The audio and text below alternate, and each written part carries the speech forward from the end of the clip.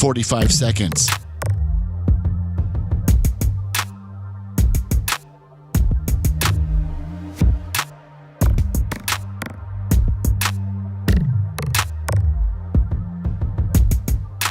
Seconds.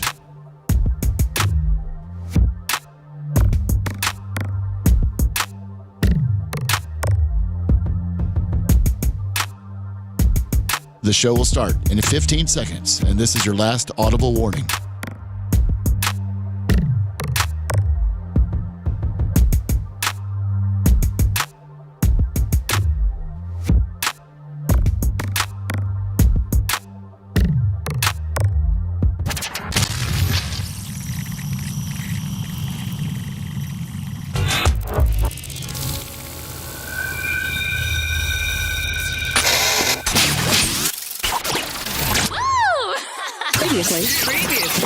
Previously on the Bubba the Love Sponge Show.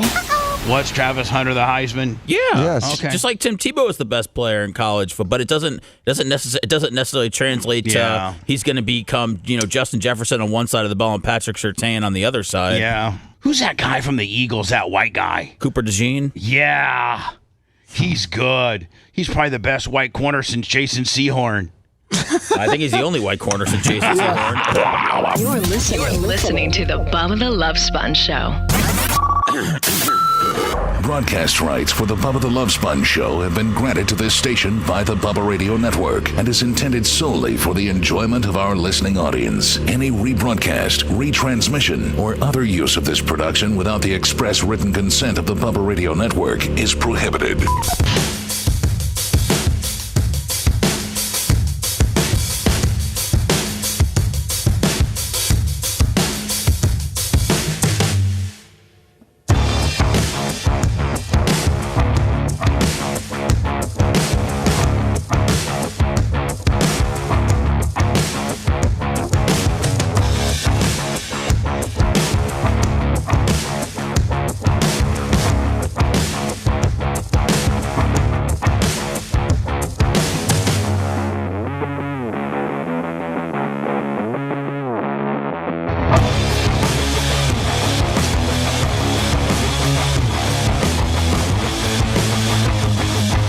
Running a little bit late. Sorry. So much prep.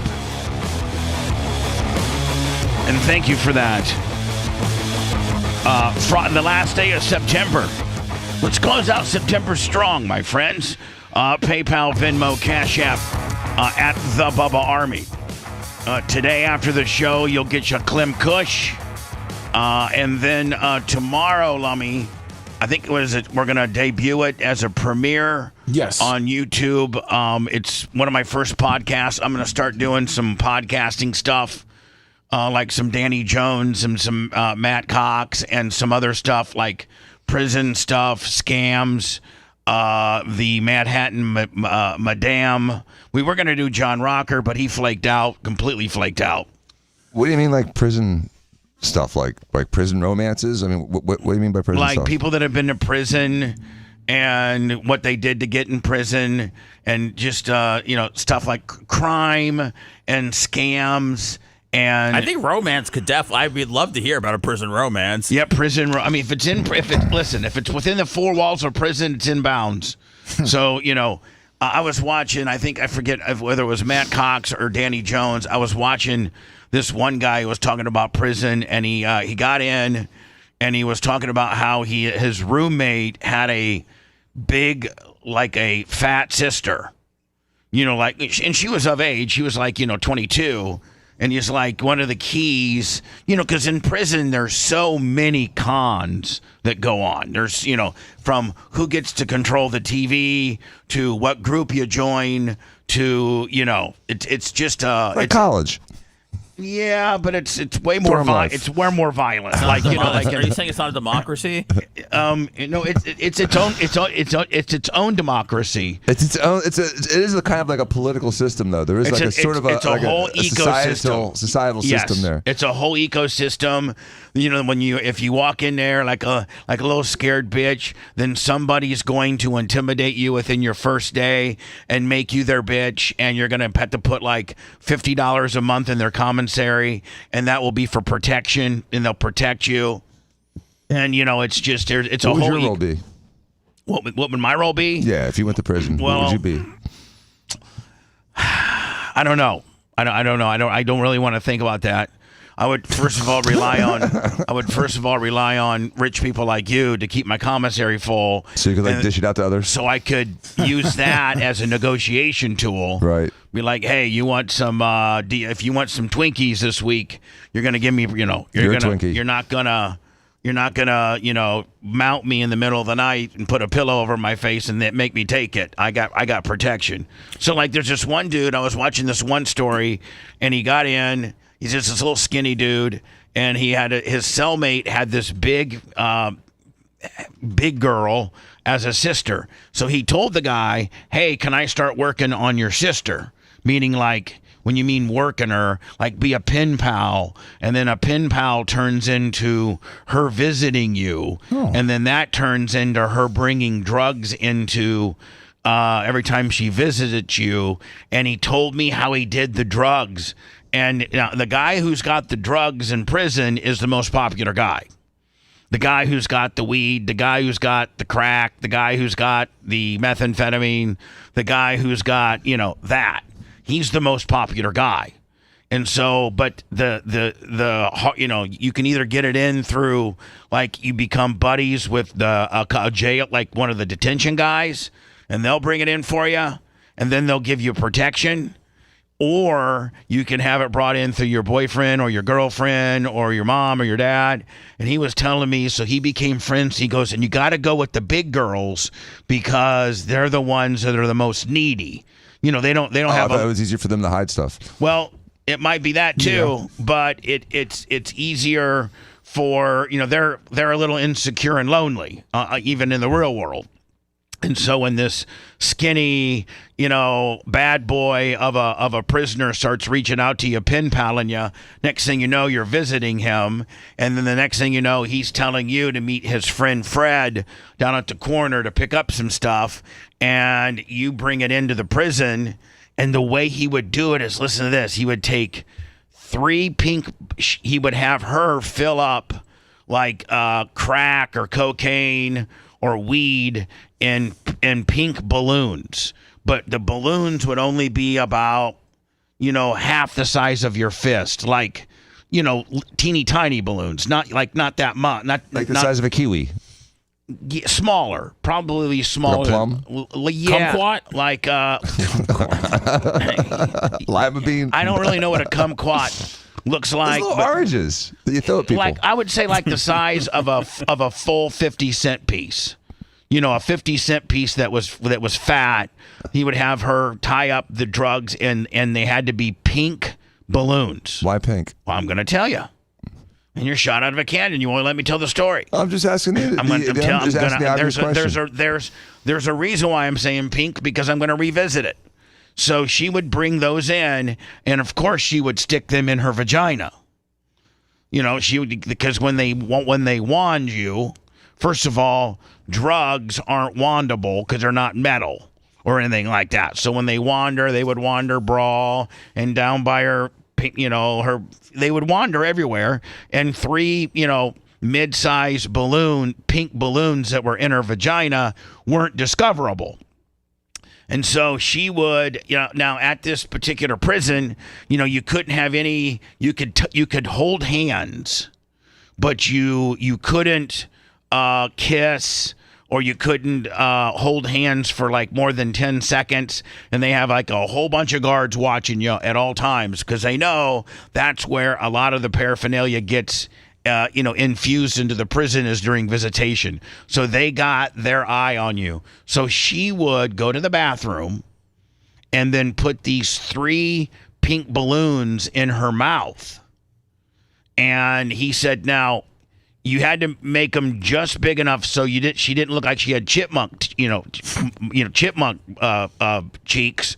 And she just couldn't sit there with her mouth shut, because on surveillance they would be watching to make sure that her mouth was moving. They didn't have audio hooked up, but if you were just moving your mouth just moving your mouth, then they would think you were talking. So then you were allowed to have milk or a soda or chips or something like that. Well, he would get 2 containers of pink strawberry milk. She'd get a container, he would get a container, and that's what they would drink. But they would only drink a couple sips of them. And what she would do is when she would take a sip of her strawberry milk, she would transfer 1 or 2 of these balloons into the strawberry milk container. Now, the detention deputies would occasionally go around and just look inside of your drink to make sure that the pink balloons matched perfectly with the pink strawberry milk. And so when the when the detention deputies just looked down inside of your milk container, they couldn't differentiate, the pink balloons matched the milk. That's brilliant. I thought there was pink because it was hiding in the vagina. No. So then what he would do is he would drink her pink strawberry milk, get all 3 of them. He would be able to hold them in his mouth. He was really good at it. And he would just, when they would get done, they would take him back to his cell, and then he would swallow them. He would actually swallow all 3 of them. And then it took 2 days for him to poop it out. And then once he pooped it out, he would clean it all up and sell it. Wow. But I just told the Reader's Digest version of it, but don't you find that fascinating? Very. Yeah. Yes. And these prisoners got all these cons going on. They got all kinds of them going on. So that was one that I had learned. So that's the kind of podcast, I'm going to do some podcasting with prisoners. And, like for instance, Seth, if we could have, yesterday on the Uncensored show, when we called up, the Devin girl and the Chris guy and all that kind of deal, just having some out of the box stuff that, that we do. John Rocker would have been a good podcast, but he completely flaked out. Now, I can see now why, Lummy, he flaked out in life, because he's a flake. Yeah. He rescheduled us 3 times. Then on the last reschedule, he was like, calls Lummy up and said, I'm running 10 or 15 minutes late. And at that point, I'm like, I'm done. John Rocker isn't that big of a name, to sit here and make me jump through all these hoops. So we canceled him. Lummy, I do have the counterfeiting guy. Yes. I got him scheduled, though he pushed it back on October. I do have the Manhattan Madam, and I'm getting some more guests from Danny Jones and Matt Cox, that I'll be talking to here. We also have some ideas about maybe me breaking down. One of the things that I love to watch on YouTube are hot chicks getting arrested. Like they're a little drunk, like DUIs? Yes, with their little bikinis coming from the beach and, all that kind of deal. I'm gonna try to start breaking that down a little bit. So we got a lot of ideas. We just don't sit here every day and do a stupid show and think that that's going to take us to the promised land. We're trying to continue to grow. As you know, we're building new studios. That's going to take at least a year. Yes. Well, no, I don't think it's going to take a year. My honest to God, Lummy, my move in, my goal is to sell up on April 1st. When we go live April 1st, we're live from our new studios, which would be celebrating my 40th anniversary. April 1st, 2026 is my 40th anniversary in radio. And so I'd like to, when you turn us on that day, you'll see our new studio smaller studio configuration. That's kind of my goal date. And in doing that, we're going to make, like we have two worlds that we live in here. If you look behind Dan, you can see the podcast table, which now, Lummy, I've done officially 2 podcasts from, and I'm going to do more for all the naysayers that we wasted, $4,500 on the podcast table. But you know what? Even Seth was looking at, there was an isolate. There you go.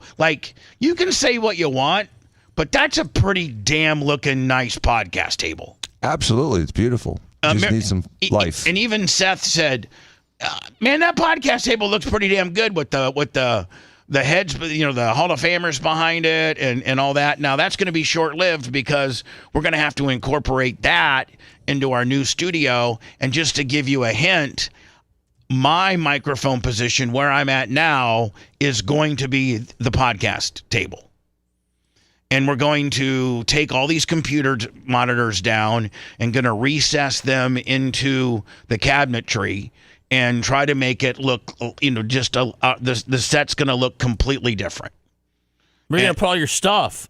All your clutter that you got back there? Oh, it's gone. Your knives and your hats. It's gone. Gone. No clutter. No clutter. All gone. Everything's gone. Everything's just going to have a clean, simple look. That's it. Sure? If I need it for the show, like a water or a red or a Monster, I'll have it. But other than that, no clutter. And my actual refrigerator, Seth, I'm going to actually have probably underneath the board. Nice. So you can't even see it. I just kind of reach my fat ass down there and grab it a little bit more. So, was that your idea or Macho's idea to make it kind of cleaner and sleeker? Mine. But he agrees. Somebody did. Seth sent this to me. And it's Coach Gruden going completely crazy. Dan, have you reached out to Coach? And listen, I know that we're not.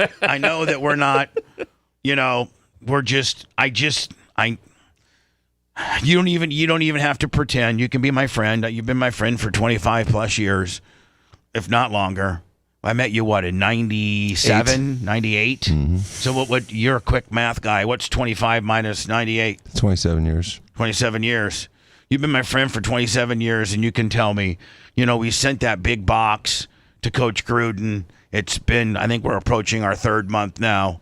I think it's pretty safe to say that, he's not going to open it. Well, he's always hated you and resented you for all the mockery you've done to him and his team in the past, so it's not really a surprise. There, Dan put the 27 years right there on the table. Yes, Bubba. He loves you, dude. He'll definitely open it. He loves me. It's just a matter. It's in the queue, I'm sure. No. I silenced you. No. Your true feelings. Wow. As if I was just a regular person asking you a question, and you just organically gave the answer that's on top of your head, that's the honest answer, was what you blurted out at first. Wow. And then you regrouped quickly and knew that you just absolutely floored me. But you're right, bud. You're right. And I only have myself to blame. I was very critical of him when he wasn't doing good in Tampa, and I'm sure he hates my guts. He doesn't hate your guts, but he knows who you are. He likes you, Bubba. He doesn't, Dan. Yeah, Dan, he loves you, man. Dan, stop. Just stop. You're on the air. You don't have to tell me what I'm hearing. You don't have to tell me what I need to hear. Bubba, he genuinely likes you. He does like you. Have you ever had the conversation? Yes. He texts him. He goes, "Do you like Bubba? Circle yes or no." Like boyfriend girlfriend stuff in high school. Pass the note under the toilet. But I just don't think that he's going to open the box. Dan, I told Sponge, and I know Sponge is mad because Gruden opened the one from the local sports station. I told him I don't know what Gruden does during football season as far as when he's home and when he's traveling, but I know that he probably has hundreds of boxes somewhere, either at his house or at a storage facility that people have sent him, and I just think it's a matter of time. One time I agree 100% with Seth. Supposedly they're at his house. He has all the boxes at his house, and they're in one of his spare bedrooms. No, he'll get to it. That's where they all He's working sit. his ass off right now, Bubba. I know. And he was working his ass off during the training camps. I understand. And now the season's here. Do you think it would? And again, I'll blow in a phone call. Again, I've blown in phone calls to him in the past. I'll call him again. I'm happy to. Okay, remember that hassle you don't like? Can you open this box, please? No. But instead, I'd give him an out by saying, "Hey, Coach, Bubba keeps wearing me out about if you're going to open his box. And if you're not, I think you got to give him an out. And you got to say, and if you're not. We want it back? No. There's about $300. There's about $350 retail in there. This big guy loves to come pick it up. I even sent him shoes. Oh, wow.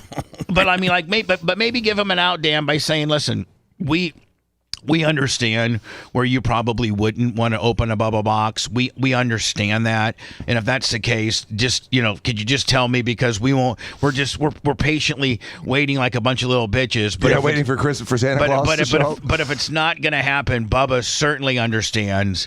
And we're big fans of what you do. We follow you on Barstool. We follow you everything, everywhere. And Dan, let's not forget, I think that you worked under him for 4 years, didn't you? 6. For 6 years. No, we're friends. He was in my wedding. I mean, at my wedding. Not in it, but I know. We've gone to dinners and concerts together. I mean, he's really a friend. I know. So I mean, but give him an out. I'll give him an out. Like give him an out. Like give him like hey, listen, I get it. But Bubba's wearing me out, and I just he's like Charlie Brown waiting for the great pumpkin. Yeah, it is. I go every day, and it's pumpkin. This guy, that guy, and I think he would be really impressed with our box. But he would be. That's the whole thing. As soon as he realizes it's going to be chock full of gifts and fun stuff to talk about, he'll open it. Yes. It's an entertaining box to open. That's the thing. Is the box? Give him content. The box in itself is better than most of the box, because most of the box that he opens is a 3/4 zip, maybe just a whole bunch of merchandise. He gets cool. I mean, listen, he gets cool stuff. He gets helmets and stuff. He gets, yeah. The universities and the pro teams, I mean, they do take care of him. They do. And you took care of him too. So if you could, Dan, that would be great. But I'm emphasizing to you, like, give him an out, a really good out, so that he can be like, yeah, I'm not gonna do it, like, and I get it. I love when teams show mental toughness. They respond to adversity. This is so great too, and it doesn't get you to the last minute, man. Like, you don't even know, like, you just think this is Chucky talking to you, like, as an editorial. They respond to miserable, uncomfortable situations. Teams like the 1-2 Chicago Bears. They're missing both starting offensive tackles, 4 key members of their defense. But Caleb... But I think they're 2-2 now, though, aren't they? Yeah, he was just talking about going into the game. Yeah. Oh, okay, all right. Williams takes them on a game-winning drive. Got me feeling and they nice. block a field goal at the buzzer. Ben Johnson's Bears will fight you.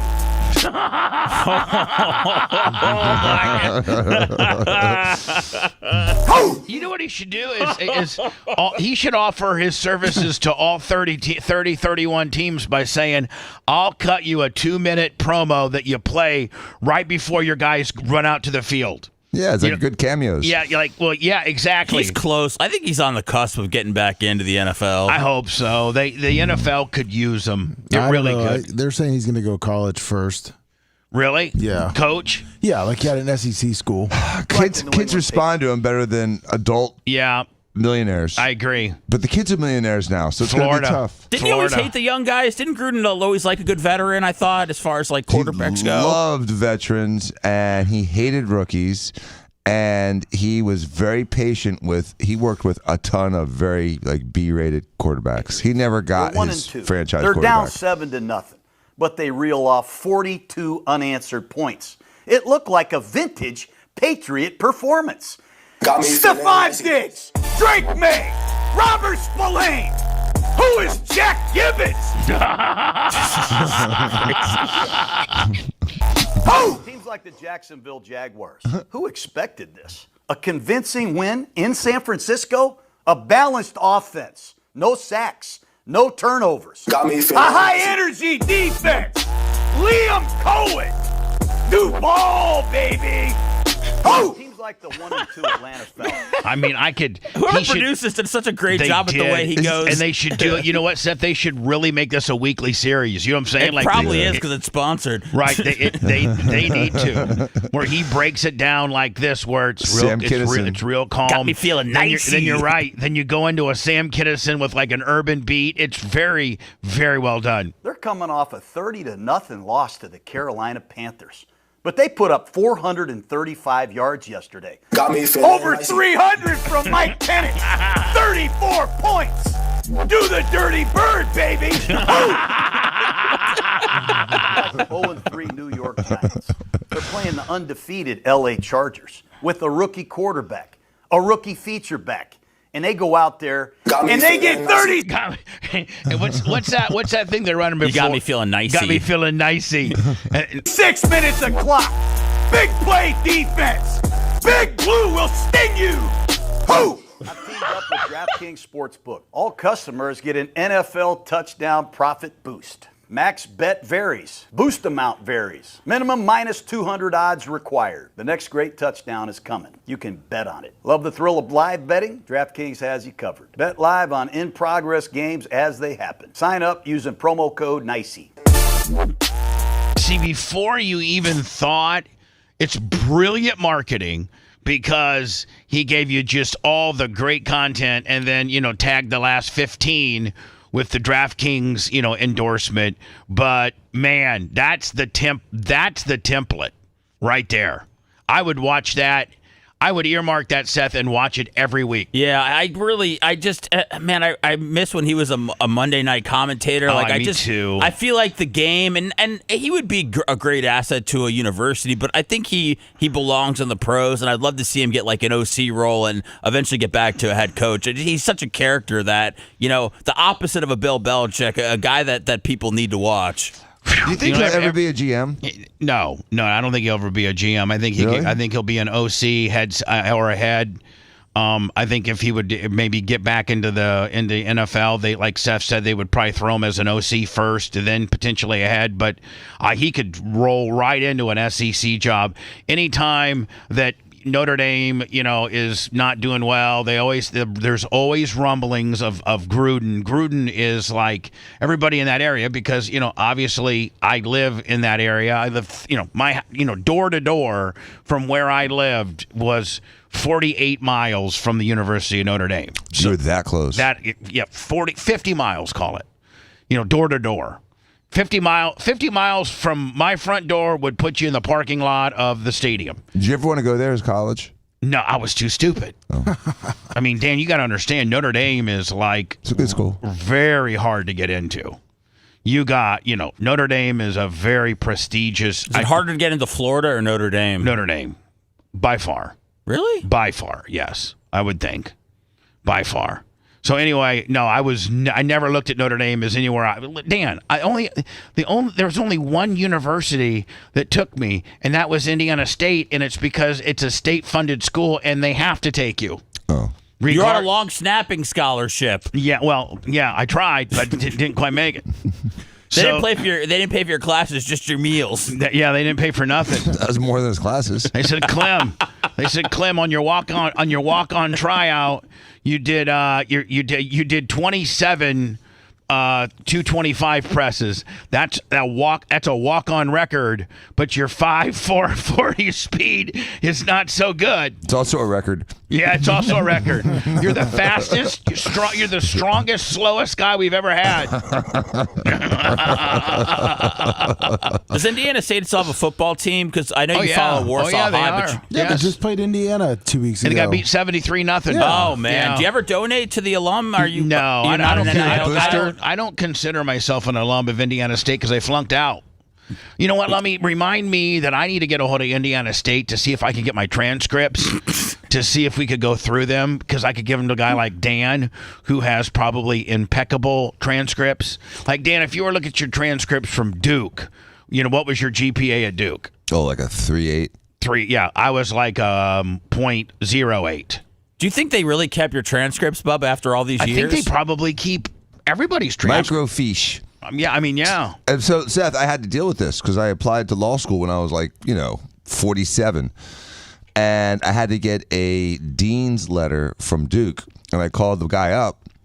So when I signed up for the LSAT, they said, well, where do you want to send the scores to? And Stetson was the part-time evening program that I was looking for. And their deadline was in 2 weeks for their application. So I'm like, God, I got to put an application together in 2 weeks with a personal statement and all the other crap. So and they wanted a dean's letter from my college. So I contacted the dean of students at Duke, and I introduced myself. And he's like, "Who are you?" I'm like, "You need to write me a letter, bro." And he's like, "Well, I have no idea who you are." And so I said, "Well, can you figure it out?" He goes, "Well, I'll call you back tomorrow." So he calls me back the next day. And he literally had to go to like the 3rd level basement down below the ground. The filing cabinets? Microfiche it was on. And that's probably from people, hold on. That's probably from people that actually graduated like you did, not a guy that attempted 115 hours and only passed 10. That's why I think yours might be gone. Yeah, I mean, think mine got put in a burn pile a few years ago. They knew Dan was on to big things, and they knew that at some point he would need it again. That's why they never got rid of it. I'm going to actually try to get my transcripts, but Indiana State somehow has me on like an alumni mailer where I get like emails and mailers for. Oh, they still know you. Yeah, I mean, I'm still in the system. You can order it. I mean, I'm on their site, and I can't order it. They disabled that, but you can. You'd have to go on and order it yourself. Indiana State transcripts? Yes. Oh my God, it would be so funny to go to read through them. One semester? No, I went like 2 or 3 or 4. Oh, okay. I don't know. It took you a while to get. I know how many semesters I were there. I don't know how many times I went to school. Like I literally would just lift weights and do steroids all day. That's all I would do. And eat. No classes at all? I mean, I might go to one. I went to all the radio class. I took some radio classes, and I was already in radio. A radio class. So the reason why, and Dave Sabini was the head of the communications department, and he knew. So I did it ass backwards. Most people in radio start like at their college station, and then they'll go and maybe potentially get on the commercial station in town. Well, I got on the commercial station and then decided to start taking radio courses because I figured, Seth, I couldn't do. I mean, I was horrible. But I figured I could ace all this stuff because it's stuff that I'm doing. You know, like day one is they were like teaching you how to talk into a microphone and like how to run the board and like, you know, how to edit, you know, reel to reel tape and stuff that I was doing every day. And so I took like as many radio courses as I could. And I was like the god. I'd walk in there because they all knew I was rocking Bubba Clem from 103 PFR. And here I am, you know, they're all aspiring to be radio people, and I'm a radio guy. So I wouldn't go to algebra or any other class. I would just go to the radio class. And then Dave Sabini took me aside and said, and he was shady as hell. Who is he? He's dead now, but he was the head of the entire communications department, Dan. Like he At was the school? Yes. Okay. He was the head of radio, TV, film, you know, that deal. And he knows, you know, that I'm on 103 PFR. And so any concert that came to Terre Haute, you know, we as a radio station got quite a few tickets. Right, always. That was the hookup. Yeah, that was, you know, Seth, you were in radio long enough that, you know, the radio stations got, you know, 10, 12 pair to give to the listeners. Sure. And that's just the way, it probably still goes that way. So Dave Sapino would be like, hey, Bubba, what about John Cougar Mellencamp coming in next month? I'd be like, how many do you need, Dave? And he goes, 2, as close as I can get him. I go, about 3rd row, buddy. He'd go like, you got? I go, how about I never have to walk into this class the rest of the semester and I get an A? He goes, done deal. And I would literally not come to class at all. And there was nobody higher than him. Wow. Nobody higher than him. But Dan, I could only take so many radio I was taking 400 level radio courses, you know. With like a as a freshman. Freshman English? Yeah. But I couldn't pass freshman English. So, you know, it'll be interesting, Lummy, to see. I'm going to go ahead and get my transcripts. I should get my high school transcripts because I was horrible in high school, too. Really? Yeah, my SAT scores. I'm not kidding you. Wait till you hear these. I don't think anybody's debating your past, you know. Stupidity. Yeah. You got 1,500 in your SAT. No, I did not. Listen to this. I took my SAT and I got a 910. Wow. And my dad was like, 910. 800 off the bat, right? Yeah, you get 800 for signing your name. And I go, wow, I got 110 points then. And he goes, do you not, this isn't my real father. This is my stepfather. And you don't understand. I could have maybe bamboozled my real dad because he was a factory worker, you know, really, my dad was my real father, Doug, was a but by the time I was in college, my mom and real father had already divorced. So my stepfather at the time was Eddie, Jeff. And you got to understand, Dan, he had his master's from Michigan State. So, like, I can't bamboozle him on college stuff. Right, he understands. But my real father never went to college. He just went right to work, was a hardworking, factory worker. I mean, was a man's man. But my real father wouldn't know anything about that world. But Eddie, on the other hand, he knew that a 910 was horrible. And Did he take you under his wing and tutor you? Yeah, well, that's how my mom and him met. I was flunking ninth or 10th grade algebra, and my mom and dad had just got divorced, and somebody had mentioned to her that, see, my mom was 16 years older than Eddie, and my mom, she was kind of like a Mrs. Robinson MILF kind of deal, and here with 2 kids, and here's Eddie. He just graduated from Michigan State, this fresh-faced kid, like 22, 23, 24. And then he went back to Michigan State and got his master's for 2 summers. But anyway, Dan, one Janie twist and he was sold. So Janie, my mom finds out that there's this smart guy, and my stepfather worked at Zimmer Orthopedic. He was an engineer, Dan. So you know how smart you got to be he was a orthopedics engineer. Mm-hmm. And he was in charge of the sterilized packaging division. So when they manufacture these hips and shoulders and, all these knees and all these components, because Warsaw, Indiana is the orthopedic, you can Google it. Warsaw, Indiana is the orthopedic capital of the world. And Zimmer at the time, which is now owned by Johnson & Johnson, was the big manufacturer. Well, when you manufacture this stuff, Dan, you have to sterilize it and then like So it's like a really aggressive packaging. It's a very aggressive packaging. It's very protective. So when it's like 2 or 3 layers of protection. Yeah, and if it's wrong, you're screwed. Then you're putting an infected hip in someone, and it's going to be a problem. Right. And yeah, it's critical. So you got to understand, he made, like, I'm not kidding you, like in 1981, he's the head of the sterilizing packaging division of Zimmer. In 1981, Ed's making like $1.50. Well, you know what I'm saying? Yeah, like, it's I mean, a ton right back then. Exactly. And so, and doing so, Dan, he would like twice a year have to go into the operating room with doctors and watch them open it up and like get tips for them on what could be, how could you make it easier? You know what I'm saying? Like, and because because when you open up those, because when I do the breast implants, they come like aggressively packaged like that. And, Mentor, Allergan, Sientra, they all come out of the box a little differently. Right. And so watching them come out of the box and how easy it is to do the handoff with the surgeon and the tech and the scrub. 2 times a year, he would have to go into the operating room for like a week and talk to doctors. How can I make, how can we maintain sterility? Is that what you would say? Yeah. How can we maintain sterility, but yet I make it easier for, do we do this corner one way? Do we do that corner another way? Makes perfect sense. And he would have to do that. And then he would come back and make, have to get on a CAD machine and make potentially a couple changes. So he was smart as hell. I mean, he was brilliant. So I'm flunking. It's 10th grade algebra.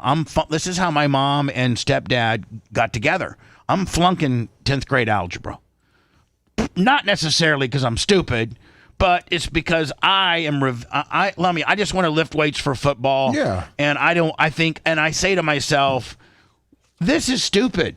I raised my hand. Mr. Frank was my teacher. I raised my hand. Yes, Clint. They called me Clem or Bubba. Yes, Clem. I go, Mr. Frank, I don't know what I'm gonna be in life, but I don't think I'm gonna need any of this stuff. 9x plus 2y equals 5z. Like, what the hell? Like, what? I didn't say hell, but I'd be like, how's that ever gonna be applied in my life? And he's like, you don't understand. When you're trying to plan your podcast studio in 40 years, you're going to need this. Yeah, no, I'm not. I'm going to hire an engineer that does it. And so, I had a bad attitude. And so since that, of course, I was a class clown and always trying to get attention. So I remember like the third day I asked that question, well, Mr. Frank had it out for me from that point forward. Like as soon as the teachers can usually designate who the problematic / loudmouth class clown is, and they automatically don't like him because that guy's disruptive. So I would always be cracking jokes. I was always doing this and this. So I got first semester F. And my mom's like, well, no, and so it brought my GPA down to like a 2.1, and I was really close to not, because football covers the first semester, and I was getting ready to be ineligible. And my mom's like, and Coach Westover comes to me and says, hey, you got a 2.1 because you got an F in algebra, and if you better hope that you stay at least at a 2.1. The minute you go to a 1.99, I got to kick you off the team. Well, football and wrestling is the only thing I cared about. So I tell my mom she sees my grades, of course, and she's like, oh my God, I didn't raise a stupid kid, and your sister, she's so smart, and Tara, of course, she's like an eighth grade at the time, 7th grade, I don't know what grade she in. And she's nailing it. She's getting all A's because she's a good person and she was smart and she applies herself. That's why she went to Purdue and ended up getting her master's. I am kind of a degenerate when it comes to our family. So my mom said, totally, dude. You are the black sheep of your family. I know. There's no question about it. I know. So my mom goes, hey, listen, my friends that work at Zimmer, there's this young guy from Michigan State, and he's super, super patient and he's super nice. And maybe I can pay him like $10 an hour or something like that to teach you algebra. Well, I was teachable if you'd sit me down at a desk in a chair and you'd go through it with me. I could learn it. I just didn't want to sit down for that 35 or 40 minutes and learn how to do this. You weren't dumb. You just unmotivated. I just didn't like it. So anyway, I went from an F to a B. Wow. And then Mr. Frank takes me aside one day. We're leaving class. He's like, Clem, can you come see me? Oh, my God. Oh, God. Jesus. Mr. Frank was this, real Christianly, like, goody two-shoe dude. Oh. He was like, see, you can do it. You went from an F because you weren't applying yourself to a B. I said, well, I had a guy that helped me, tutor me and stuff. And he goes, well, are you saying that I'm not doing a job as a teacher? Oh, really? You made it about him? Yeah, and I go, no, you do a great job. It's just I get bored in here. I start looking outside and wondering what, I just get bored sitting in here. And I just don't think that any of this is ever going to apply to me. So then I went back down to a D. And then I just kind of fluctuated. And I only had it for, and I think I went, F, B, D, C, D, D, D, but I stayed eligible, so that's all I cared about. Yeah, because the teachers kept you eligible, right? Yeah, because Mr. Wallingo, I took shop. Of course I took shop.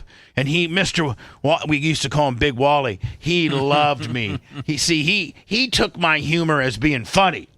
We'd be in there doing some woodwork. Meanwhile, Dan, I got an A in shop because I loved to use, we'd go in and work on the lathe, or, one time me and Larry Plummer had to build these shelves, these trophy shelves, and we did a great job and routed the end of them and, stained them all, and they were and we got A's on it. And so I would get that's me, F in algebra and an A in shop. But he liked me and Larry because Mr. Wallinga was he didn't like nerds or there's this guy named Greg Thornsberry who was a little fruity.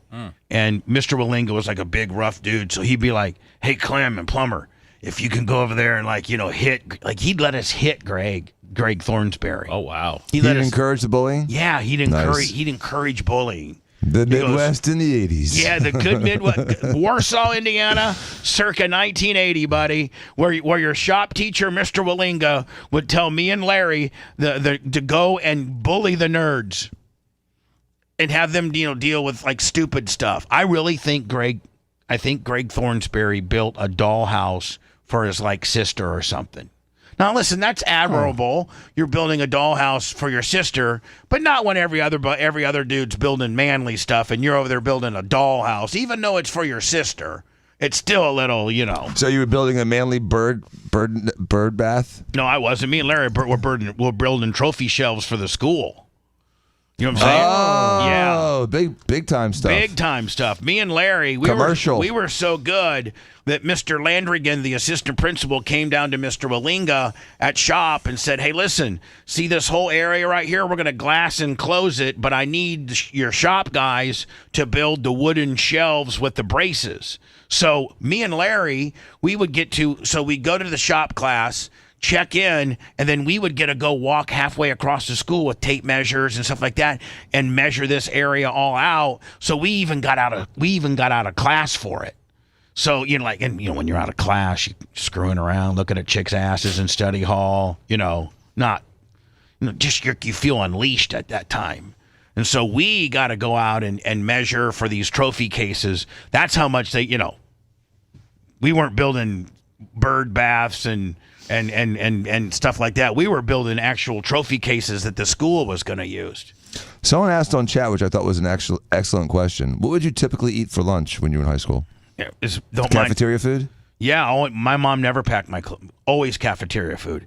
And if it sucked, you just had to deal with it. And back then, it sucked all the time. Back then, they didn't have like a vending machine, or they didn't have like a Coke machine or a Fritos machine. They didn't have any of that. Yeah, this big 5 gallon of milk with a flexible tube that would cut off as you like.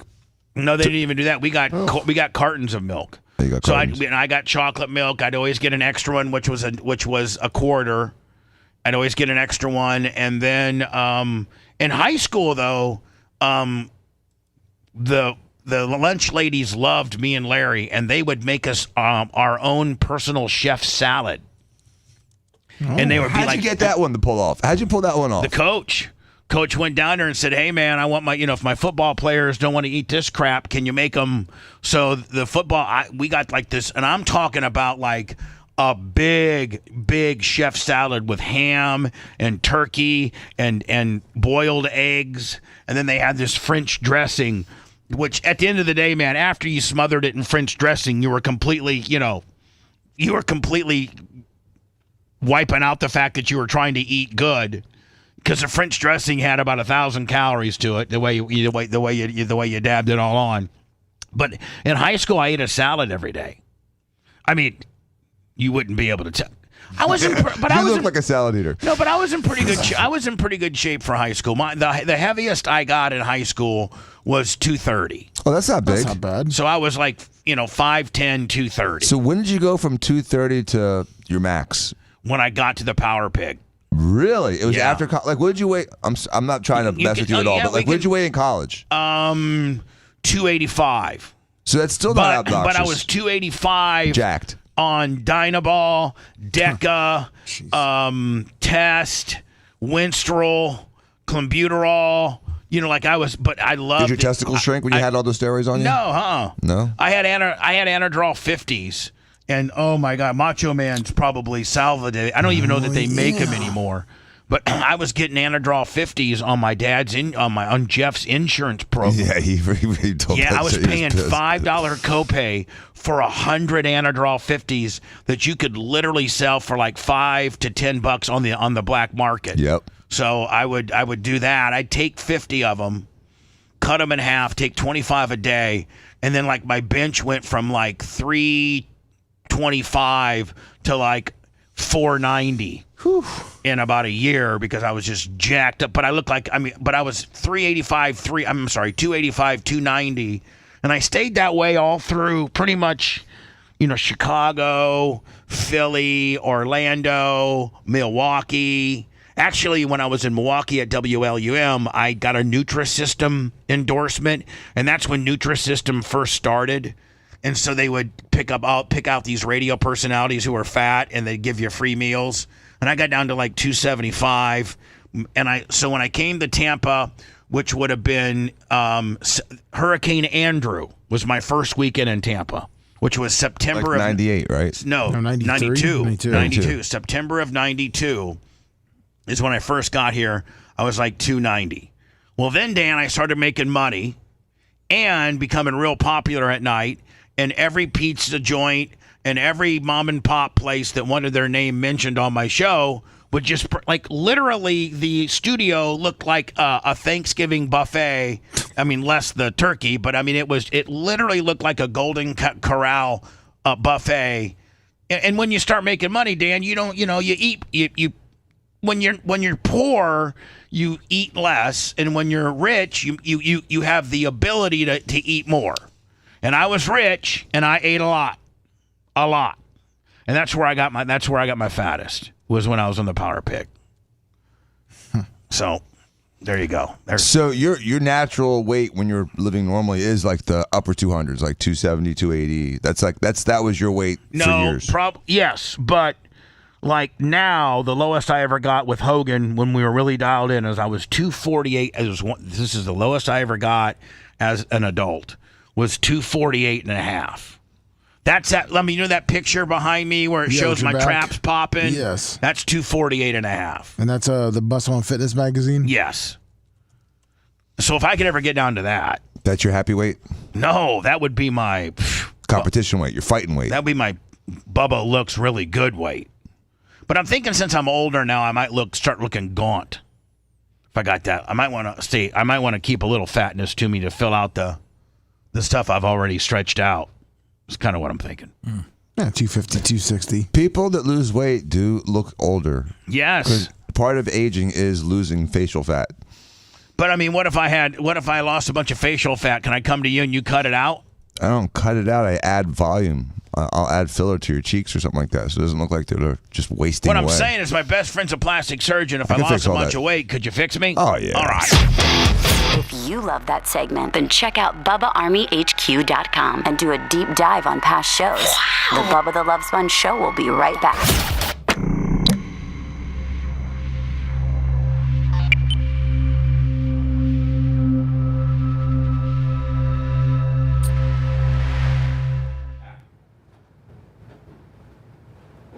Name of the black guy that did American Idol with the original one? Kind of heavy. He was with Journey. Randy Jackson. He does Name That Tune now. Yeah. Boy, he looks like he's dying of AIDS. Oh, from all the weight he lost? Yeah. Looks horrible. Look at my girl on TV. You can't tell her. You can't. Did you see it? Yes, I like her. She's good. I'm a fan of hers.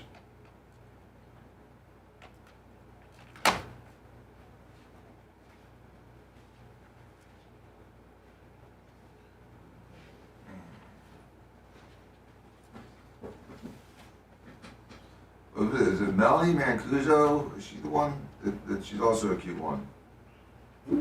Melanie Mancuso, is that her name? For local TV? Melanie Mancuso. It's not, yeah, it's sportsman? She was at the Olympics. She's blonde. Hey everybody, on Rumble will be just another 4 minutes and then we'll be back. This is Hobbs. I think her last name is Mancuso.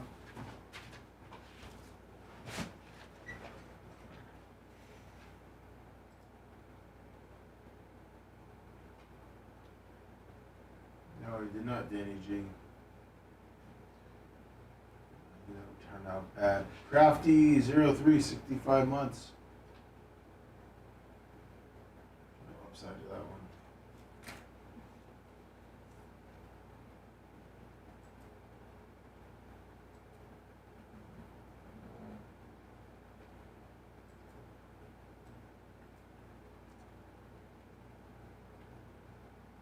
That's not her last name.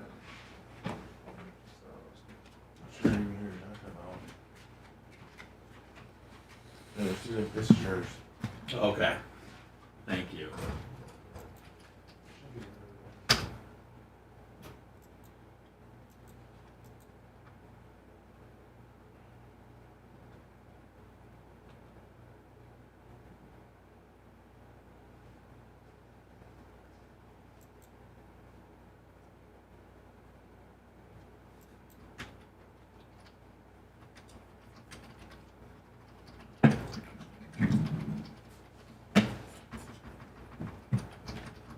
Seth, I may have a potential new MILF on OnlyFans. Oh my.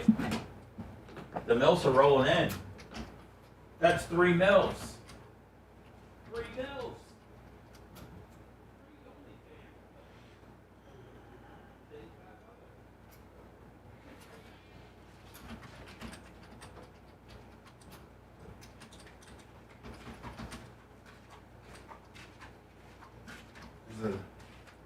Melissa Marino. Melissa Marino. The blonde? Yeah.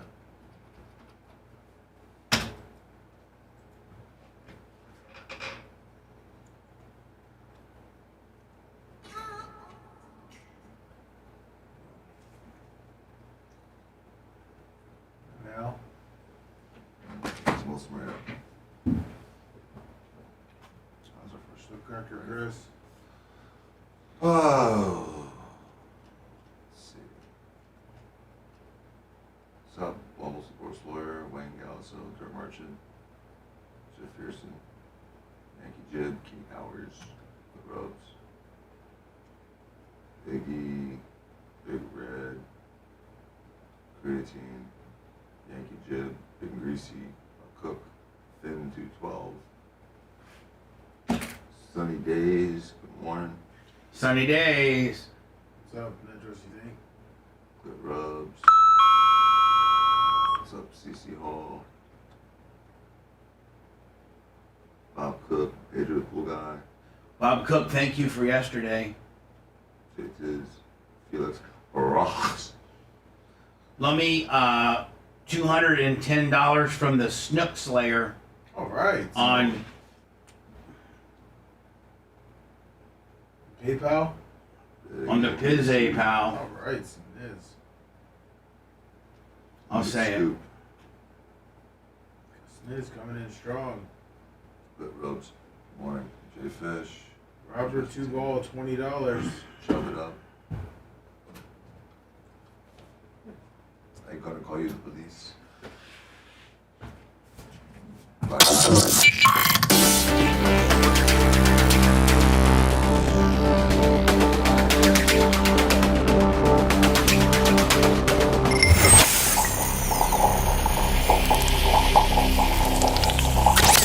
Broadcasting live from the Aquabito Studios, aquabito.com/Bubba. It's the Bubba the Love Sponge Show.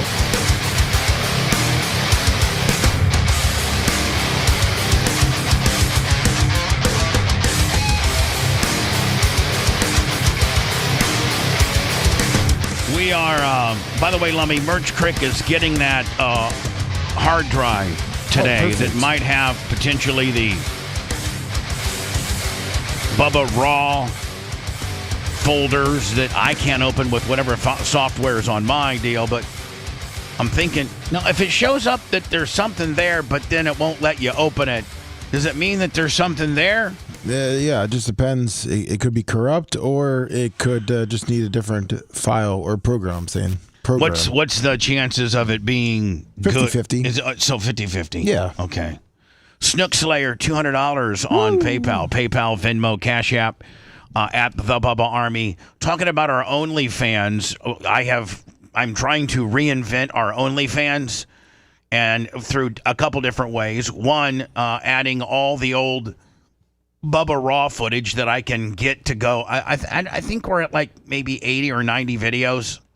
Nice. Really, really, really heavy on Janessa Brazil, Naughty Alicia, Stormy Daniels, Akira, and every other porn star that paraded through our Sirius XM studios that I don't have a corrupt file on my little hard drive deal. I'm going to bring my little hard drive deal into Macho Man and Lummy to see because if I can, all the files that say that I can't open, if there's something there and I can use it, it's going to take our OnlyFans to the whole new level.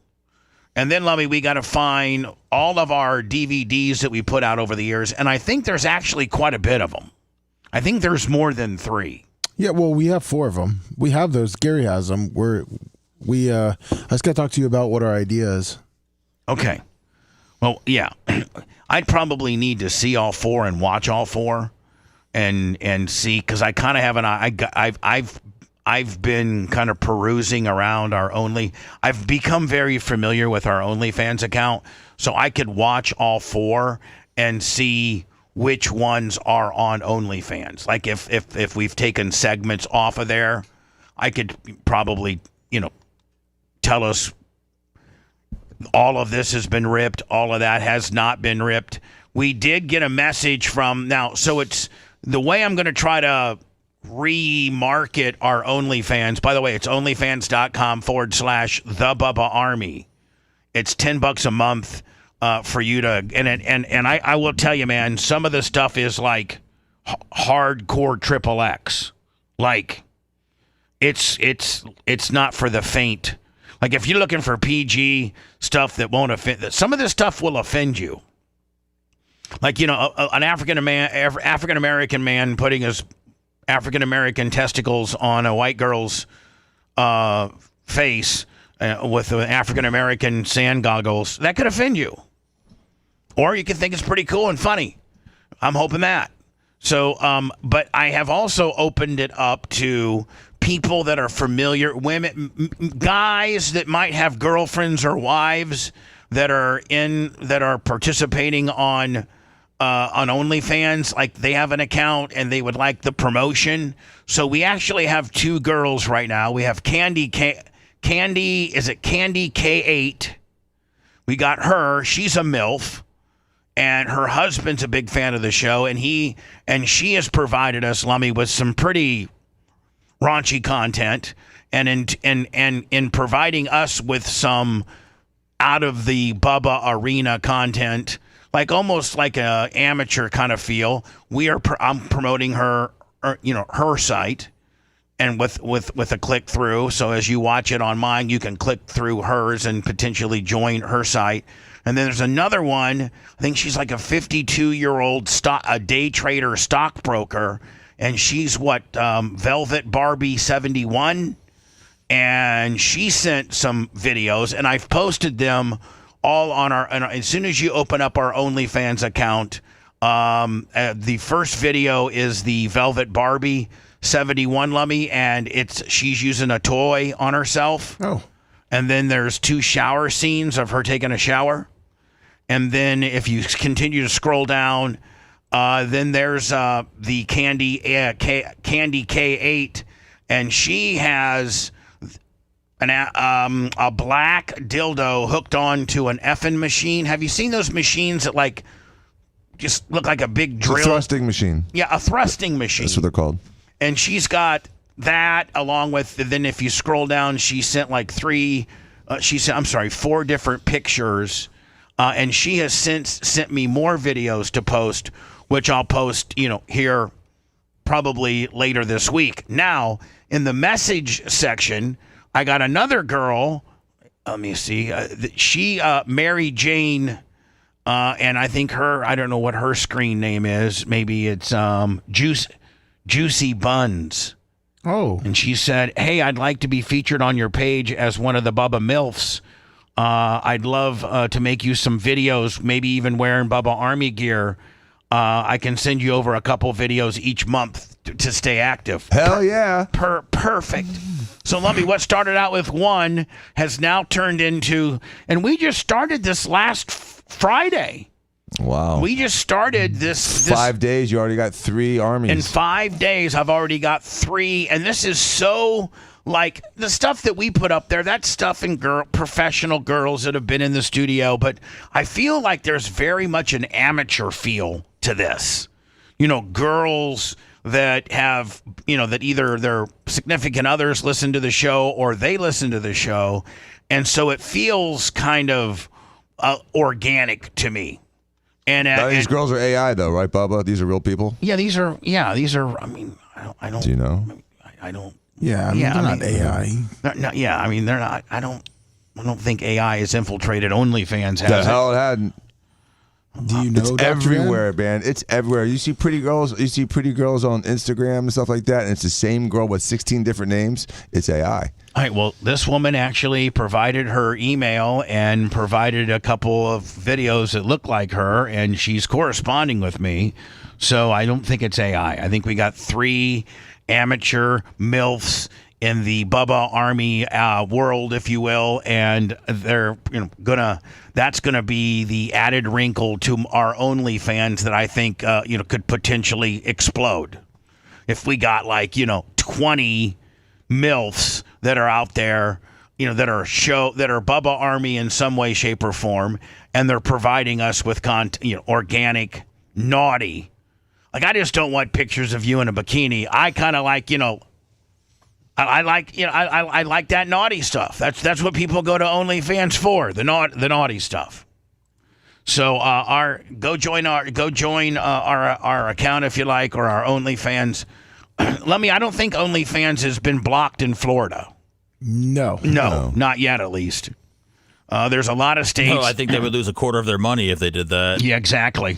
Some states have blocked OnlyFans? Well, Florida has blocked porn. What do you mean? Well, you have to upload your ID to prove that you're 18 to get access to Pornhub. Yeah. I think there's the big ones, Dan, require you to take a picture of you next to your ID, and then you got to send it to. I'm like, I'll just continue to look for other sites that don't require that. I think Brandon the Quad recommended Tube Galore. Yes. And he said he got it from 25, so it's naughty. Tube Galore, I don't think does it. So if you're in Florida, go to Tube Galore, or better yet, just go to my OnlyFans, onlyfans.com / Tube Galore is not available in the state of Florida. It looks like so you can't go there. Oh, might be. So, boy, we're more conservative than Iowa. Iowa allows Tube Galore, and Florida does not. Yes. Lummy, come on, DeSantis. Wait, Lummy, come on, man. Are your sources correct on that? I just typed it in. Do they have internet in Iowa? They have what? Internet out there? In Iowa? Yeah. Yeah, of course. We're sorry, TubeGalore.com is unavailable in the state of Florida. Whew. Wow. Tough day, man. Man, DeSantis, you've gone too far. I mean, listen, the most hardcore conservative like Dan still appreciates a good porn site. Don't let's not try to bury our heads in the evangelical sand too much. But do we really want 15-year-olds on OnlyFans or Tube Galore? I think if you're a parent and you have parental blockers on your kid's stuff and you're looking at their history, you can handle that yourself. It's like yellow tape stopping you from going someplace. I don't need the state of Florida parenting my kids, so I can't go to Pornhub. I'm sorry. Stefanski is one of an outstanding coach. Rex Ryan. Did Rex Ryan ever really have a successful run in the NFL, or was he one of these bounce-arounder kind of guys? No, they went to back-to-back AFC Championship games, and I don't know if he had another head coaching job outside of the Jets. Yeah, he was with the Bills for I think a year or two. Oh, that's right. Yeah, you're right. He crapped the bed with the Bills, but he did, like you said, went back-to-back AFC Championships with the Jets. And he has a Super Bowl ring with the Ravens. He is one of an outstanding coordinator. Stefanski is one of an outstanding coach. All right. And the question is, should the Browns bench Joe Flacco? Oh my God. And I'm saying, yeah. Because here's two things. That Joe Flacco is not your long-term guy. Nope. So it's either going to be I think they've won one, which was against the Packers. So that it's either the Damon Gabriel guy or Shedeur Sanders. And Joe Flacco is not your long-term. And I don't know that the one guy, who's the guy, Seth, that they paid all the money to and he blew his Achilles? Deshaun Watson. I don't know that he'll ever play a down for the Cleveland Browns ever in his lifetime. I think they've actually kind of figured that into their equation. He's on injured reserve. They don't really have to deal with him right now. But let's say after a year of injured reserve, and it's usually a year to come back from an Achilles like Aaron Rodgers did, do they still, because they are paying him so much money, or is it such an egg on the face, embarrassing whole situation that they just walk on from it? What do you think? No, I think they let him go. They just let him go. I think over the last few years, he's probably been paid the majority of his guaranteed money anyway. So, outside of a cap hit, I think they can part ways. Right. So, Rex Ryan makes an interesting point. I mean, Joe Flacco, is 40? Yes, he is. 40 years old.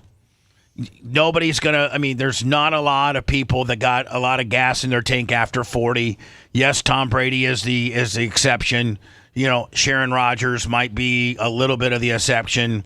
Peyton Manning, played, I think, into his 40s. But, for the most part, you drafted, Dylan Gabriel in the 3rd and Shador in the 5th. So that's probably what you're thinking.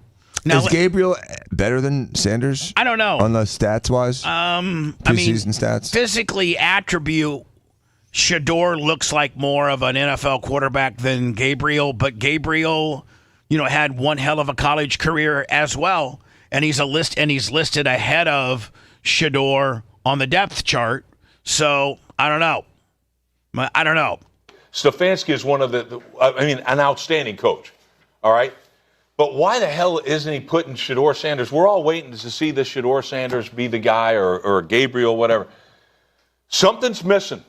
Something's missing with this kid. This kid talks. He runs his mouth like I could be a starting quarterback with his arms crossed like this. Get your ass in the front row and study and do all that. If I know, the whole league knows. Quit being an embarrassment that way. You got the talent to be the quarterback. And he's talking about Shador. You should be. You should be embarrassed that you're not the quarterback now. We'll see if they make a change there. And Stefanski is one of the. But if the Browns were to make a change, I think the change ends up they go right down the line of the roster. Of the depth chart, and does Gabriel get, if they pull Flacco? Do they go Sanders or Gabriel? They got to go Gabriel if he's number 2. Putting ahead. You're paying him a lot more money than Shador. Yeah. Hello. Hey, Bubba. Yes, sir. This is I haven't talked to you in a while. This is Stone Jabrone from Palm Beach. But 2 things. You were talking about prisoners earlier. I just did 6 years for bank robbery. And then the other thing is on the porn sites, you can use X videos. Yeah, but hold on. Yeah, we don't care about the porn sites. Yeah, I can find my porn. Let's talk about you doing 6 years as a bank robber. How did that go down? Yeah. All right, well, I'll do it. It's a long story, but I'll make it short. I had several surgeries, and the doctors got me hooked on opioids, and then out of nowhere, they cut me off. I wasn't aware of the withdrawals, so I started getting really sick. But I'm a superintendent. I build custom homes, so I couldn't work while withdrawing. So I had to. So hold on, you actually had. So hold on, you were hooked on pain pills, but you actually had a pretty high level job, and the fact that you're a superintendent on a custom home building, a company. So I'm talking. That's probably a 6-figure job, isn't it? Yeah, I make $120 a year. Yeah, so why couldn't you? At 120, you can't subsidize your pill habit. No, because the regular OxyContin 30s, I could take 20 a day. So I'm spending $800, $900 a day. 20 a day. Wow. 20 a day. Yeah. Dan, what's that doing to your kidneys and liver? Just kill. It's just hard on your whole body, and you're malnourished too. Yeah, did you? Oh yeah, definitely malnourished because you're not eating, you're not doing. It was a horrible time. I did it for 2 years, and I got so tired of it. I didn't have medical insurance. I tried to go to rehab. I tried calling as many places as possible. Nobody would take me for less than $10,000-$20,000, which I obviously didn't have because I was an active addict. So I came up with the solution that the only way to get clean is I go and do something like this, and I go away for a couple of years and get clean. And it was the best choice I ever made. So hold on, you're fucking 70. Watch your language. Oh, sorry. Yeah. Sorry. No, so hold on. You didn't necessarily rob the banks because you needed the money. No, not for the money. No. Not at all. You literally robbed the bank so that you could get arrested. That would put you away for an extended amount of time, which would naturally serve as a rehab. Yes, and it was the best choice ever made. I've been out for. But did you just rob the first one and then just stay there and get arrested, or did you actually pull off a few? No, so I did one and didn't get arrested. Like I said, I'm still an active addict, so I did use the money to keep getting high. So I did another one, didn't get arrested, and I'm praying that I do get arrested during this time. And then on the third one, obviously I made it home and everything was fine, but my brother's a heavy addict, so I knew that he would end up telling on me. So I told him what I did, and of course he called Crime Stoppers on me, and then they came and got me. But why, if he's a heavy addict, why didn't you say, hey, brother, I just, like, on your first one, how much did you get? Nothing, like 3,000, 4,000. Right. Second one from a bank robbery. Yeah, I mean, you just go to just one teller. No, it's just you just hand a note and then you empty one teller. So they only carry up to, I think it's 5,000 per teller, right? 10,000 a teller. Do they sometimes? Were you worried about the die pack? Well, no, I mean, I was hoping that they would just do that so I could go, but they didn't. Out of 3 robberies, I got like 18,000. And there was no die packs. They had 10 marked bills, which they never found. And my brother ended up calling on me, and I only spent like $2,000 of the dollars.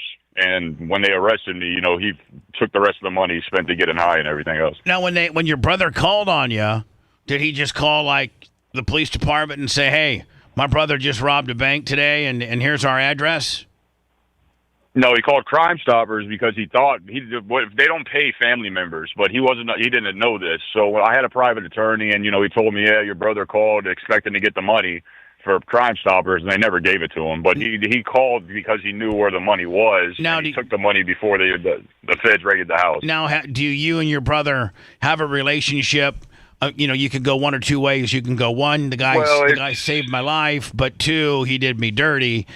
So no, but I mean, since I was a little kid, I was raised with a single mother. He's always been, he pawned everything my mom ever bought me when I was a kid. I was going to be a pro golfer. I had pings and Callaways when I was younger. He pawned my golf clubs. Like, he's just a horrible person.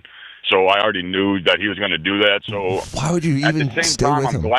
I'm glad he did it, but at the same time, it's your family, so you can't forgive that. But I'm a man of God, so I forgive him, but I won't ever talk to him really again or trust him or help him out. What did he go on to do in life? The same thing. He's still smoking crack and being a drug addict. Yeah, no, but he never robbed no banks, though. No. All right, so what prison did you go to, and how long did you stay? Oh, I did 6 years. I was at Okeechobee. I was at Florida State Prison, and when I was at FSP for like 2 years, there was 12 executions. They started cranking them up, and then Taylor CI, Cross City. No, so when you're in Stark, which that's where the death row is. Would it circulate throughout the prison that even though I think death row is separate from the normal, general pop, and I think where they actually do the lethal injection is a separate little building, outside of the prison. But would it circulate around that there was a guy getting killed today? Oh yeah, no. Listen, when they're killing somebody, the whole prison gets on lockdown. But I operate tractors and shit. So watch your language, my friend. Oh, sorry. The week before of the executions, we worked outside grounds. You would have to cut like over 400 acres of grass and get the whole. Because the state comes, the governor, it's a big deal. So you have to make the prison as beautiful as possible. Well, yeah, I mean, so that whole week of the execution, you're preparing everything. Well, because you got the media going to be there, so you're trying to make the place look as nice as it can. So you were like a trustee where you were you drove a bush hog and worked the grounds. Now they killed 12 in 1 year. Yeah. They were 12. It was a year and a half I was there, and they did 12 executions. Now, Stark, that's a pretty, they have minimum and medium. They have like medium and then low, and then like camp. They have 2 separate. So there's one, if you're not a lifer or in what they called, close custody, where like you're behind the door 23 hours a day. You're like separated from the death row building by about 200 feet. It's on the same compound, so you don't ever see the guys unless they're bringing them out of the van to bring them into the chamber or whatnot. But you're on the same compound as them. But only 300 people aren't in the closed custody section. I know, but like Stark, and all of us take care of the ground. Stark is pretty. That's a pretty high level and pretty rough facility compared to some of the medium and low. No, Well, yeah, I mean, I was in all maximums, but the worst one I was in was Okeechobee. Okeechobee's a death field. I've seen maybe 15 people die in my dorm. Why? Over a chicken sandwich or over a soup, they would kill you. You get stabbed 15, 20 times, and the guards would watch. They wouldn't even try to break it up. They'll wait till you're dead and then come in. So then it usually did most. And not to mention the guards were killing inmates too.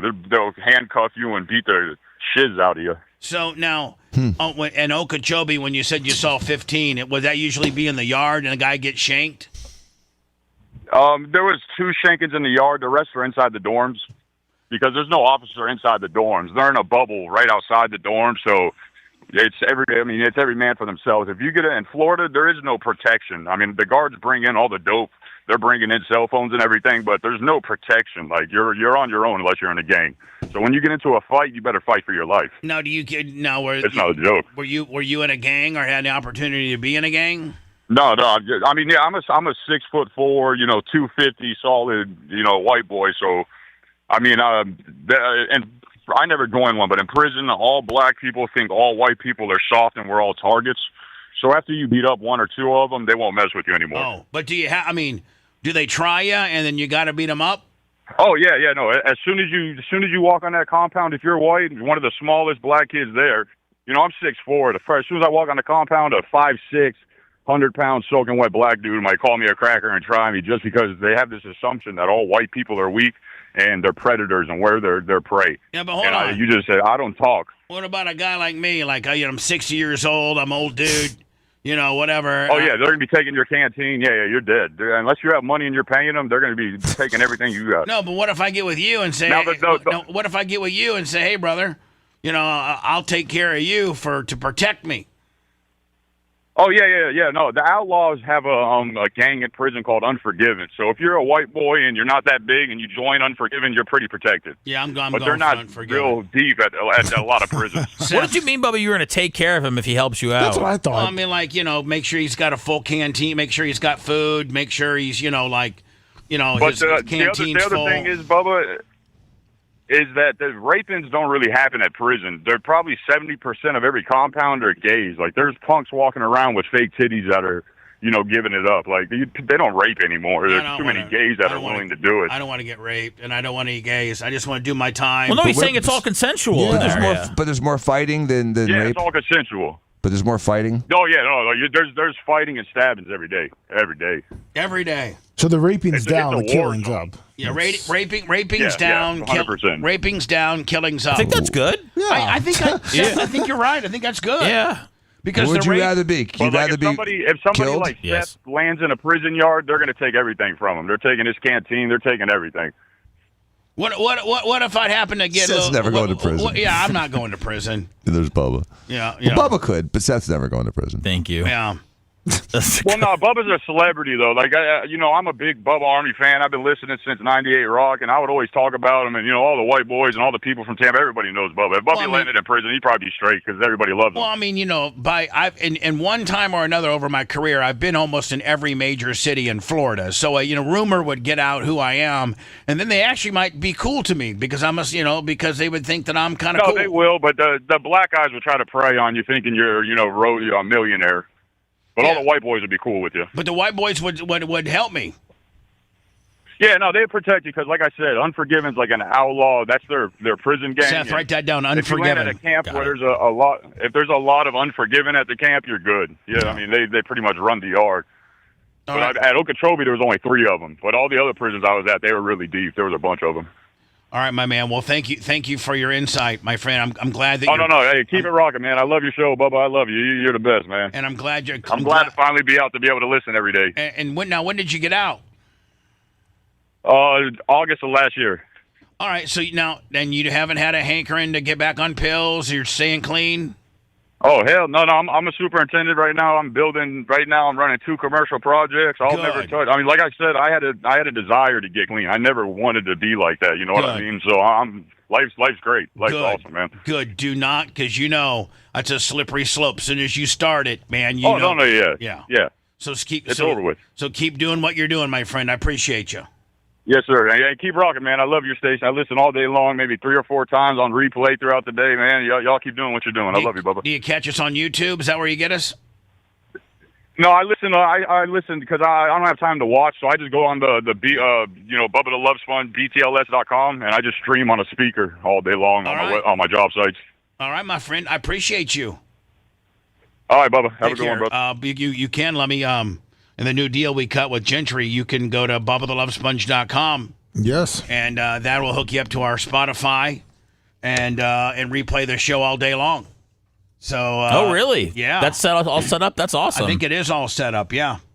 They sent me an email yesterday. I gotta send them some more information because they're continuing to work on some stuff. But that's really shaping up nicely. When I return, we'll get to the Trump and Netanyahu. It seems like this is the deal that needed to be done.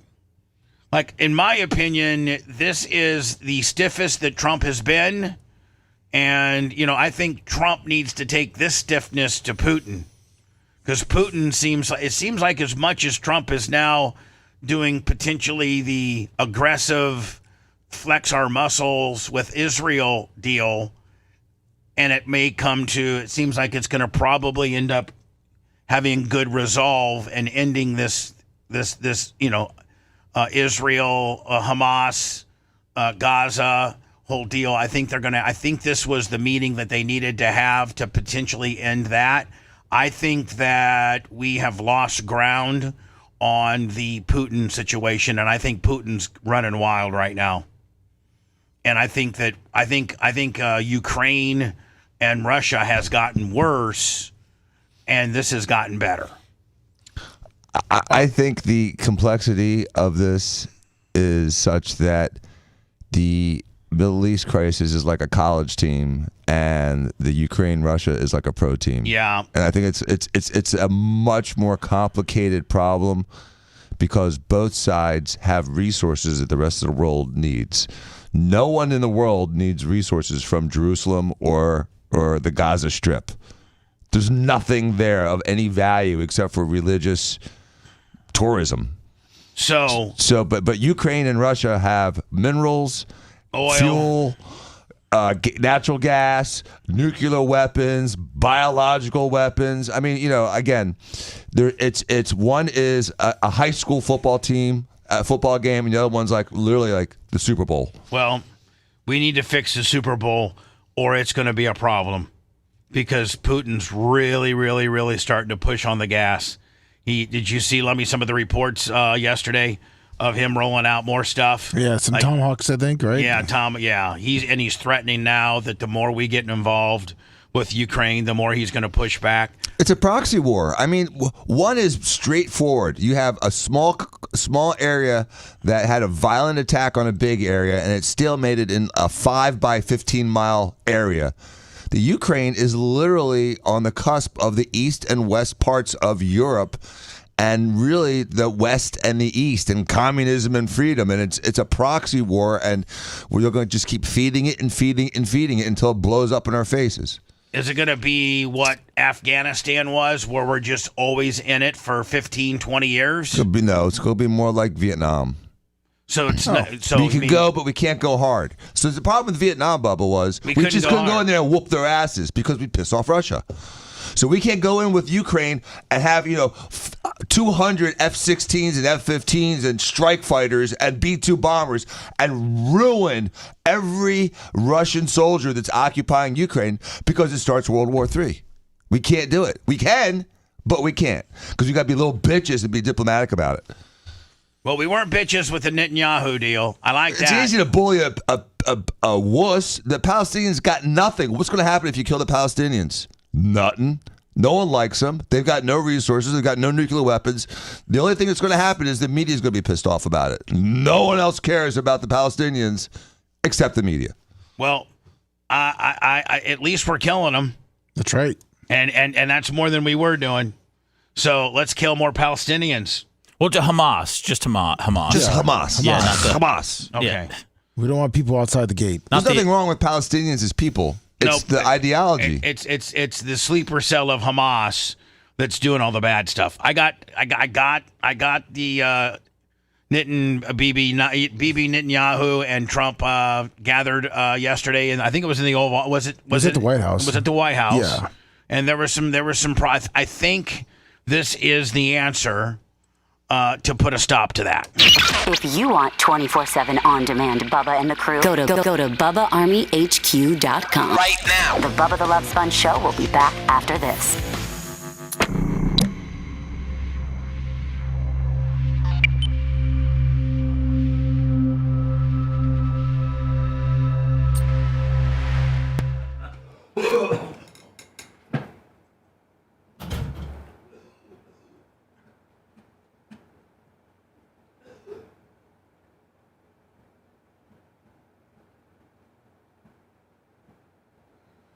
Oh man, fun stuff.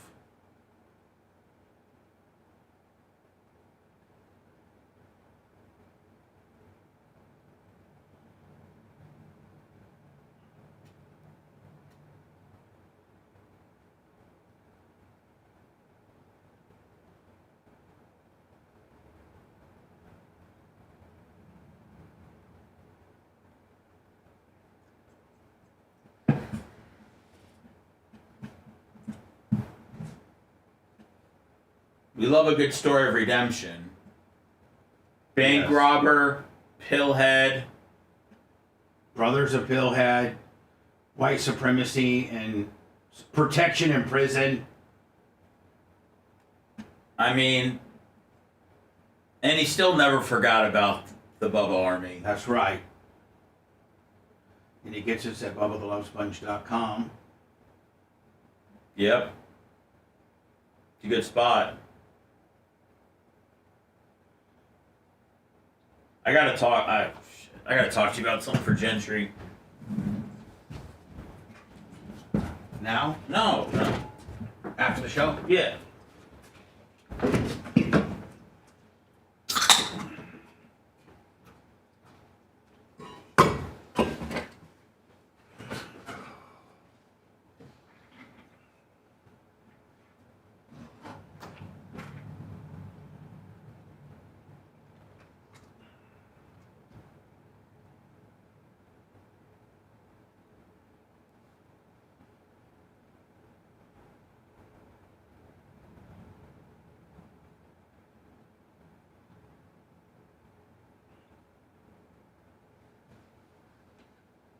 Is that a Glen Longer?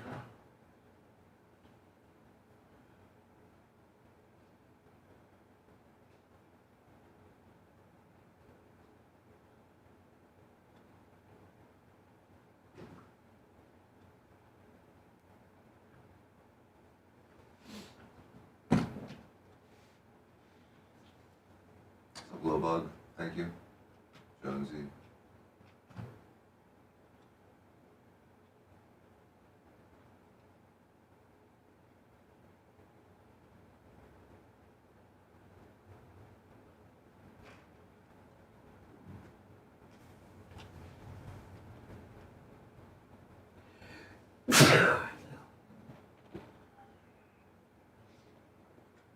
Stump DLL. That's why.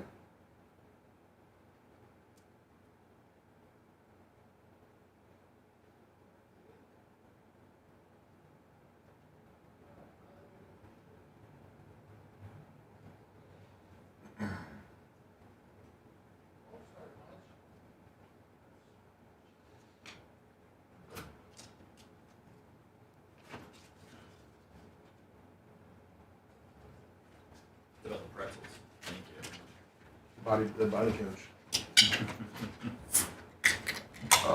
Jizz Canal. That's real. Oh man. Smoke Slayer, chop it up. But the war between Cambodia and Indonesia has been settled. That's good. Atlanta, Finn, Brown, Cottonwoods, Jesse.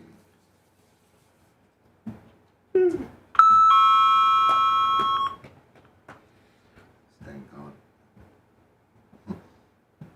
So, where's after Tree Ponder, SC Fishing. Black What was Triple Chin? Good morning. Shea Fish and just a team.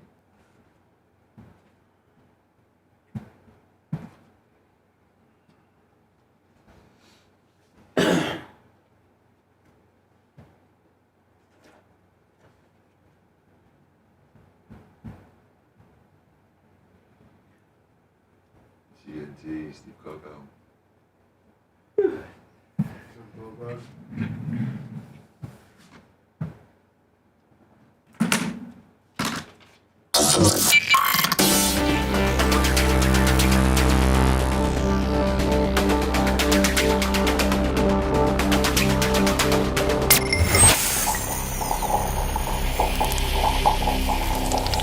Broadcasting live from the Aquabito Studios. Aquabito.com/Bubba.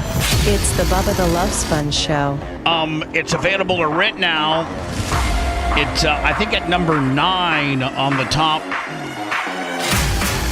documentaries on Apple TV. I don't know where it's at on Google Play or Amazon. I don't monitor those two.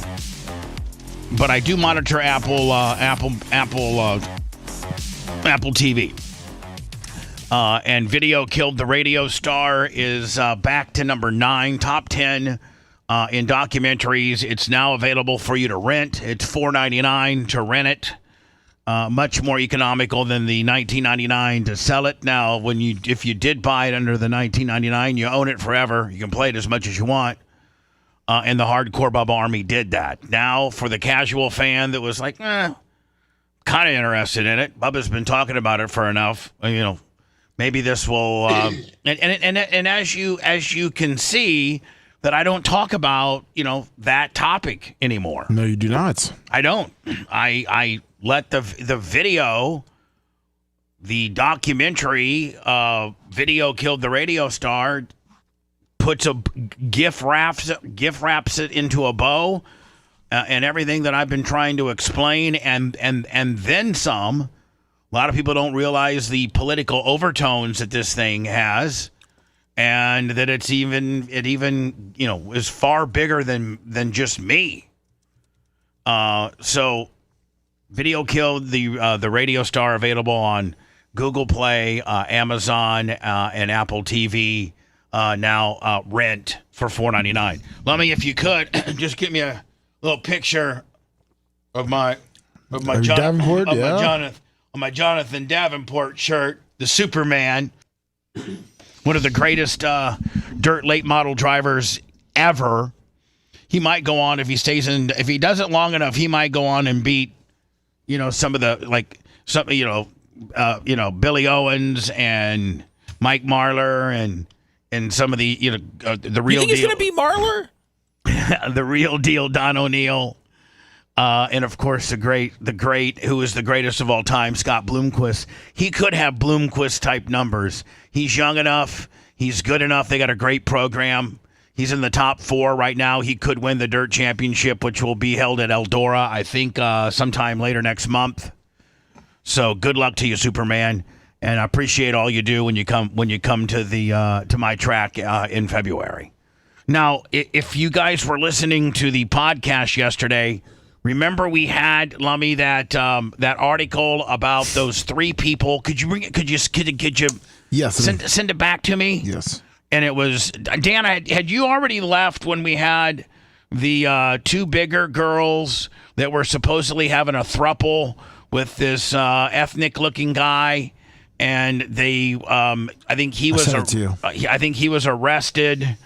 All 3 of them were arrested. They all were arrested? Yes. And they all were arrested for various things. They lived in a $172,000 trailer just outside of Ocala. And so we called during the podcast this girl. Her name's Devin. We called her house and got a hold of, I think it was her brother. Yeah. And he was, the oil change guy. He works at an oil change place. He was super nice, but he's like, Devin is not going to want to talk about this, and she's not here. She's at work. So we did get him to say that, like around 7:30 or so, she might be home, and so we should probably potentially try to call her again. Then we called who we thought was this dude, and it wasn't this dude. And this dude that we did talk to at first was full hot, wanting to fight me. Just it got very confrontational, and then it flipped when he realized that, that we were just reciting from an article that had been sent to him, and then he flipped and kind of became our friend. Right? Yeah. It's a roller coaster. And it's available on yesterday's podcast.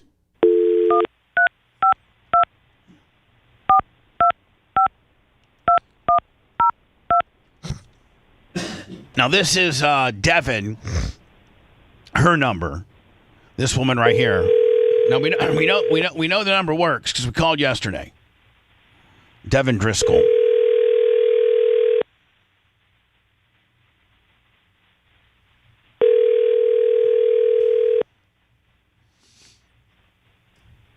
They're probably putting us right to voicemail. Probably. They recognize the number. Is this tape from yesterday, or are you calling on the end live? This is live right now, Dan. Please leave your message for 3-5. Yeah. You don't think it's because you called her a peg? Yeah. I don't think she heard that. Okay, no, I'm just making sure. Yeah, I mean, they don't know who we are. She's more of a happy hippo. Yeah, I would agree. She's a happy hippo. And so, we tried. I think maybe I was about 30 minutes too late because he said 7. Yeah. So maybe tomorrow. Yeah. Do we know if Gene's coming in tomorrow or not? No, he's going to talk to. We'll find out. He's going to talk to Daniel Rose. Yes, yeah. That whole thing is the biggest joke ever. I'm not getting into any names or anything like that, but this is an absolute shakedown. It sucks we lost Gene over it. And it's a shakedown. It's an attorney that, Dan, I'm not mentioning any names, but he's already got a hold of Daniel Rose and wants to know what my insurance policy limits are. That's the kind of guy we're talking about here. Jeez. Guess what? I don't have insurance. I don't work for a company where it requires me to have it. I don't have insurance. I don't have anything. I don't even own the building. In fact, we're getting ready to leave the building in a year because it's too expensive. So, good luck. And you're judgment proof, Bubba. I pretty much am. Yeah. I don't own any. I don't even own my truck. My sister had co-signed on it. Take it, suck it. So, it's just here's what happened. Gene talked about I'm not mentioning any names as far as business-wise or people like that, but Gene talked about his experience that he had at a particular business, not even mentioning what type of business it was. And Gene, what these attorneys that don't know defamation, slander, or anything like that, what you don't realize is it's our First Amendment right, less slandering you or defaming you, to give our experience to what happens at a potential, if we go out and live our lives, and Seth goes, and Seth occasionally has called a few people out that he got bad service here or there, but as we live our lives, if we get bad service or good service for that matter, we happen to be fortunate enough. Not everybody's afforded, the platform that we have, but a lot of what we talk about in our lives, on our show, is our lives.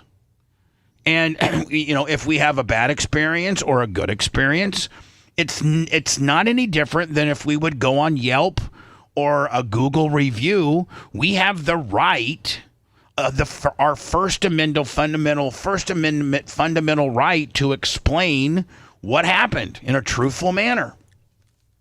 Now, that might hurt your feelings if we didn't get good service and we don't talk so good about your place, but there's nothing you can do about it. Now, slander and liable would be like, hey, Dan, I went to this restaurant and the guy's restaurant, XYZ restaurant, really sucked. But, I think the guy likes kids. I think he was sizing up my kid or something. Now, that's slander. That's defaming somebody. Because I'm not talking about my experience I had with his server or the quality of his food. But if you went to XYZ restaurant and you said, I went to XYZ restaurant last night and I hated it. The food was average. The service was average. It was a long wait. The table was a little dirty. The people around me were scummy. I hated it. I hated the whole thing. I thought I was getting overpaid. I mean, I thought overbilled me and they underserved me. And then you went on to say, no, but that's untouchable. No, hold on, Dan. I'm going to make it. I'm going to further what we did. Can you complain about people around you at a restaurant? Because I like that. And if you went on and say, hey, listen, Bubba Army, if you have an opinion about this place, go ahead and tell them your opinion as well. Exactly. We have the right to do that. Yes, we do. Now, I gave you an example of, if you want to say that that Gene slandered you or that he, used, he was malicious and he slander and liable and the example that I gave earlier. Hey, I went to XYZ restaurant and food sucked, but I think the guy likes kids. That's that's liable. That's slanderous. And that's defamation, because I'm putting something really, really, really that I can't prove or that I don't know that is just absolutely the most worst thing you could call somebody, and you could say that that's very slanderous because I don't have because I don't have any. But I also don't have any data, that the guy did that or anything like that. But that's slander per se. You can get in a lot of trouble for that, right? And that's not what we did.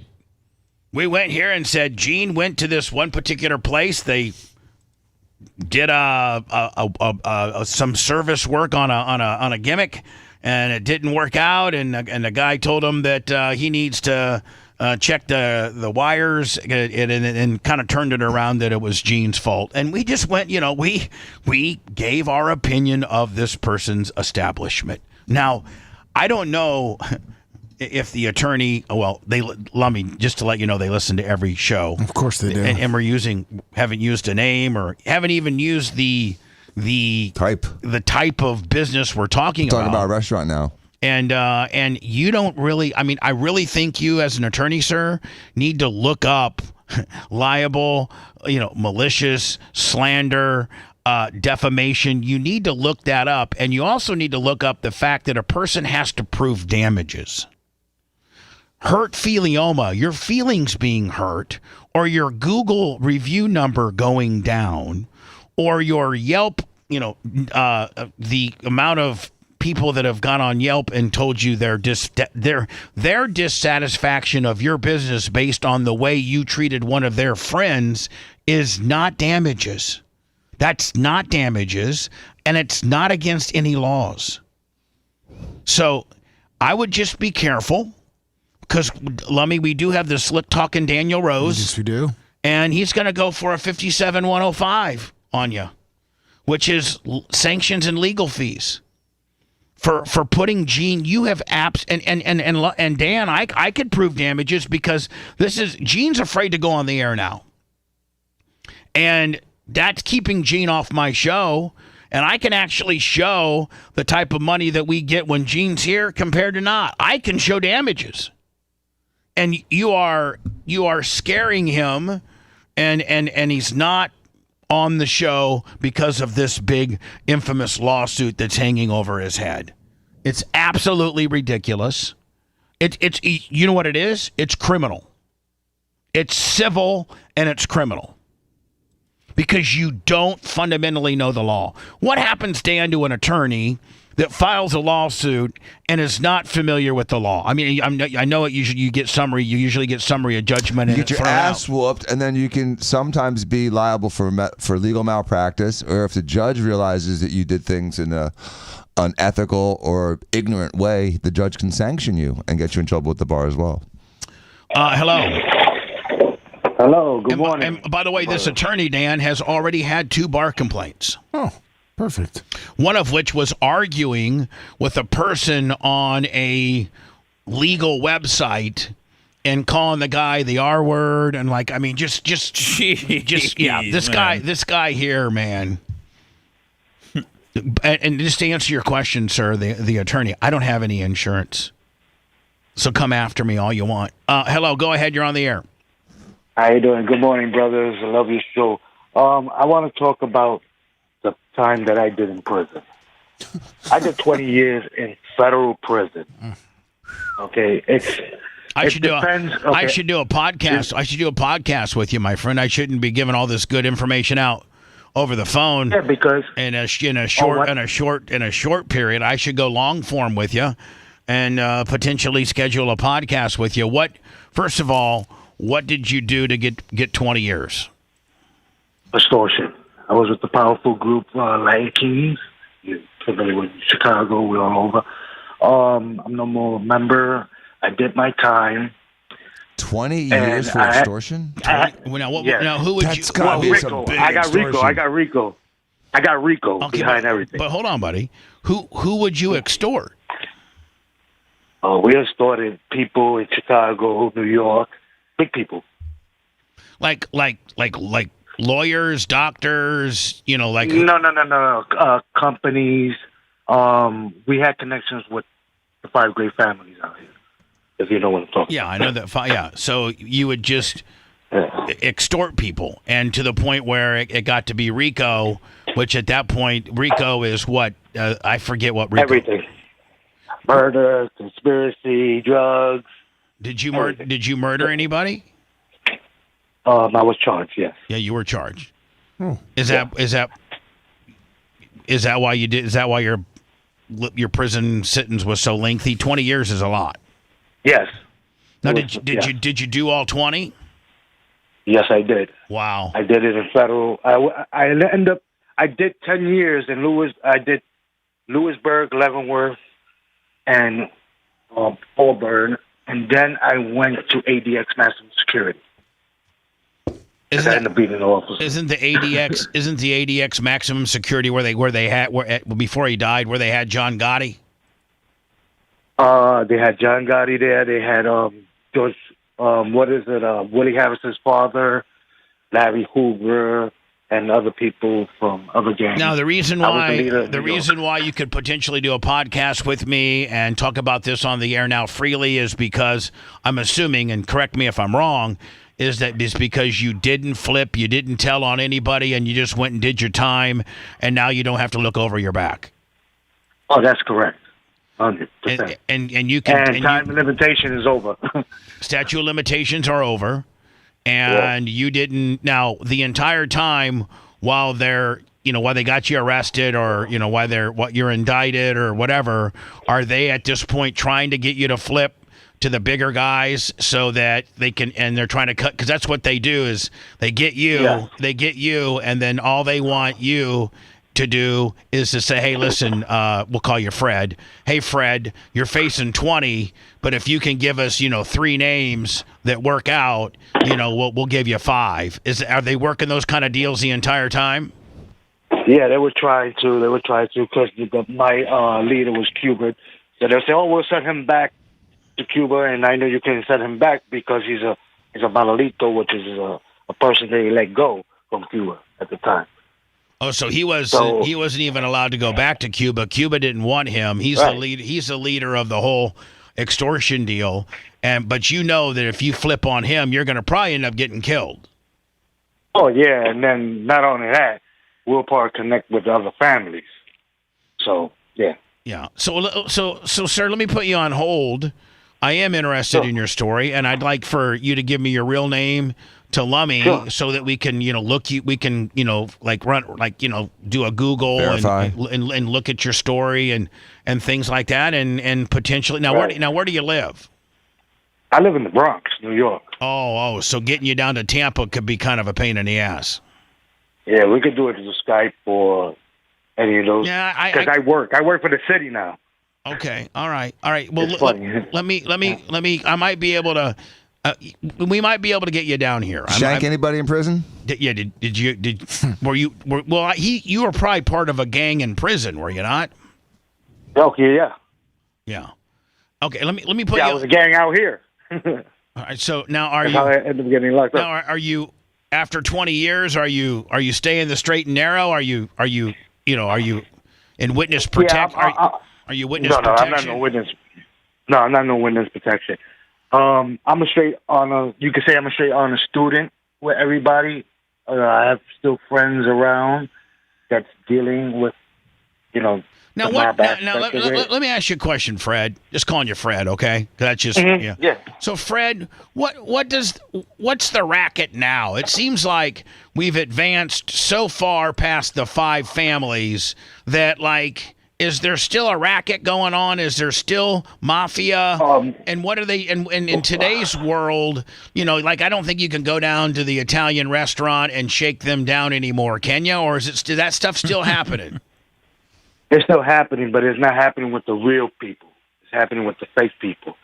So we were associated with them. I was part of a gang, a street gang. Okay, and this street gang was formed in Chicago back in the 1940s. Okay, a Latin gang. And then it grew out and it spread out through all the states and throughout. So you were part of this Latin gang, and were you guys the muscle for the 5 families where you guys would go in to these various businesses and you would be the on the street muscle for the 5 families, whereas if they didn't give you X amount of, your 10 or 20% cut a week, then you'd probably, I think you guys usually back in the day started with you would burn their place down. You're correct. Dan, that's how they started, is if you didn't give them their 15 or 20% VIG on Friday when they came by, then on Saturday they would actually, throw Molotov cop. They would burn your corner store down. In the early 80s, early 90s, because I started in the 80s. I kind of changed my life around when I came home. I said, enough is enough. I'm not getting it. The gangs that they have here now are not real gangs because we have respect for people. So we had to beat somebody up and he's with his mother. We're not going to beat him up. We have respect. I'd be taking my mom everywhere. Yes. Now so you'd be taking Elise everywhere. Oh, yeah. But hold on now. New York. But is it? Were there still back when you were doing it? Were there made men, and there's guys that you couldn't touch because they were made as part of the 5 families, and you knew that if you touched one of those guys, they would literally you're getting killed. So is that that's like me? They can't. Can't touch me. Are you a made man? Was at one point. Yeah. Now, but okay, so you can go backwards. Well, but hold on now. Once you go, but hold on. Let's say you're a made man, okay, like you are, and then you went and did your time, and they know that you didn't sing and you did because if had you talked, somebody else would have gotten arrested. Nobody got arrested based on you talking. You did your 20 hard. Now, once you get out.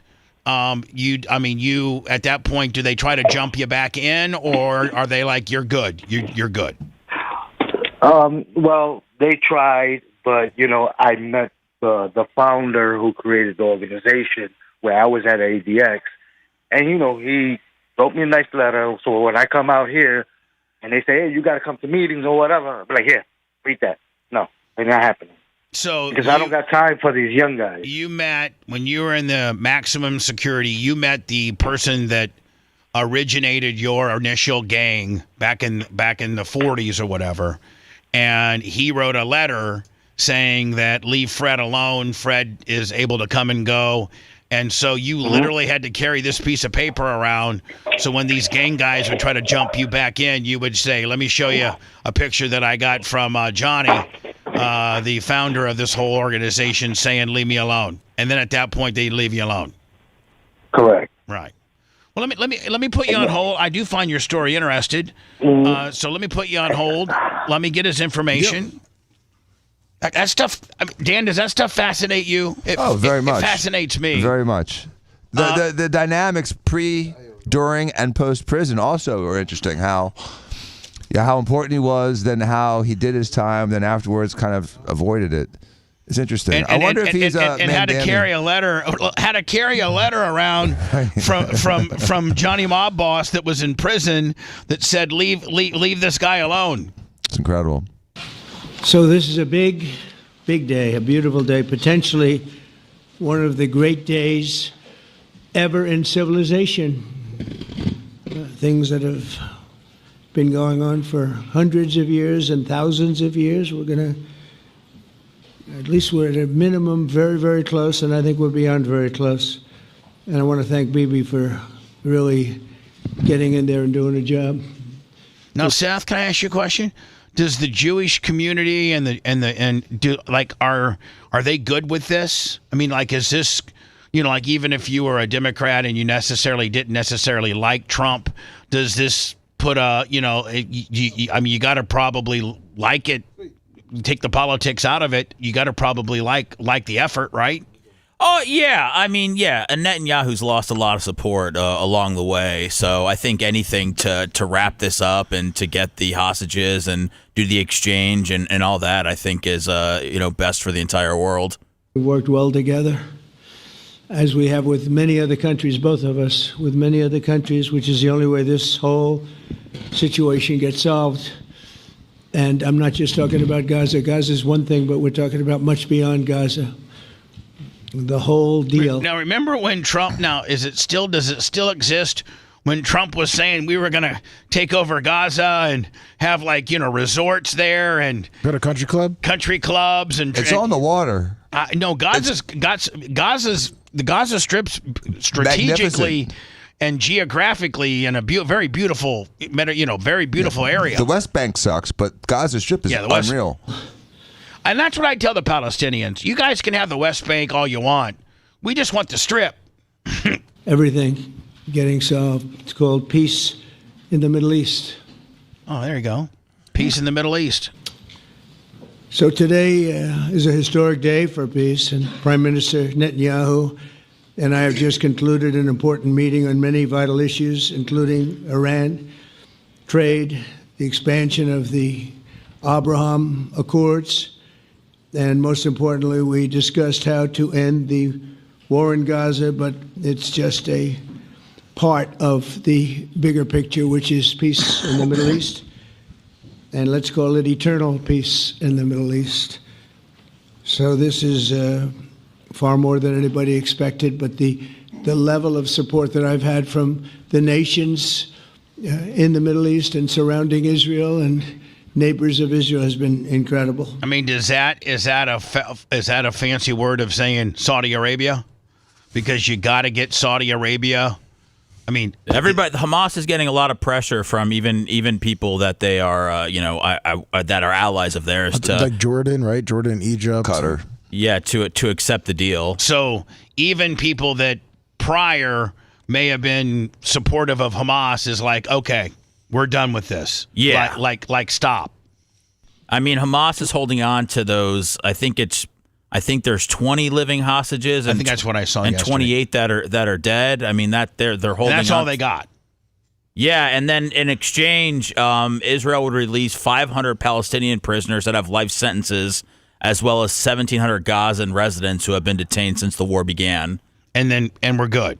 And they would take away. Hamas would obviously have no power, and they would. The Palestinian Authority would possibly oversee the West Bank, while Israel's there also, keeping Hamas in check. Well, there'd be no more Hamas. It'd be the Palestinian Authority, and so Hamas would give up, their guns, and they'd give up their tunnels and everything like that. And is a Palestinian Authority far more reasonable than Hamas? Yes. And that's a distinction from the PLO, right? You're distinguishing that from the PLO, the Palestinian Liberation Organization? Yes.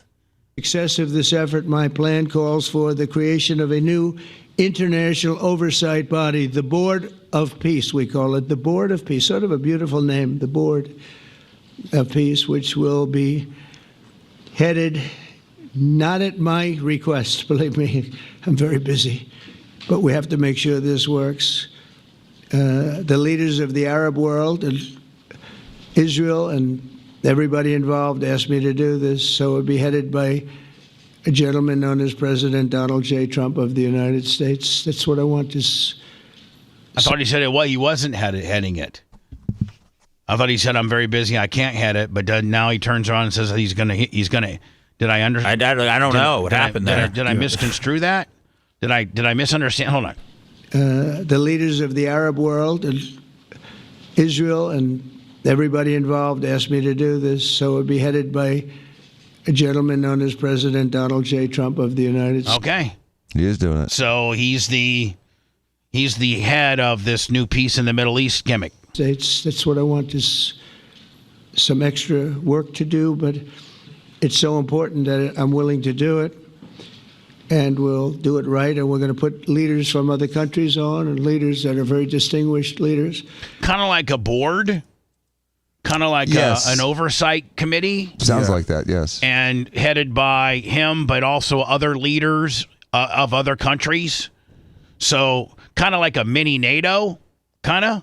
Yeah, like a Middle East NATO. Like a Middle Eastern NATO that has the heads of other countries involved, not just Trump, but the leaders of other countries. Involved. That's what you needed. That's what you needed. I mean, the world has to police the situation. Yes. No, it can't just be Bibi and Trump. You've got to get those leaders of other countries on board. And as soon as you got that, then you got yourself something. And we'll have a board, and one of the people that wants to be on the board is the UK former Prime Minister, Tony Blair. Good man, very good man. And some others. And they'll be named over the next few days. I put the president of Egypt, the president of Saudi Arabia. I put the president of Jordan. I put the president of what? I think it's the king of Jordan. There's 8 countries that have expressed interest in joining the board. Let's make it 10 if we can. Let's get 12. And it'll be quite the board. Everybody wants to be on it now. That's kind of cool. And the fact that we've developed this board, Peace in the Middle East, and there are very influential presidents of other countries that actually are actively trying to get on this board. That really keeps Hamas and the radical people of that area in check when you got 12 presidents or 12, big slinging D's from 12 parts of the country overseeing you instead of just, Bibi and Trump. I don't know if that had anything to do. They named me, and everybody else wanted to be on it. I guess. See, that's the stuff that Trump just needs to leave out. I know, Dan, that you love Trump more than anything, but just little fleeting things like that. It makes him such a narcissist when he does this. Everybody else wanted to be on it. I guess they figure, well, he's a soft touch. He'll be easy to deal with. Working with the. So yeah, they put me on there, and of course everybody wants to be on it now. Because I wonder if that's a job that extends outside of his presidency. Boy, I don't know. Study back, if you're a scholar, you would say thousands of years. Israel would have my full backing to finish the job of destroying the threat of Hamas. But I hope that we're going to have a deal for peace. And do we even know, because we've beepered them and we've bombed them and Israel has strategically targeted them? I don't know that is there even a recognized leader of Hamas? Because we've killed the last 6 of them. They're all very low-level people that are making these decisions now because they've killed so many of them. I think they've killed the last 5 leaders or so. I think the real hardcore ones are all dead. Yeah, and I think that it's not really cool to step up and say I want to be the leader anymore because it's a death sentence. Absolutely. And so what I'm saying is do the members of Hamas, however many that there may be, do they lay their guns down and not participate in Hamas anymore and blend into the Palestinian, fabric? Or they're being granted amnesty apparently? Okay, so that's what I was asking. The ability to be relocated if they so choose. Okay, so they don't have to worry about lay your guns down, denounce your Hamasness, and we'll forgive you and potentially relocate you. Yeah. Okay, that works. Hamas rejects the deal, which is always possible. They're the only one left. Everyone else has accepted it. But I have a feeling that we're going to have a positive answer.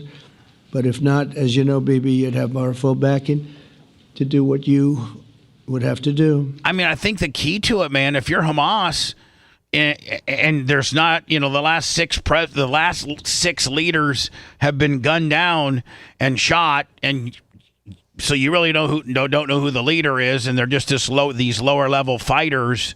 I think you're like, hey, what am I fighting for? We're dropping like flies. We have 20 live prisoners and 28 dead. That's all we got. They're going to release, it's a far greater ratio of what we're getting back than what we're giving. And they're letting us, walk away unprosecuted and alive. I mean, they'd have to be the stupidest human beings in the world not to take that deal. Whew. Right? There's a lot of pressure for them to take this one. And Seth, it doesn't look like he would if once he's done being president, but he's also trying to get rid of that post in the next year or so. Okay. That makes sense. And maybe just kind of overlook it and then give it off to find somebody else that can handle it from there once he kind of gets a feel for it. Yeah. Because he'll time out eventually. Prosecutors got goods against Tyler Robinson for possible, and then it didn't say. So, Dan, I did get down a rabbit hole yesterday, and we had a guy that called yesterday that's an ammunition expert, and he, makes his own ammo, which I respect those guys that because they really, truly know the ballistics of a bullet, and, the guys that load their own stuff and, and shoot it, and then they sweep up the brass, clean it, and then reload it. One, it's a really good way to save a lot of money, but two, it also kind of gives you a hands-on experience of what bullets and ammunition, how it acts. Interestingly, you can get more consistent bullets if you do it yourself. Right, exactly. Because there's some variability within the commercial ammunition. We had a guy yesterday that said you could put a low-grain, heavier, slower-moving, bigger piece of lead as the bullet. I think he said 80 grain. Along with the lowest amount of black powder grain. An 80 grain bullet would be a very light bullet for a 30-06. So it would go the other way around.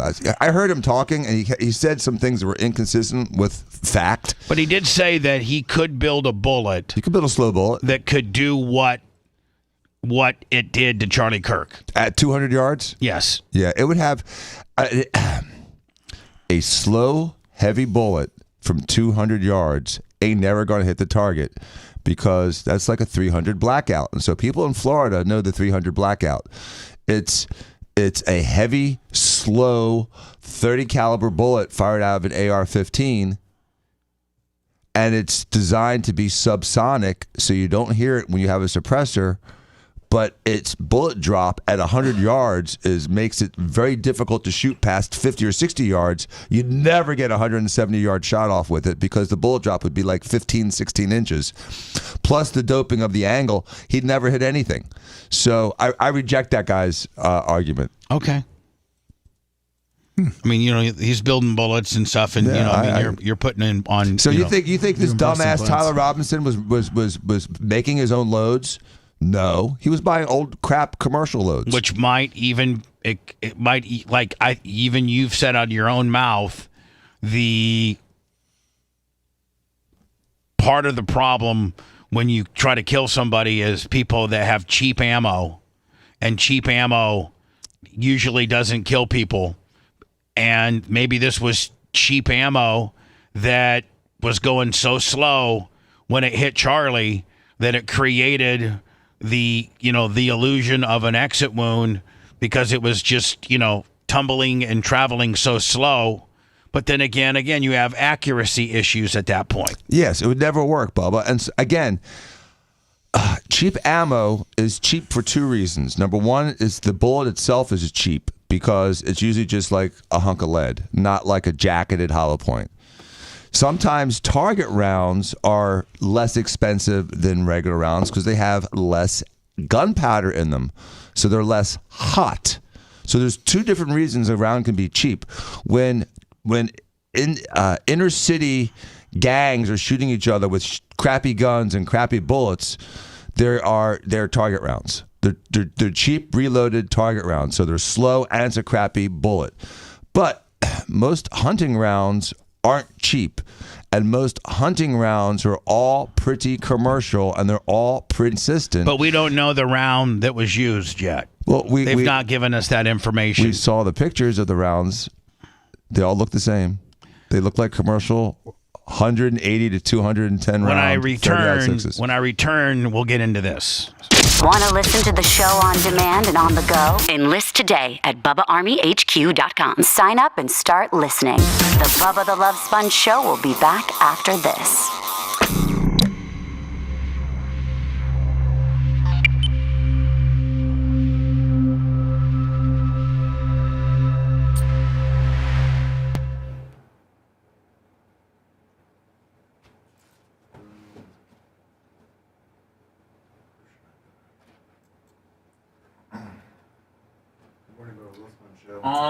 I don't know, Bubba. I don't know if Lummy sent it, but I just sent you a local story in Clearwater that they. We are. What's that? Oh, that Clearwater rejected a proposal to name a street after Charlie Kirk. I saw that. Got it. If there's anything worth tying into the bullet thing. Yeah. Sandwiches again for lunch. Tom, remember, we talked. Charlie Kirk's legacy by naming.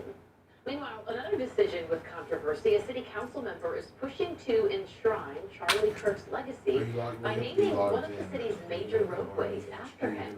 That idea was introduced to council tonight, and Fox 13's Jennifer Baglis joined us live from downtown Clearwater. So Jennifer, was there a decision tonight? Yeah, Ali, tonight residents in the audience could not stay quiet as City Council member Ryan Cotton read out this proposal. In fact, multiple times Mayor Bruce Rector had to pound the gavel, begging people to stay quiet. But when no council members backed up Council member Ryan Lummy, do we got any of those snacks left? Yeah, we got a bunch of them. Yeah, no, it's we have what? We're up in live on Facebook. Just gotta go to the Yeah, to rename Court Street to Charlie Kirk Way. Yeah, we got a bunch of the bags. He's a staunch supporter of free speech. Cheetos, Doritos. Can I have some Doritos? Yeah. From the Causeway through downtown east to South Highland. Charlie Kirk is known for his organized. No, they don't do it.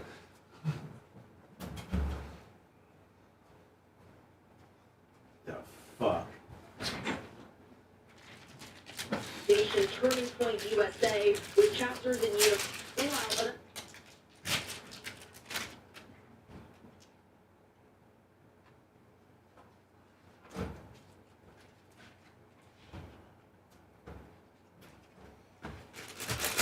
Thank you, Lummy. Thank you.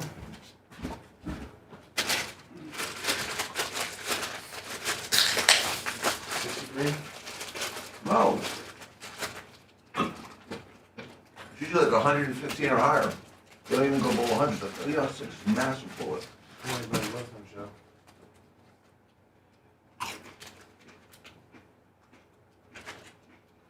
Okay, if you want to hold on.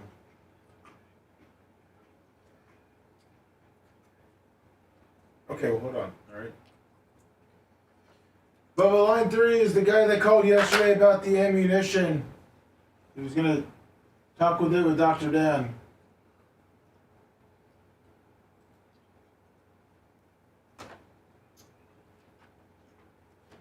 Want to go to listen, show? How's it going?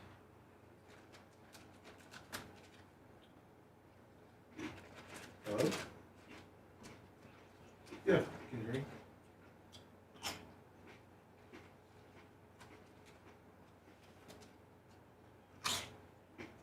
Okay, alright, hold on.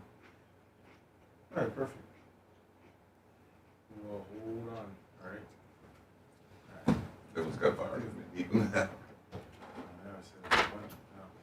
One agrees with you. What was this say? Your name agrees with you.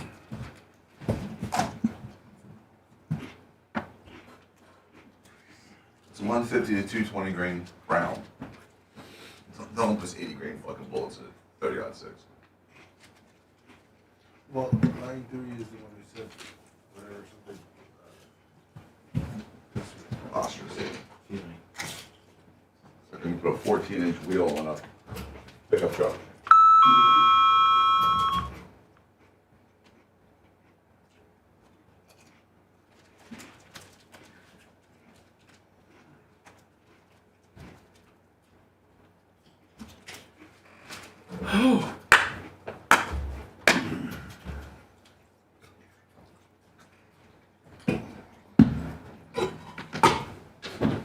Well, I mean, those games were so bad last night, man. I couldn't figure out which one to watch. I was like, I couldn't get a feel. Yeah. What were the scores? Tua didn't look like the worst quarterback. No, they made it pretty easy on him. Who won? Yeah. Miami and Never trust the Denver. 40. I think Denver beat Cincinnati? Yeah, that toss behind the back to it did was awesome.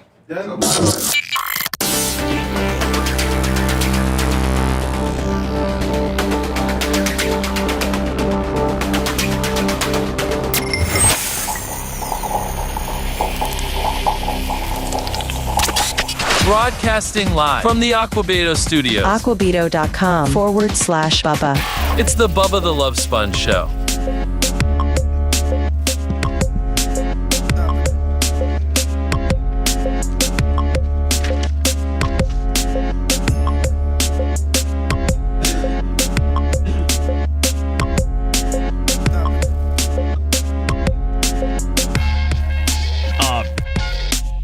Big Gus tractor and equipment has grown so fast. A lot of it to do with Florida Man Radio mostly. That they need experienced technicians, and unlike other around, like you go to work for a lawn and care equipment place or something like that, Big Gus tractors will pay you for your worth, including a payment for all your certifications, I should say.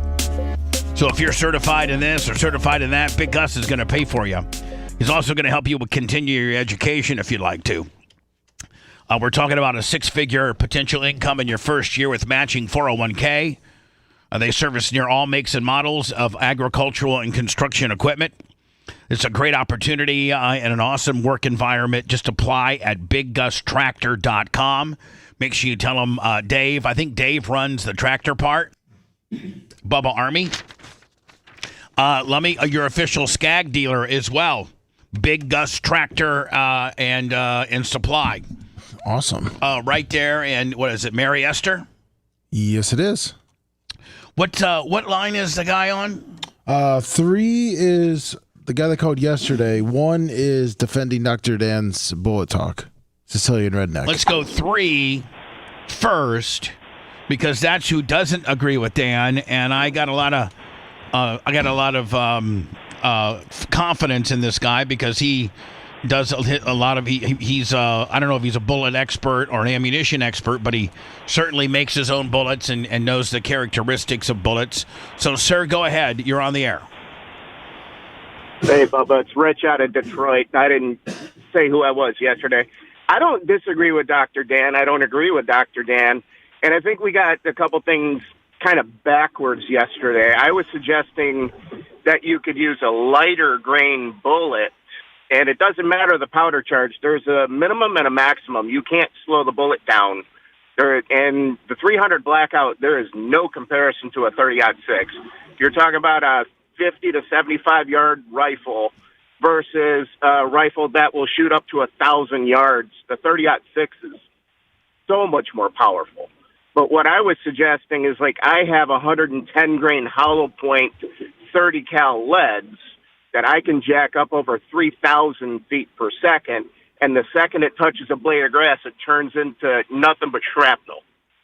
If you were to use a 250 grain lead, there would absolutely be an entrance and an exit because it's just too heavy to stop. So you would have to go the opposite way, lighter bullet, more powder. And that's going to create no solid bullet, but a lot of shrapnel and an exit wound that would be much larger than an entrance wound, right? Just like an AR-15 round. An AR-15 is so tiny compared to a 30 cal. But you're talking about not really, because you're talking about let's talk about mass, velocity, force, and energy.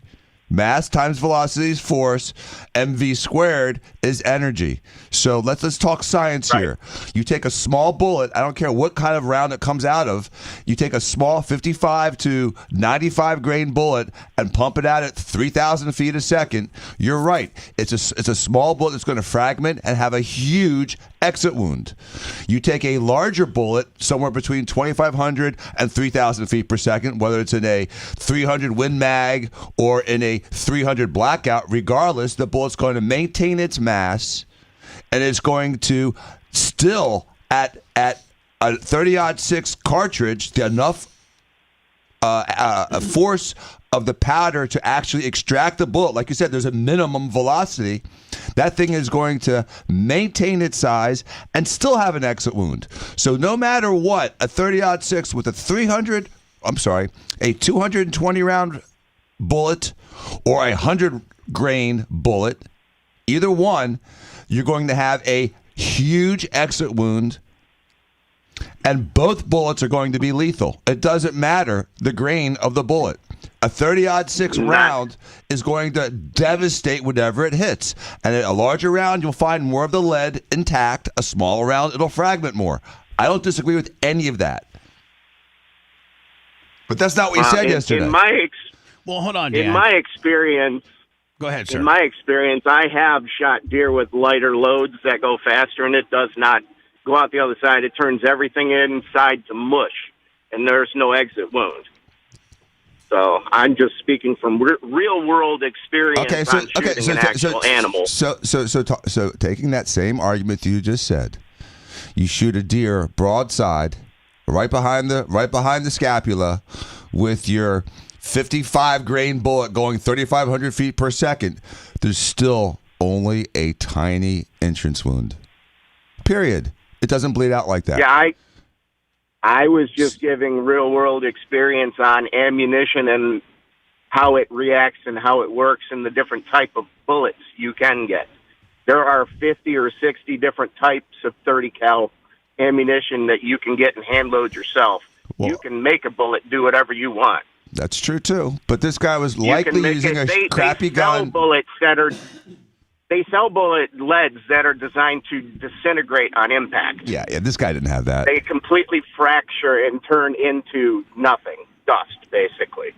And again, even that round lasers, would have a small entrance. Home defense.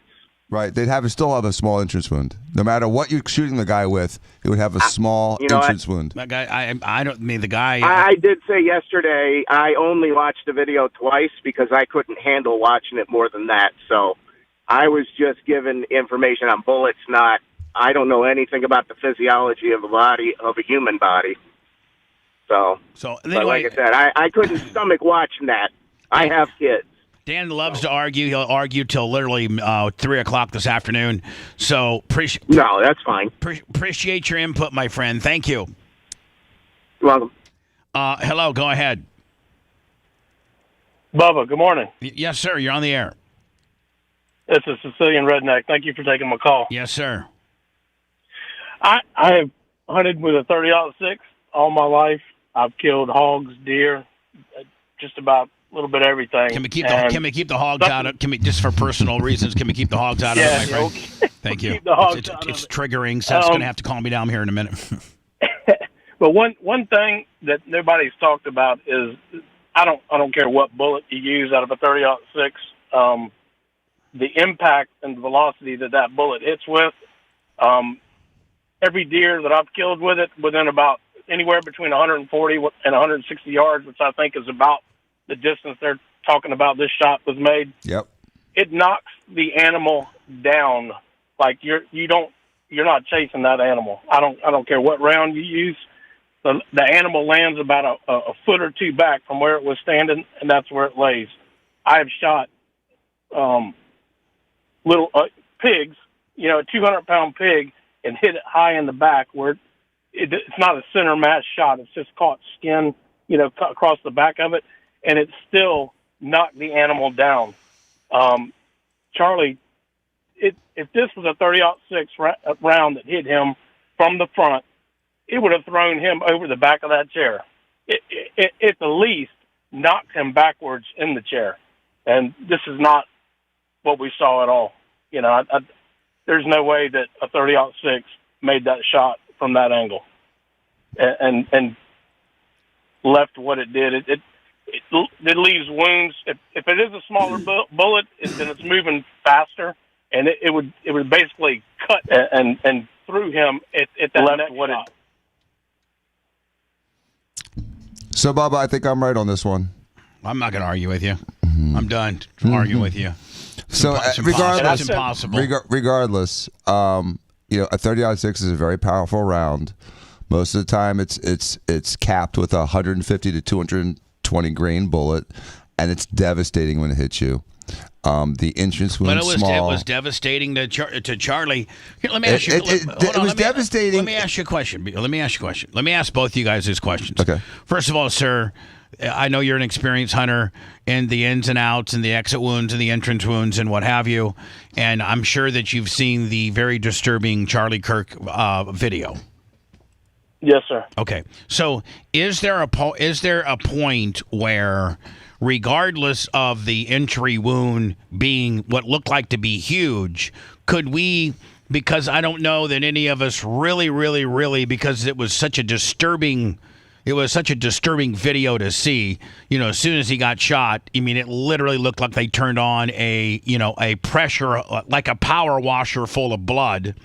Is there a chance, regardless of how big or small the entry wound was, that he just happened to hit absolutely dead center on that carotid artery, that no matter how big of an entrance or how big of an entrance room it was, even it being a small entrance room wound, Dan, if you hit that vein, that artery, if you will, which I'm assuming, and you're a doctor, you know way more than me, but that's like your main blood pipeline to your brain.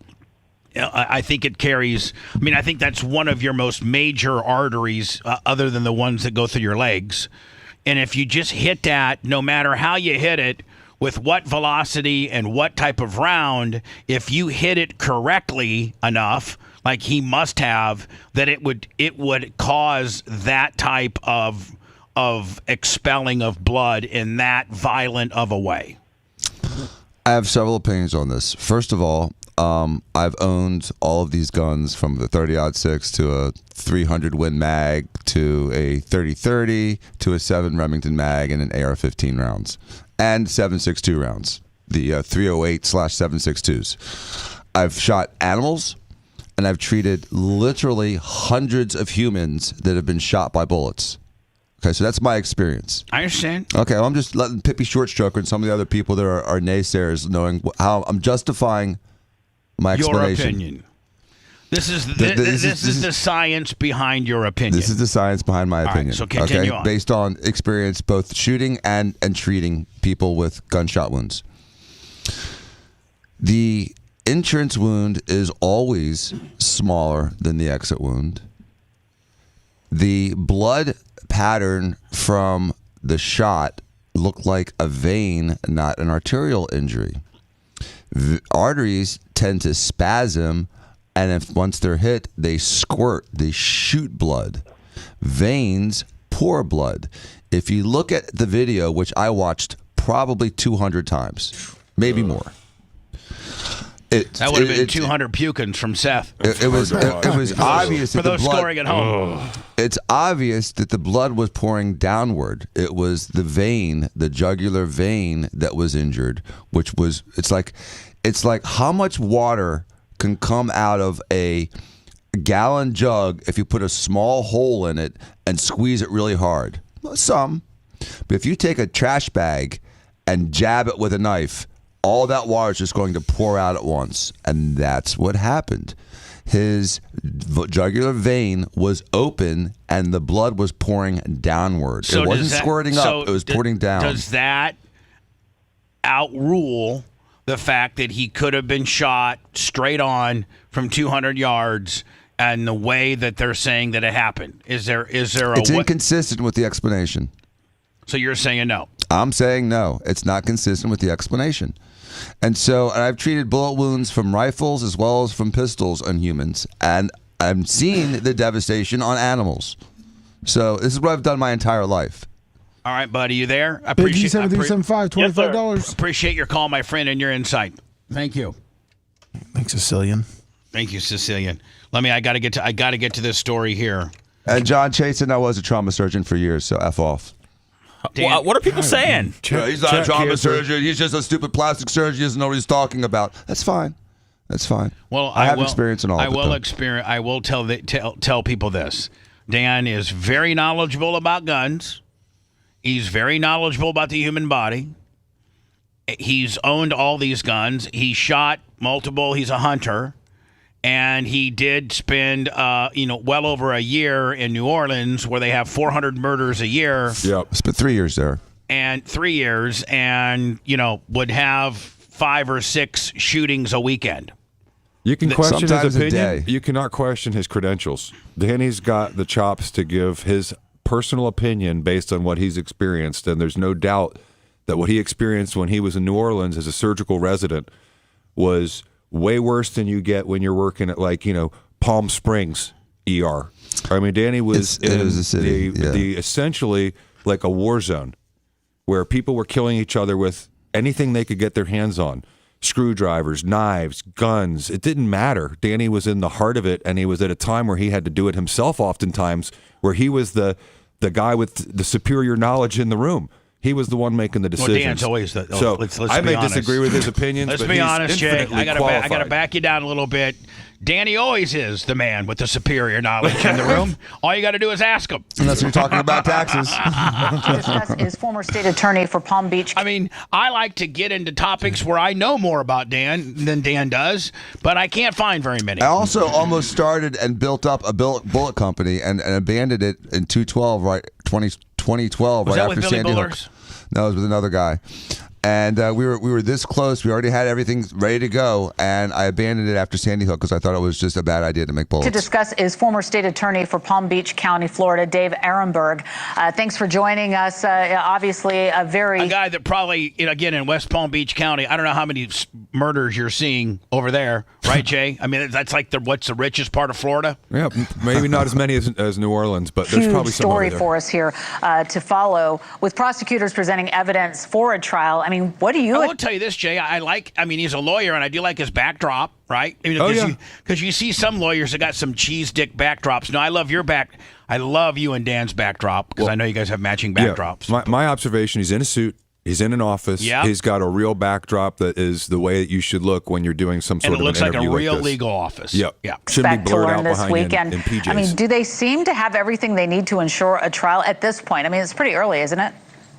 Yes, Laura, it's a really low bar to cross, and they've got it. I mean, they've got the goods against this guy. I mean, he pretty much has a confession. All those text messages he wrote, he had extensive planning, although he didn't seem to have a getaway plan afterwards. He seemed to be a little confused after he killed Charlie Kirk as to what to do, and eventually he drove home, and then he turned himself in at the urging of his father. But no, they've got this guy dead to rights. The big question for me is, why didn't the federal government come in and go first? I saw the report just now, but the federal government, I do think, still has jurisdiction here. After all, they went after Luigi Mangione, right? So they have jurisdiction there. So why couldn't they go after here? I think the answer is probably because you have a Republican governor in Utah who probably asked the Trump administration to stand down for now because the state wanted to do this, as opposed to in New York where you have Alan. Actually, a great exclamation, right? Bragg, and you have Democrats in charge, and the feds came in and said, no, we're doing this with or without you. That's so interesting, and thank you for bringing that up with Luigi Mangione, because another one we're watching closely. Also, this is also new. It's also fresh. Charlie Kirk's wife and widow, Erica, gave a moving speech at his memorial last weekend. I want to play you what she had to say about the person who allegedly killed her husband. He wanted to save young men, just like the one who took his life. I forgive him.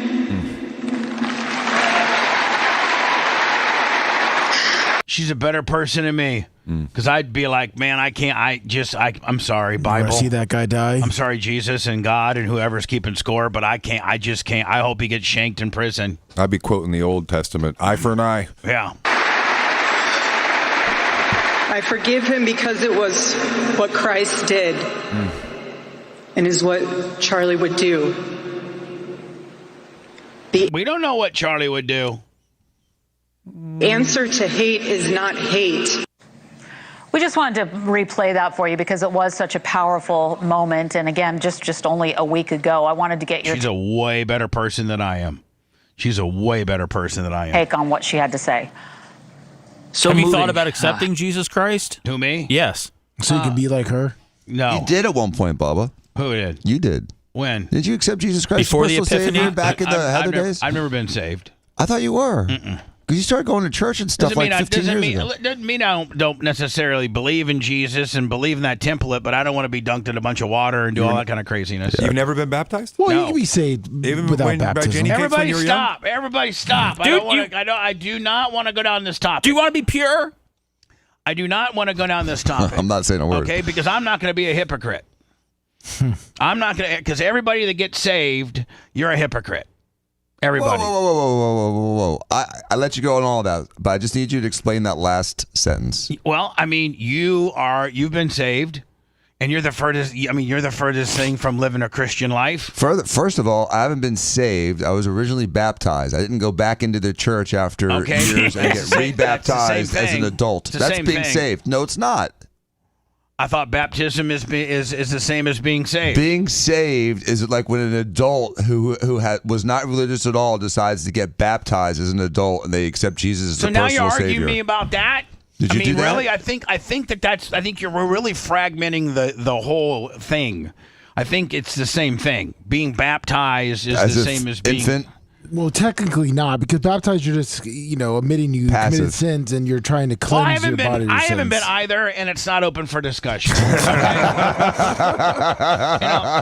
You can wear a shirt, Bubba. This is my firm. This is my firm. And just like if somebody at Jay's firm was pissing them off, you'd say, we're backing it right down to zero, and we're not talking about this.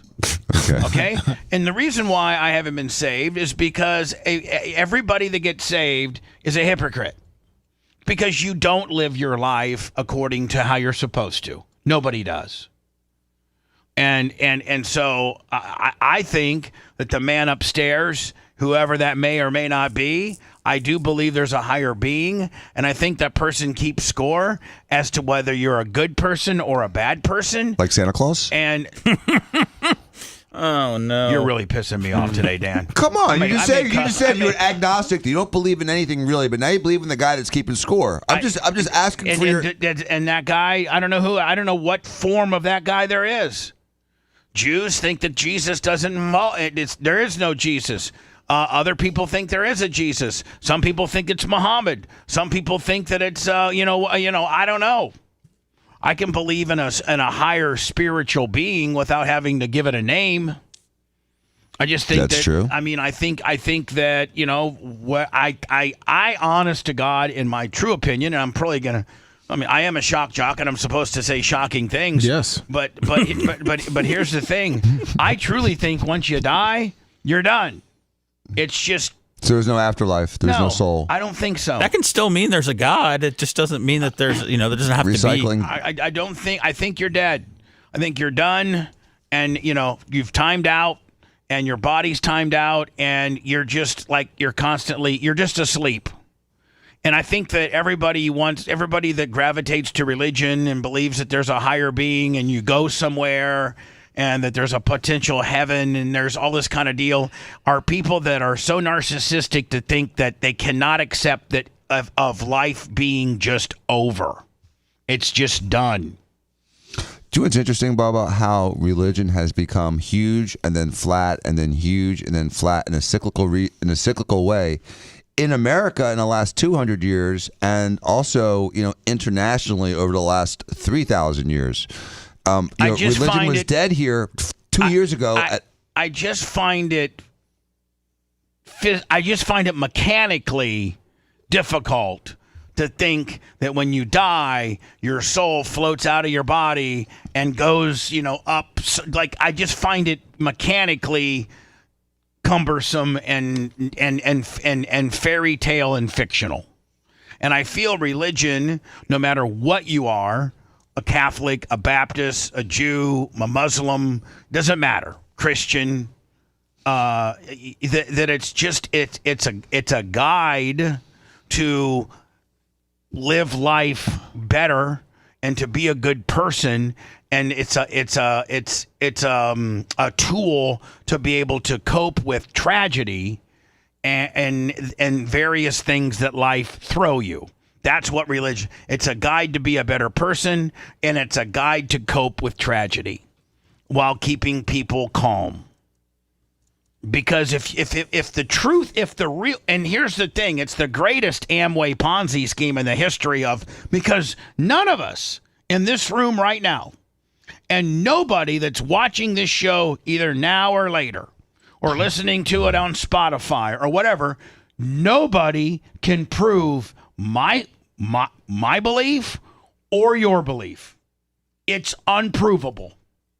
And so it's the perfect thing. I don't want to say it's a perfect scam. I don't want to say it's the perfect. I just want to say it's the perfect thing to keep people engaged into one, giving money, two, being a better person, three, having a belief system that indeed after my life, there's life after here, because God forbid that it's just over. God forbid that, it's like a motor that you blow up and, you take it to your motor builder and he's like, listen, I can't re-sleeve it. You got to buy a new one. That motor's dead. Some believe this world is just an entrance way to the next one, Bubba. And see, Yes. for as many religions that are out there, there's just as many other, opinions as to, this is probably the most this is what countries fight over. This is the most argued topic in the history of our world. Absolutely right. 100%. And it's been the source of more wars than any other reason. And more deaths than anything. Yes, I agree. And, I am the odd man out when I say I don't necessarily believe in that template. And my mom doesn't feel that way. My sister doesn't feel that way. Most people, Erica doesn't feel that way. You guys don't feel that way. I'm truly the odd man out. I'm not atheist. I'm agnostic. Mm-hmm. I just don't know. I don't know. Maybe there is a better place. Maybe you do get reincarnated. Maybe you do go to a place where you reunite with your loved ones. Maybe you come back as a dog. Maybe, and all the different beliefs that people have. But for the most part, when you say, oh, you haven't accepted Jesus Christ as your Savior, well, that's pretty specific. Okay, yeah, I understand. But, okay, let's say that I did, and then I went out and had sex with 2 prostitutes the next day. Well, if you're Catholic, you go to confession, say 2 Hail Marys and an Our Father, and you're good. Well, what if I'm not Catholic? What if I'm just straight Christian? And you just pray to God and ask for forgiveness. Forgiveness is the power of Christianity. It's just so convenient to fit into everybody's world that I feel that it just can't exist. So I kind of want to agree with you on this in some point. Got my mom really mad, and that's when. And I'm not trying to be disrespectful to anybody that's religious or whose mom is. I'm a faith-filled guy, but I don't believe necessarily in the dogma of the Catholic religion. That makes my mom so mad. I said I don't need some pope to tell me how to be a faith-filled, honest, moral guy. I don't need a local church to tell me that. I just need to try to live a good life. And so I believe in a higher being. I don't believe I have to go pay a priest to get out of purgatory. I don't believe I have to go to some guy in a black robe with a white collar for my forgiveness. I feel like if I make mistakes, I can try to, amend with the people that I've made those mistakes with. And I feel if you live a positive life, that whatever my God is, if it's the Catholic God or the Muslim God or the Hindu God, all religions have a higher being that rewards good behavior. And so like you're saying, it doesn't have to be Catholicism. It's just, you're not a religion denier. No. You're just someone who is, like you said, agnostic on it. And that's a big different than being atheist. Oh, atheist means you just don't believe in nothing, you don't believe in any God. There is no God. I believe in all of them. Until I find which one's really real when I die. Lummy. And hopefully I've been a good enough guy and that the person whomever, however, keeps score, that I'm allowed to go to the good place.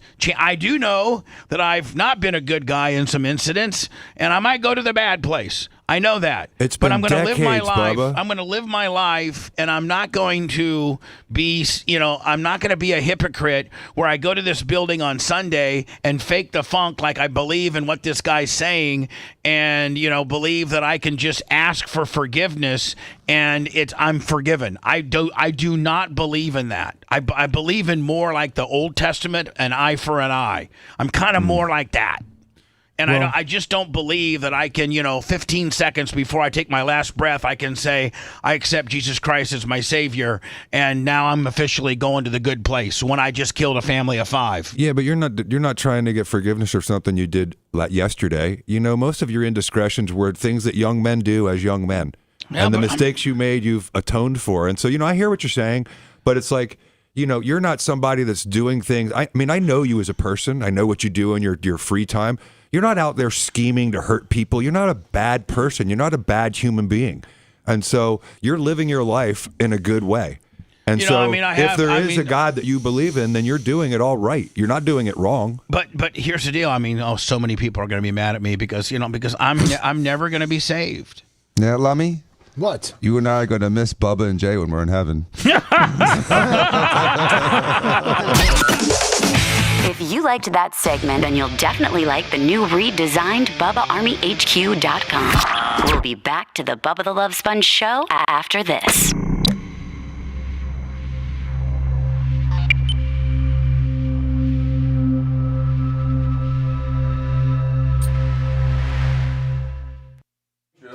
You're exactly validating my point, Andrew G. Then there's not a real fucking God then.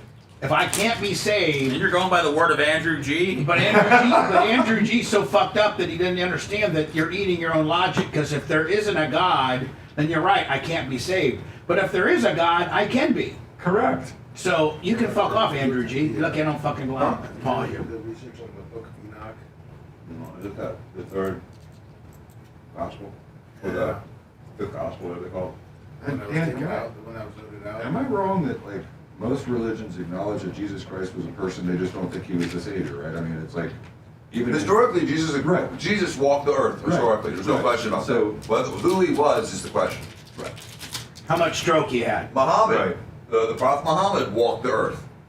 We're not sure that Abraham walked the earth. You know what I'm saying? Right. We don't know that Adam and Eve walked the earth.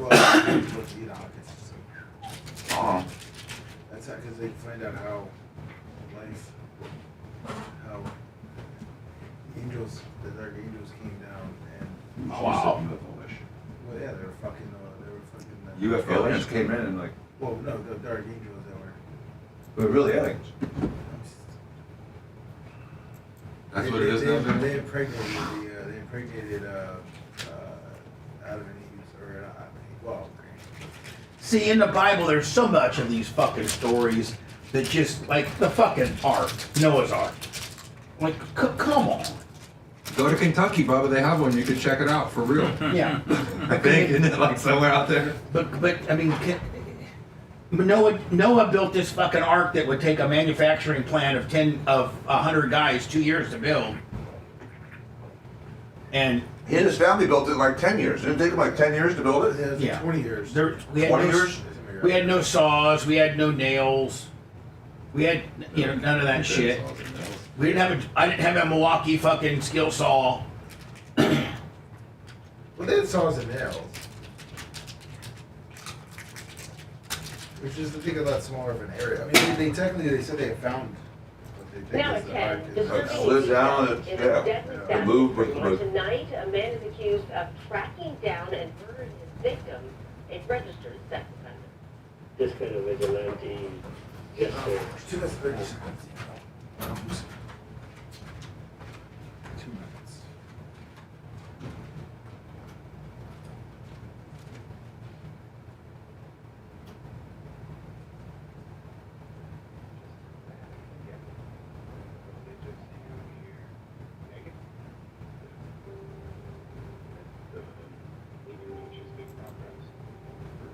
Just wanted to shout out God today.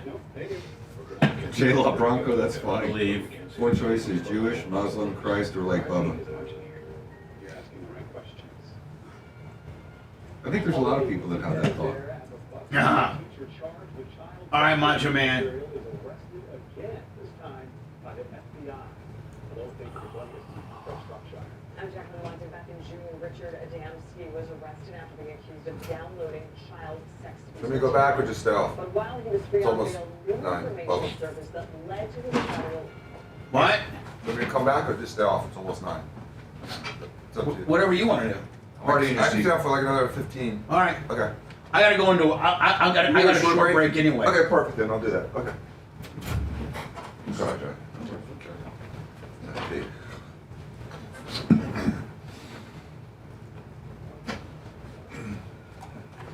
Yeah.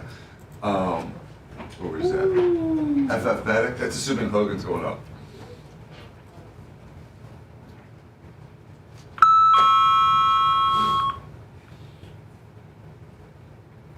You deserve to have someone on your side.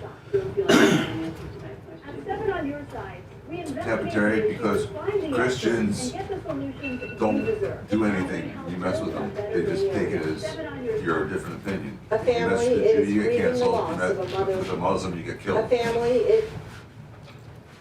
You mess with a Christian, you get kindness in return. That's the difference between the three religions. Kind of Dan'd out today.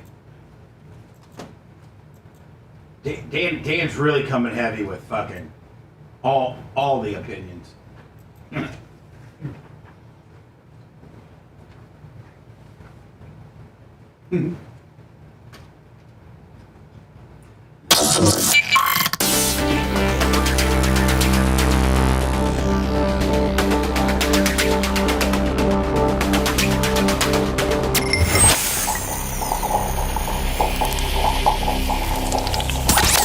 Broadcasting live from the Aquabito studios, aquabito.com/Bubba. It's the Bubba the Love Sponge Show. I just saw this on chat, and it makes I think I finally found Dan's calling.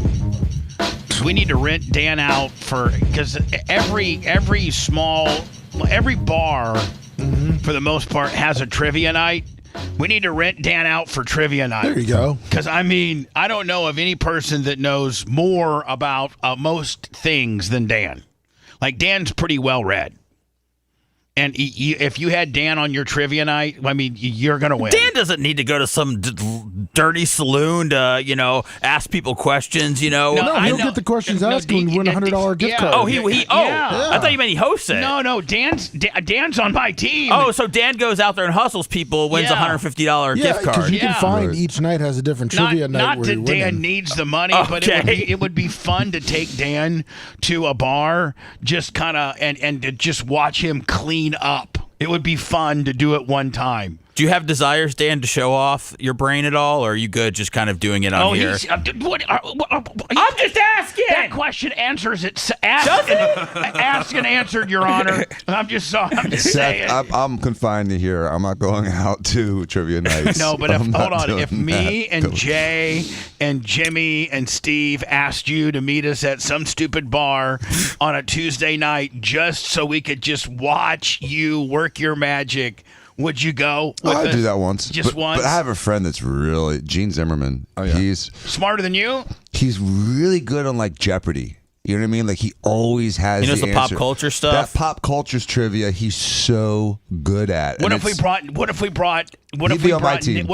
Nick, Diaco, you, and what's your buddy's name? George? Gene Zimmerman. Those are my three phone a friends on Who Wants to Be a Millionaire. That would Danny's be one great of them too. if we had a bird question. Hold on. You're going to try to tell. Hold on. You're No one going to gets try to that tell joke. me. No one You're gets going to that try. You're going to try to tell me that Nick's not smarter than you about some stuff other than birds. That's it. That's exactly what I just said. Yeah. Dan's not. I love Nick. Jay says he's not believing that. He thinks that Nick could get you on some stuff. for sure. Maybe He some probably- 3D printing engineering stuff. By the way, Bubba, Just saving the world. Bombers. wouldn't it be better to get Dan on Jeopardy instead of trying to get, take him to, a trivia night locally Yes. here? Maybe we go bigger with Dan. Now, Dan, Or let me ask you a Survivor. question, Get him Dan. on a reality show. Do you ever watch trivia? I'm sorry. Do you ever watch Jeopardy and do you just nail it? Like at home, do you ever sit down and watch Jeopardy and you just nail it? Usually, yes, but there's some some pop culture things. Like I know the answer, but I just can't remember the name. Like I'm not great on names of groups, like rock groups. Like name that tune, I'd get killed at. Right. I sent you some examples of Jeopardy questions if you did want to ask. Whoa! Look at that, Lummy. Nice work. Soon. Lummy's on it. All right, so hold on here. I'm going to take it off grid so he can't see it. So the 125 tricky and fun Jeopardy questions to test your knowledge. Bubba Jennings. Yes. Okay, Lummy. Here we go. Ready? R.I.P. So do I go here? Let me clue. On April 18th, 1977, he won the Pulitzer Prize in journalism for his novel Roots, the saga of an American family. Who's the author of Roots? Yes. Oh man. Harriet Tubman. No. It was. You're gonna miss it, but you know it. I know it. What is Alex Haley? Yeah, I was going to say Haley. I was going to say. You already missed one. Due to police irregularity. Okay. Just like Alex Trebek. What categories were these? Like what category was this Alex Haley question in? Like that helps. That's a clue too. Literature. This man's Arizona conviction was overturned by the U.S. Supreme Court in 1966. I didn't hear the first part of the question. Due to police irregularities. Irregularities. Yeah. Oh, Miranda. What's his first name?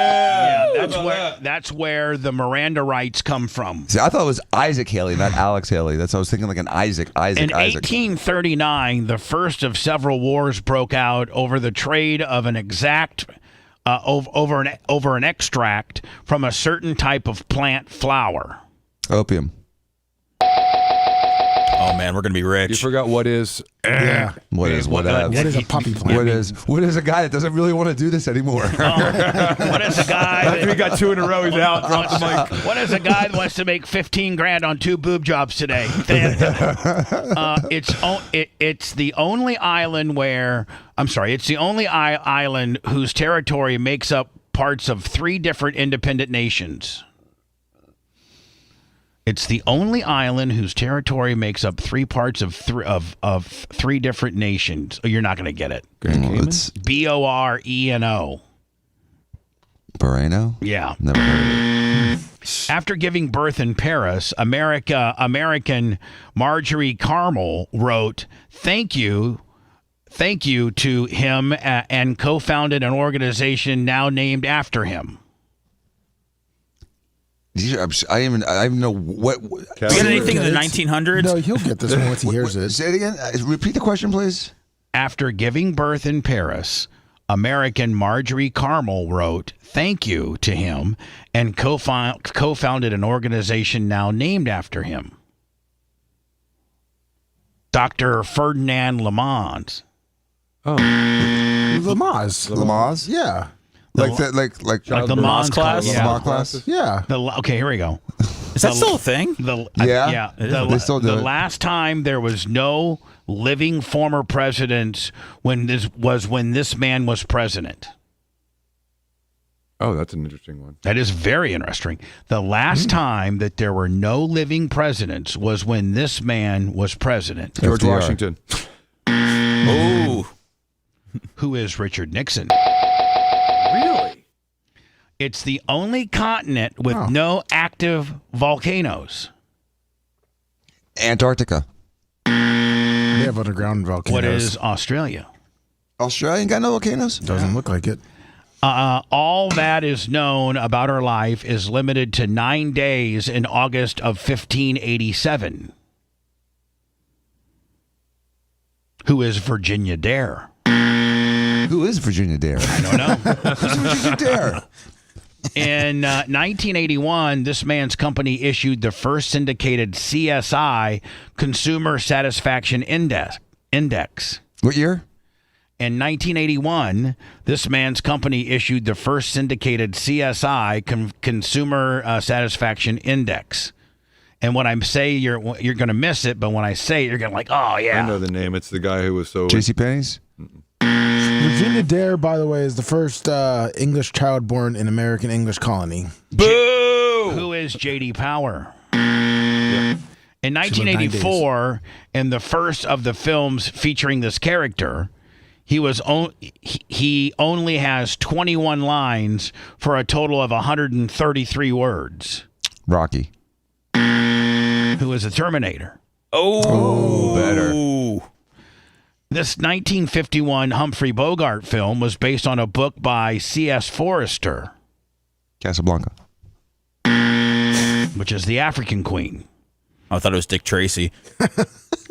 And then finally, this word for a friend comes from the Latin for with whom you would eat bread. Give me a second. They don't give you this much time in Jeopardy. What is companion? Mi compagno di scuola io. That's my friend at school. Okay, yeah. That's Italian too. No, that's... He was born in Connecticut in 1800 and hanged for treason in Virginia in 1859. Who is John Brown? I don't think I want Dan as my phone friend anymore. I'm not. Again, these aren't the kind of questions. These questions kind of suck. These questions suck. I mean, those questions suck. Well, that's Jeopardy. Erica Kirk is an amazing person. I don't know if I could have done that. Let me finish this out, and Dan's got to say goodbye. It's very hard to forgive someone who just... See, even this guy, Johnny Lawyer, who believes in Jesus and all that kind of stuff, he can't forgive. He said, I can't. He goes, I can't forgive. He says, I can't forgive the person. Listen, it's very hard to forgive someone who just ended the life of someone you love so much, a father of your children, and did so casually. I mean, you see, his motivation was just, he was this bored incel who was playing video games all the time, a loser who then just decided he didn't like Charlie Kirk, had some hate in him, and just like in his video games where he shoots people and there are no consequences because they're not real people who die, he just took that same mindset and killed someone who meant so much to so many people. So I think she's an amazing person for her comments, and I do think justice will be done in this case. I do think he'll be convicted in Utah. I'm not sure if he's going to get the death penalty in Utah because it's harder to get the death penalty in Utah based on the statutes than at the federal level. Yeah, one of the things that we're waiting for, listen, tomorrow, like you said, it's a relatively low bar. It's, he's not going to be in court. He'll be appearing virtually. But in court, do you think that we're going to learn, takeaways leading up to the assassination to prevent something like this from happening in the future? Of course, we want more details about how the plan... Well, could he remain, like Jay, could he plead the fifth if they start asking him details on how you planned it, how you got away? I mean, can he literally plead the fifth and not give them those answers? Yes. He shouldn't say anything. To be honest with you, a good defense attorney would say zero. He's not cooperating at all now. He turned himself in, and from what the reports are, he's not cooperating at all. The boyfriend is supposedly cooperating. But there's the text messages. We haven't heard much about the location of that boyfriend now for days. I have a tinfoil thing too. About, but what more could we learn? I mean, because so many people now are thinking, look, if you're going to have any kind of a speech in an open forum, you've got to have people on roofs everywhere, right? Yeah, and there are a lot of conspiracy theories still out there. People are just nuts about this kind of stuff where it doesn't matter what the evidence shows. They'll just create some crazy theory. I talked to a friend yesterday who still doesn't believe it's just a single shooter. But Dr. Dan. Well, I really believe that Lee Harvey Oswald acted alone shooting JFK. They're being a smartass. But they're going to show tomorrow at the hearing. The thing is that they don't have to show all their cards. And why should they? Because all they need to do is to show there's probable cause to keep him behind bars. It's a very low burden. So they may just reiterate what we already know that's out there in the public, which is enough, in my mind, to even convict him beyond a reasonable doubt. Hey, thank you for watching. Oh, thank Jesus, that's loud. I even hate to go to the phone lines. I'm telling everybody who's going to probably think that I'm the devil. No. And they don't like me. It's my own belief. I mean, like, I'm not hurting anybody with my belief. And my belief, kind of makes a little bit of sense in certain situations. It does, Bubba. Hello. Bubba. Quickly, because Dan's got to leave. Make it quick. Well, on BitChute, there's a video called The Plot Thickens by a channel called Watico. 24 seconds. It shows a man in the crowd with a handgun running away. And what website's that? So Lummy can go find it for me? BitChute. BitChute? What is that again? BitChute. BITCHUTE.com. Oh, that was the way I was thinking of spelling it. Yeah, I mean, you're completely. Yeah, did you get that, Lummy? Yeah, BitChute. Yeah. All right, we're gonna look for it. Okay. Yeah, 24 seconds. 24 seconds. And finally, before Dan leaves, hello. Yes, this is your opportunity to be on the air. You've been holding now for 20 minutes. Hello. And there is somebody there. Bob, I was also told that Charlie Kirk had called for an accounting and an audit of his own Turning Point USA, and that there were some scared people about missing monies in that organization. I sent you this video. I think that's what he's. Did you see my post yesterday? So I get this IRS. Yes. I get this IRS notice, and I'm having IRS issues, but we're coming to where we might have an agreement, or we're coming to. If you live in the United States, there is something horrifying that is about to happen, and yet so many people have no clue what it is. The X button. I'm not talking about another virus or a lockdown or a war with another country. Check out the outlet that you never knew you needed, but now you can't live without. Let me show you how it works. So it goes directly over.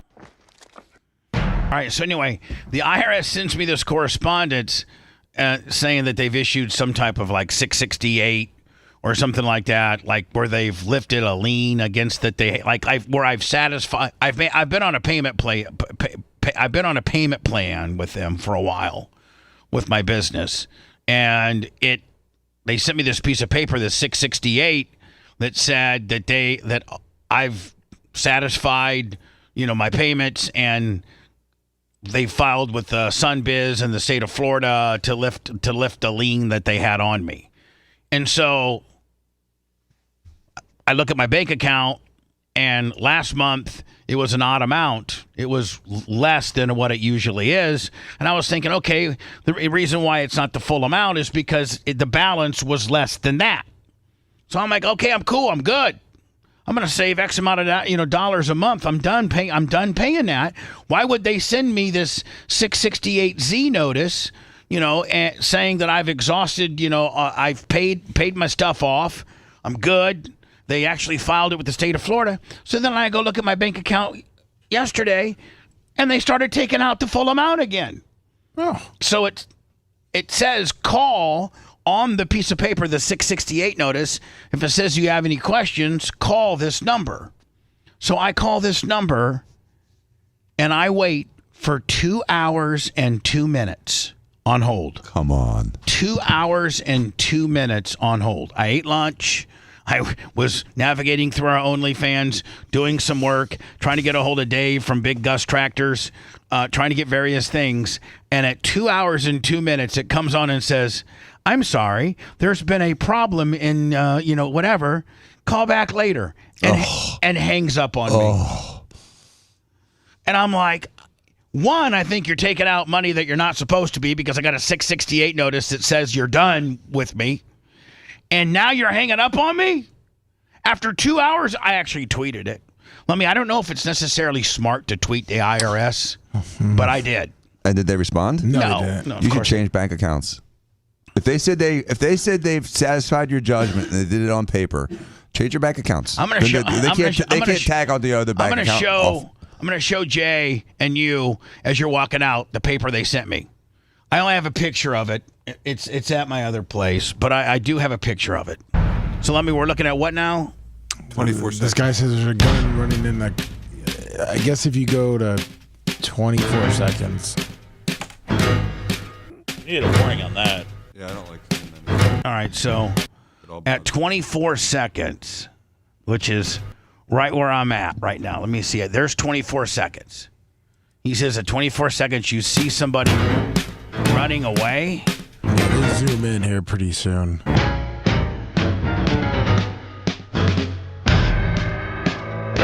Just the music make it sounds like it's a propaganda piece. Here it comes.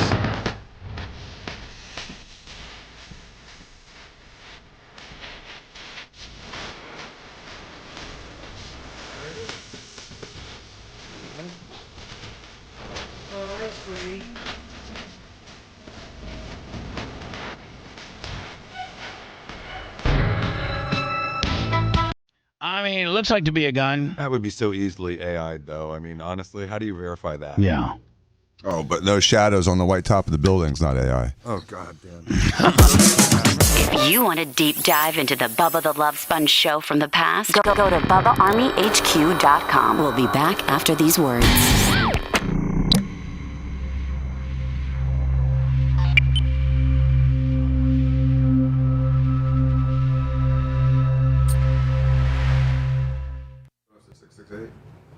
What? The 6 and 8 letter?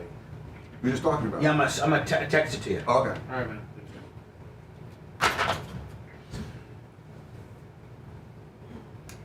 BitChute.com. Is that like a new Reddit? BitChute? Shoot. I hope. It's like a, I don't know, it's like video kind of things. Oh, morning, Jeff. What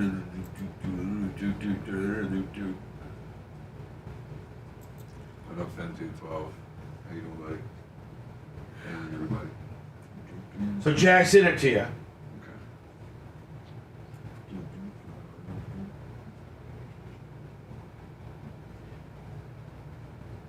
Certificate of release of federal tax lien. Yeah. That means it's over. You should just be able to call that number and make it all go away. Oh yeah, I did call that number, and 2 hours and 2 minutes later, they fucking hang up on you. I had the serial. Did you have a lawyer for that? You did, right? Yeah. Just give that to her, or he or him, or she or him, and make it go away in one call. And if you look at it, Jay, at the very bottom, it says Secretary of State, Tallahassee, Florida. Yep. I mean, that looks about as official as anything I've seen before. And this says taxpayer's copy. Yeah. And so they've been taking out X amount of dollars per month. So last month, so I checked, and they took out an odd amount, and then sent me this paper. So it took out about half as much as they usually do. Which you assume was the balance. Yeah, which I'm assuming, okay, the full amount was, more than what I owed, so they took out the. But, well, I checked my bank account 2 days ago, and they're back to taking the full amount out. So I'm like, well, what the fuck? Yeah, that's government efficiency in action. And then I emailed you last night. Did you get it? I didn't look at my email last Okay. night. I'll look at it after I get to the office. I'm trying to shut down at night and not deal with emails that I can't, you know what I mean? Yeah. I try to give myself a little bit of time. Dan says there must be multiple liens then.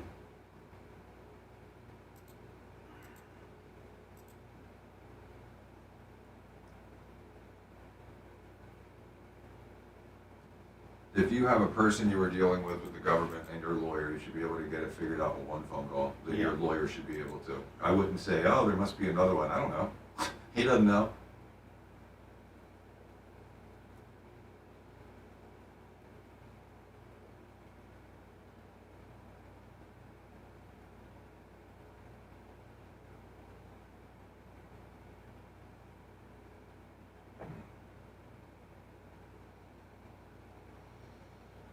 What's up, Double XL?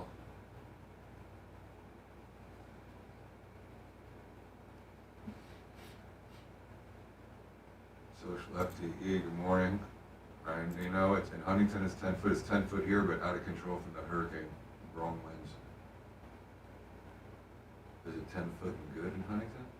Look that up on YouTube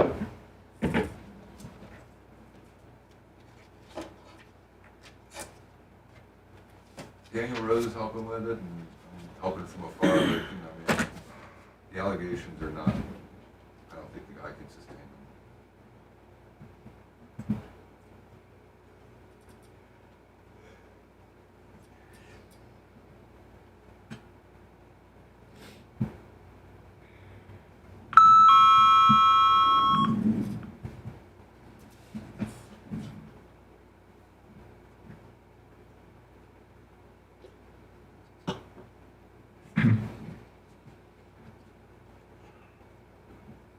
Mike, Jonesy, Snizuki, how's everybody doing? Pippi Short Stroker.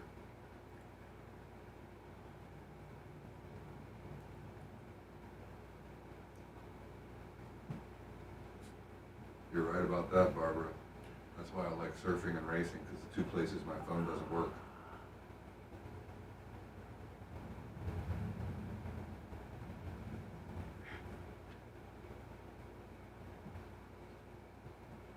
Morning, by the way.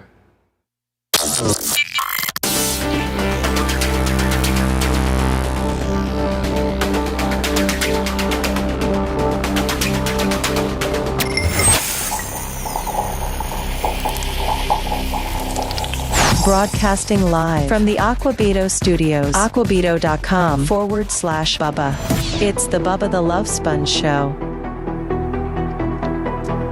Not that, Jay, you would ever wish anything bad upon any family. This is a very tragic event, but being a personal injury attorney, tell me that you wouldn't love to have the family contact you under these circumstances. You've heard me say it before. The best cases are the worst cases. Tragedies are what, makes for a good personal injury case, and this certainly is a tragedy. So this woman worked at UPS. Mom, I think she was five. Mother of five. Jeez. Bay Area UPS employee, a mom of five, dies on the job after the packages fell on top of her. And I mean, Jay, UPS is certainly a collectible entity, is it not? When you're suing people, you first have to realize how, collectible they are. Well, right? What's going to really burn your ass here is it's workers' compensation, so it's not like a regular personal injury. Because it happened at work, the limits are significant on what a family can recover and what the injured victim can recover. Significantly so it's a whole lower or significantly more? Significantly less.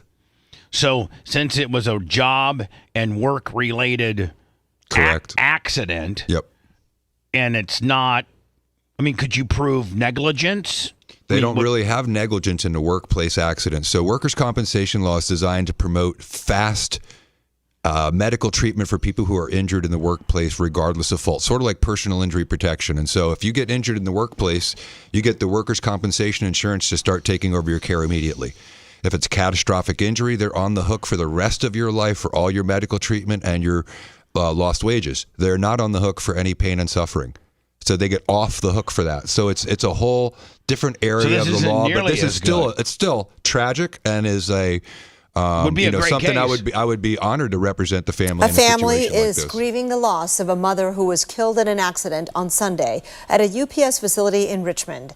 No, it's also probably, Jay, somewhat interesting. Like, was she up too high on a ladder, reaching for boxes that she could have got if she would have called the forklift guy, or were the boxes, put on incorrectly and they just fell on top of her? There's probably there's a little bit, you got to know a little bit of behind it as to, maybe it was self-induced or if it was truly an accident of a person of the employer's mistake. Exactly. And that's true, that regardless of fault. So if I'm working in the workplace and this happens to me and it's 100% of my fault, I didn't do what my boss required of me, I still get workers' compensation benefits. Right. Reina was a UPS worker killed on the job by a machine malfunction, according to her family. Oh, machine malfunction. Reina leaves behind 5 children. Her family has set up a GoFundMe for funeral expenses. A statement from UPS reads, "We're deeply saddened by the passing of one of our team members. Our thoughts are with their family, friends, and colleagues during this difficult time." if there's recklessness, then you can sometimes pierce the veil of the workers' compensation protection. But I mean, I had a case of an 18-year-old working at a Walmart many years ago. And the loading bay had, those metal loading bay that raise and lower so that depending on the height of the truck, you can still get merchandise on and off. Right. And you have those pallet jack machines. Mm-hmm. And so they had a malfunctioning deck plate, and it would pop up, and the management knew about it. And this 17-year-old so rather kid, than it be flush, right. you could set it at flush so that you could bring the pallet jack welling in there, but it would just out of nowhere just raise up like 18 inches, and then what's left is a metal, basically a knife. Yeah. And so my poor client was moving back with a pallet jack, and the thing popped up, and she literally pinched her leg off. And I was able to show that a manager had reset that bear trap 45 seconds or so before that. And I was still unable to pierce that workers' compensation protection by showing it was reckless, because my argument was it was reckless for him to have reset the bear trap without of letting the employee know, hey, this is malfunctioning. Federal court didn't believe it. I'll do you one better. Good friend of mine named Greg Ferenczi was a Terre Haute police officer, but within the local agencies of police officer work, whether it be sheriff or TPD, whether it be like your local police or your sheriff, a lot of guys on the local or sheriff level will also be deputized as FBI agents too. They'll kind of work with the FBI. So within their municipality. So Terre Haute, Indiana had a local FBI bureau, and it had like 5 or 6 Terre Haute cops that did kind of double duty. They helped the FBI, when needed, but they are also Terre Haute cops. And the FBI building in Terre Haute had a broken gate. And for 18 months, they had put in work orders because, if you go down here, down by Gray Street, you go by by the way, the FBI building here by the studios is only about a mile and a half away. Yeah, and if you look at their gate, they have a very elaborate gate system. All FBI buildings have a gate system so that bad guys can't get in there, because a lot of FBI only deals with bad guys, very high level bad guys. Bad guys that would want to crash your gate with a bomb truck, possibly. And so most FBI buildings are fortified. Well, this particular Terre Haute-based FBI building had a gate, and it was broken. And for 18 months, they had contacted whoever was the boss man or whoever they reported to in D.C. about getting their gate fixed. And it was going to be fairly expensive, $10,000 or something like that. Well, for 18 months, the gate didn't get fixed.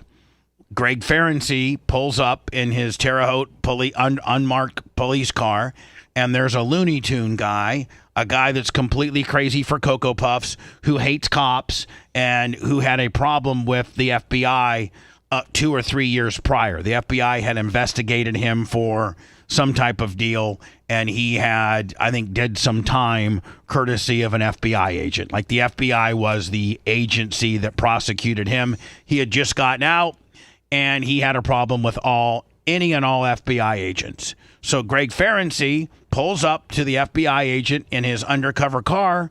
This guy had already breached, the gate didn't work, so he just walked right in and shot Greg Ferenczi point blank. Right there, shot him.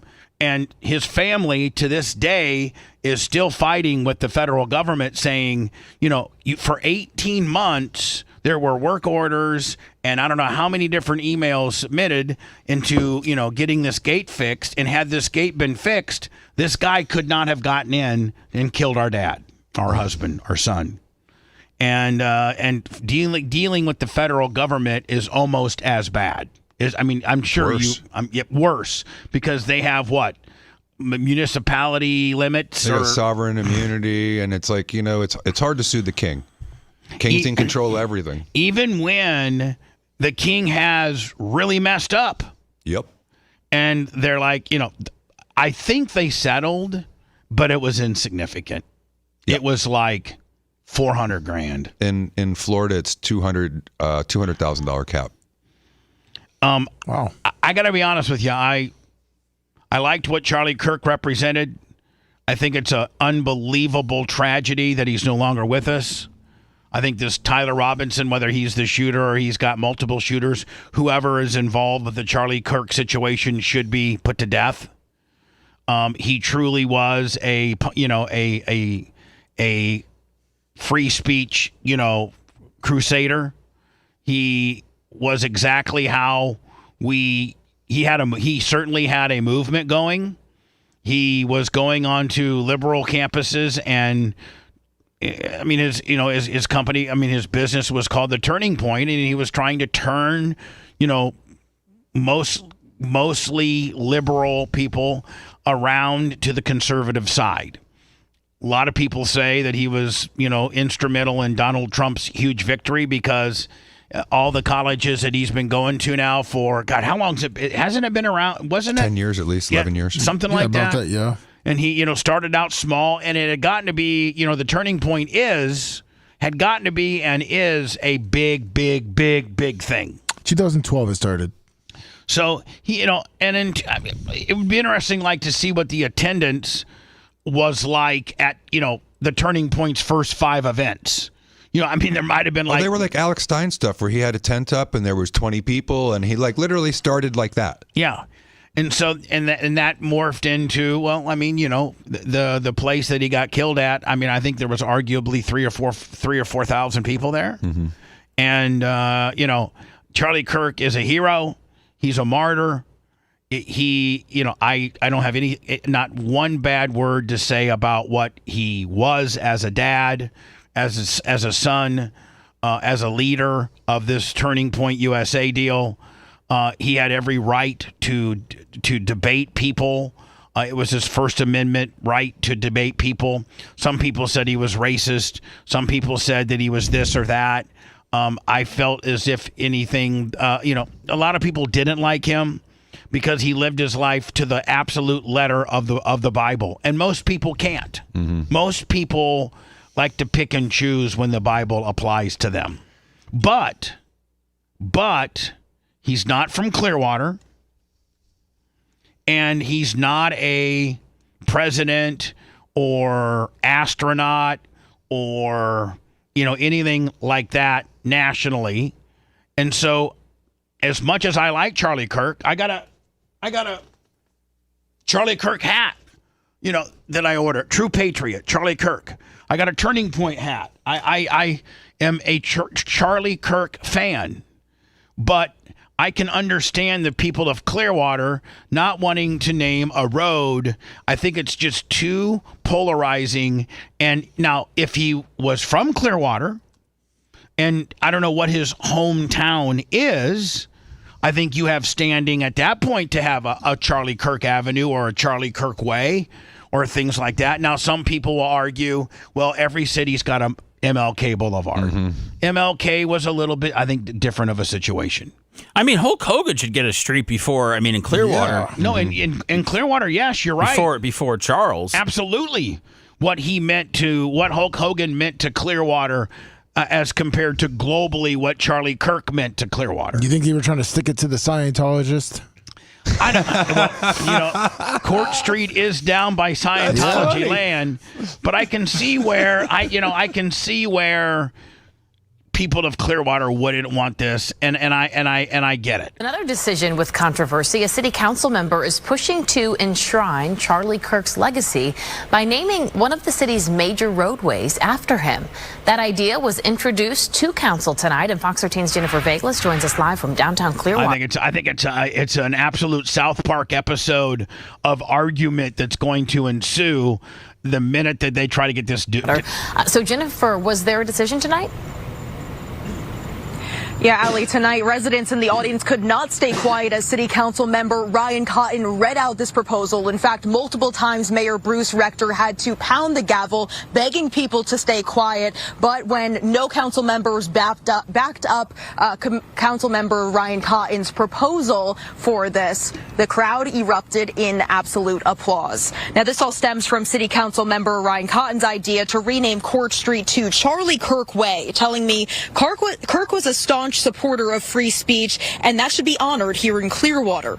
Court Street spans about 2 miles from the Causeway through downtown east to South Highland Ave. Charlie Kirk is known for his organization Turning Point USA, with chapters in universities and high schools all over the country. His events often featured open mic debates, which some believe encourages open conversation, but others say, by the way he talked about affirmative action and black workers, should not be honored. His denigration of African American women was horrendous. His disgust, absolute disgust with people who felt differently, loved differently. So at the very intent and everything for this is, if you could sum it up in almost one sentence, is that Charlie Kirk was assassinated for freedom of speech and essentially bringing the second mic, right? And that's the most important thing that I want everybody to understand.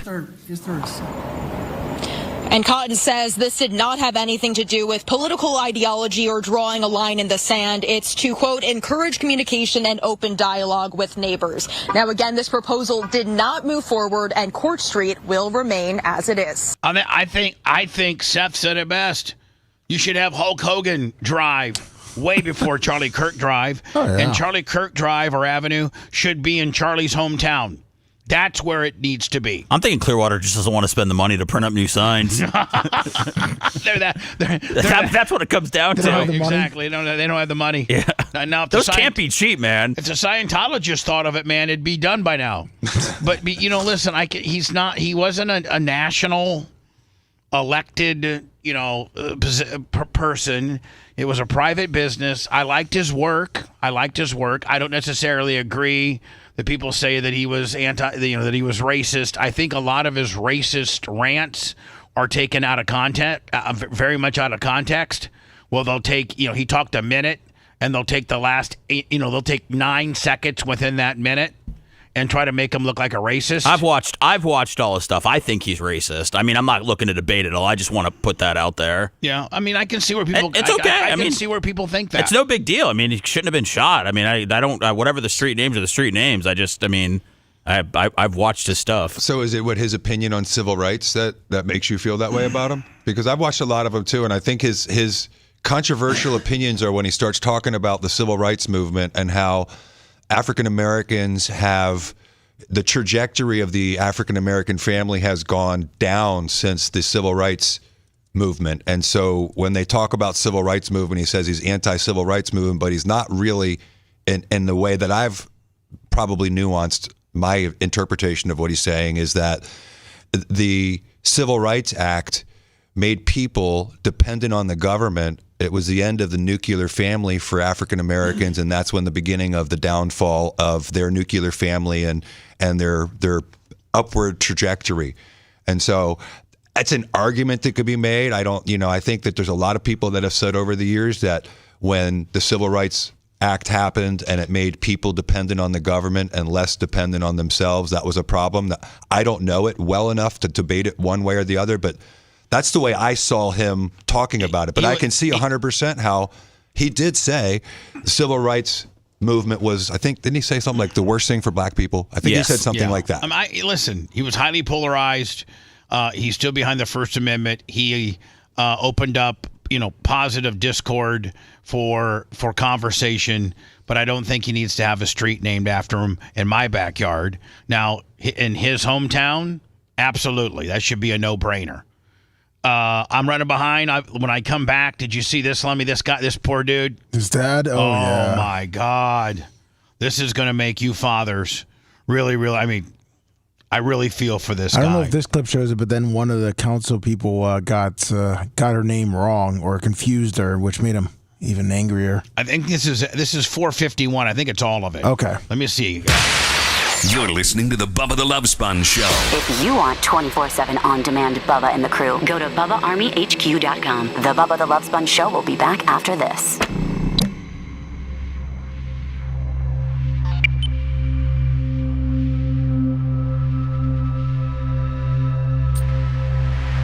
Watching someone talk and coming up with what you think of that, you know what I mean? So I can't disagree with what you're saying. Yeah, I don't. I mean, like I'm not necessarily, saying the guy walked around with, a bunch of hate in his heart. I just think that a lot of the stuff that he said about black women, about DEI, about things like that, were just a little too far. Yeah. So.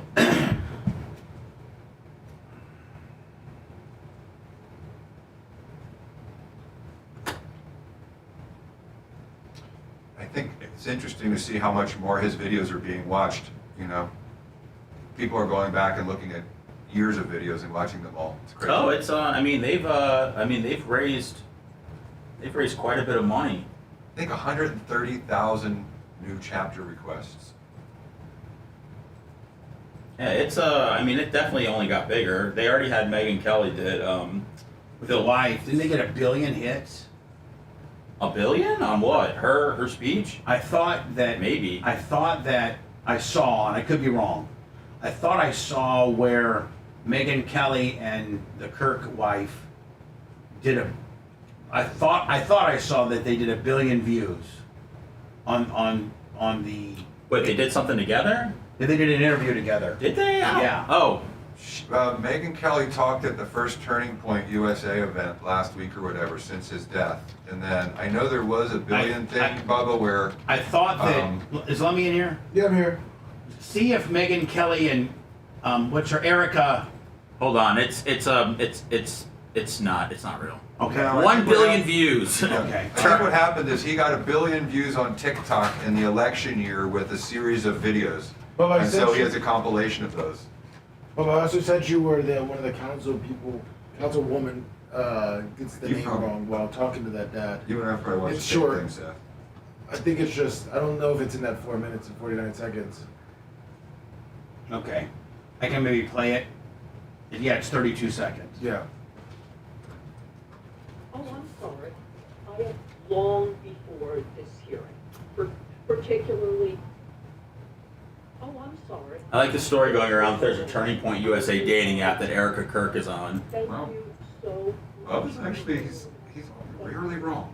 1 billion views in a day. I had not seen that. I don't know if that's true or not.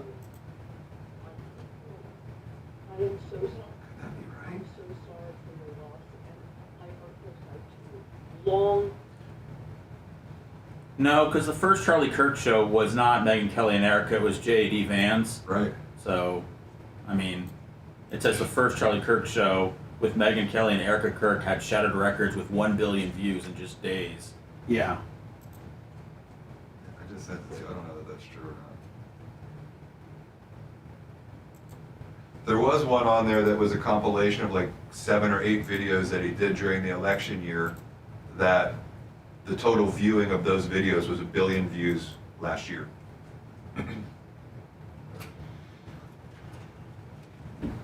Which is crazy. In 1 year, 1 billion views on TikTok? Yeah.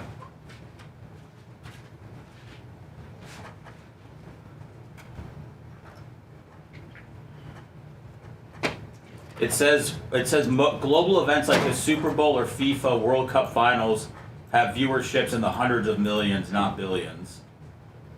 Right.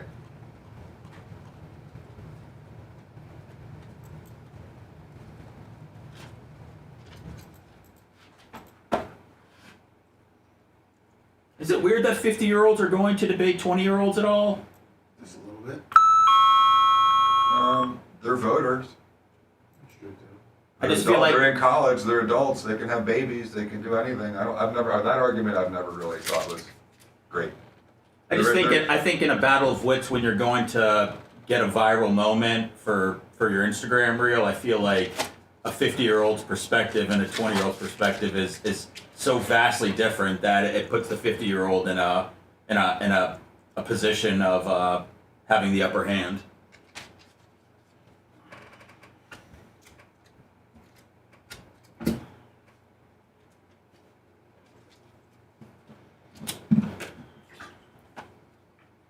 I'm informed well, my friend. Here we go.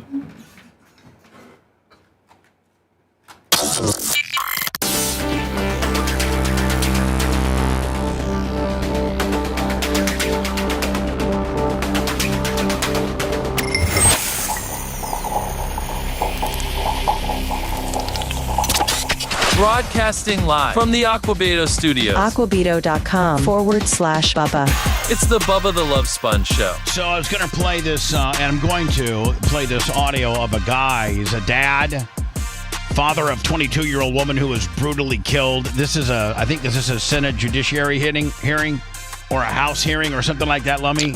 It's I believe it's a House hearing against soft on crime policies. And this guy's daughter was brutally killed.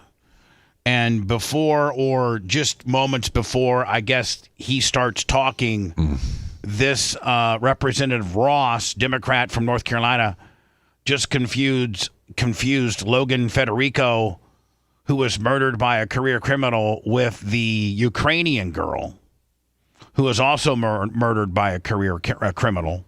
Logan's dad had to correct her. So this particular article says Democrats can't even keep track of all the victims of their crime policy. Here's this woman. Again, she's confusing this father's 22-year-old daughter who was murdered by a career criminal as a Ukrainian woman. And he... long before this hearing, particularly... Oh, I'm sorry. I am so sorry. Okay? I am so sorry. This is Logan Federico. Thank you so much for bringing that. Thank you. Thank you, sir. I am so sorry for you. She handled it well. I'm so sorry for your loss, and my heart goes out to you. My heart goes out to you. How dare you not know her? This is before he started his speech. Right. That's why he got pretty angry. Yeah, so this is the start of his speech, and this is his daughter. How many of y'all have kids? I'm just curious. Here's what I need you to do. When I tell you this story, think about your kids. Think about your child coming home from a night out with their friends, laying down, going to sleep, feeling somebody come in the room and wake them, and drag her out of bed, naked, forced on her knees, with her hands over her head, begging for her life, begging for her hero, her father, me, that couldn't be there. She was 5'3". She weighed 115 pounds. Bang! Dead. Gone. Why?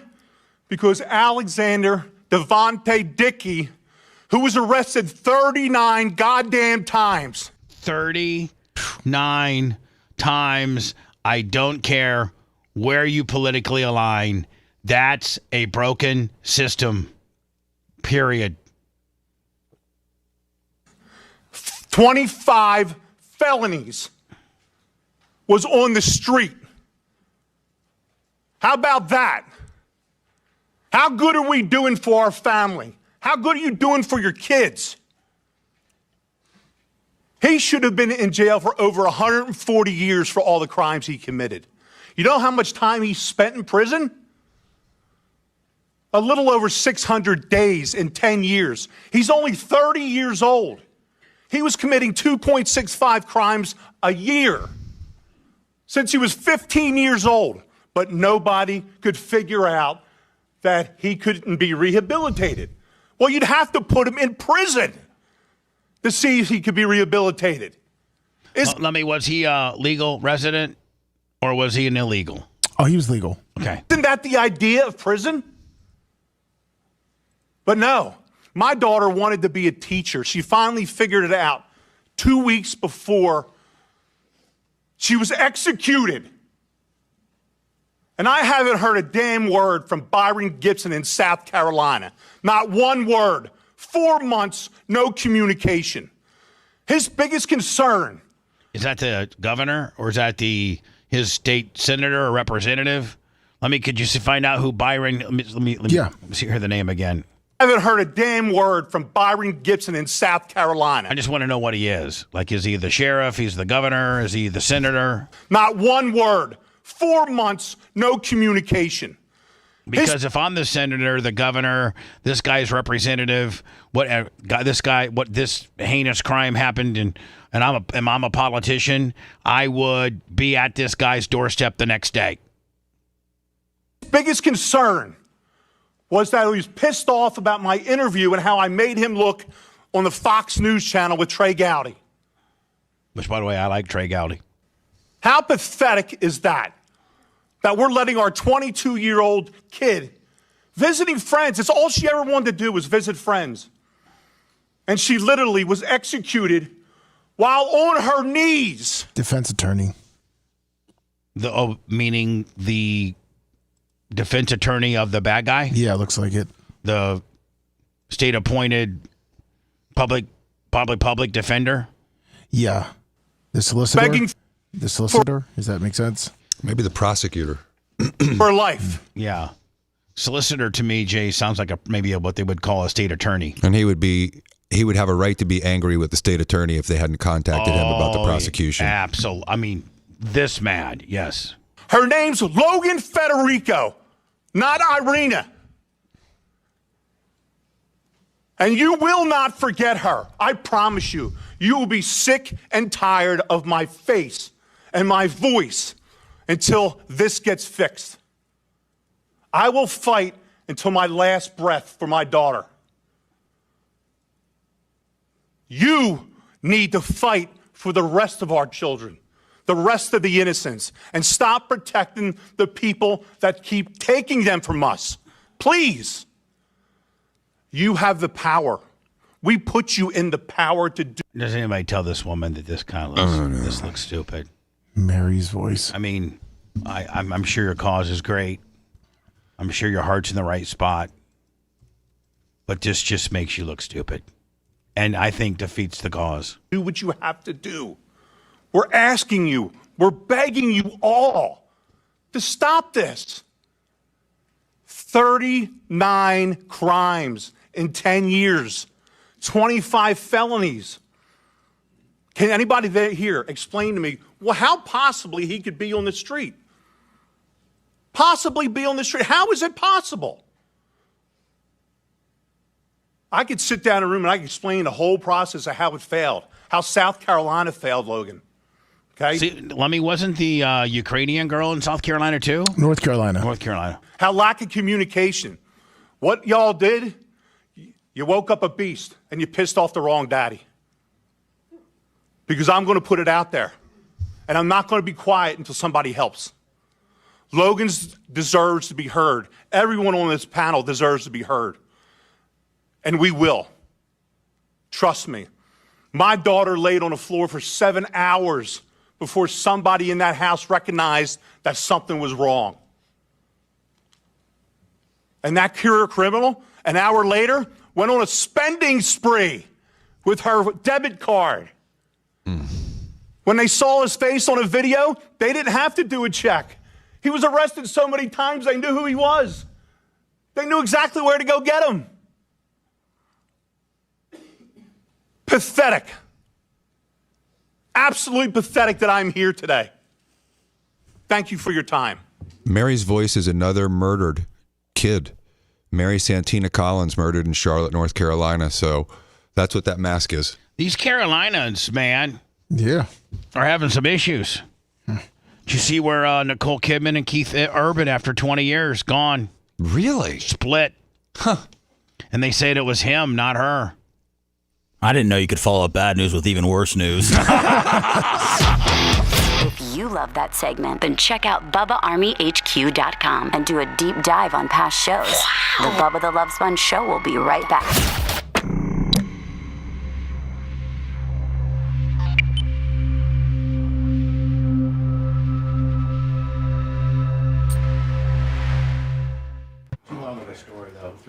Fuck that.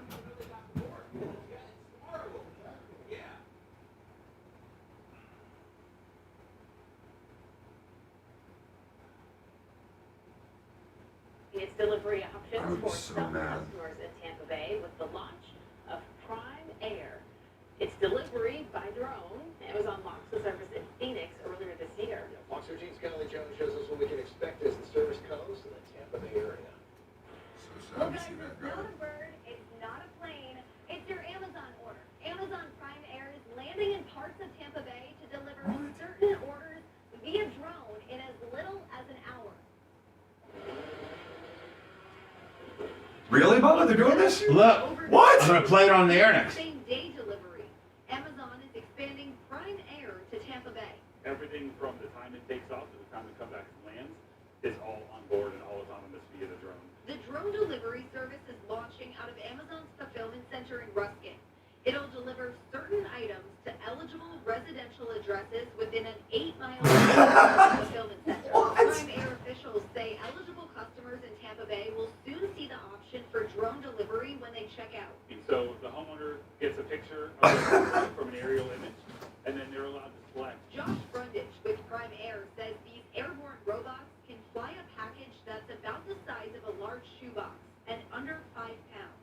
Among the popular items delivered from the sky are household cleaning supplies, baby food, Over-the-counter medications across the board. You know, if you're not feeling well, you don't want to leave the house, we'll bring it to you. Some other things that are really popular, you're visiting a friend and you forgot your phone charger. We can get you your cable and that power block in no time. Same thing, air tags. Prime Air is expected to serve more than 100,000 customers around Tampa Bay and add dozens of jobs. People are looking for amenities. They're looking for jobs, amenities, a great place to live. Each drone has... Well, the sky's the limit. That's a good story. We'll end with that. Well, the sky's the Mind-boggling. limit. Well, the sky's the...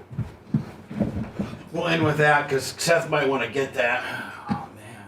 We've already, didn't we see when they launched in like Alabama? Yeah, no, but it's here in Tampa. This shit is not even real. Okay. I don't know how. We can't get it here because we're in the flight path. Right. I mean, do they drop it in the front? What if you don't have a backyard? And on the article, it shows you a map of your house, and then you put. Oh, you put where? You drag where you wanted to drop it. Dude, this is. This is, I mean, as lazy as a human being can get. Just Well, wait till something gets dropped on somebody's head. That's exactly what I was thinking. And you should see how big these fucking units are, bud. Like, they're pretty big. Yeah, that looks like a Honda Civic. What? It is. I mean, it looks big from here.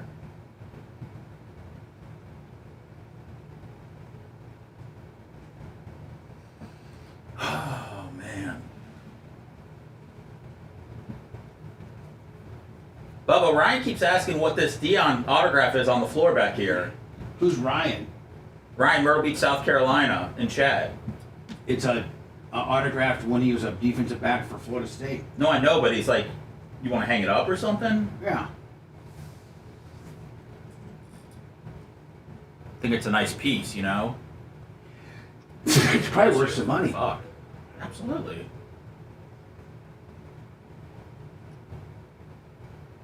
Just imagine if you had the Reggie White pants, you could have done a bundle. The Reggie pants, the Dan Marino jersey, and the Deion Sanders picture. What's that? You got the Deion picture, yeah. We're saving it for the garage sale. Perfect.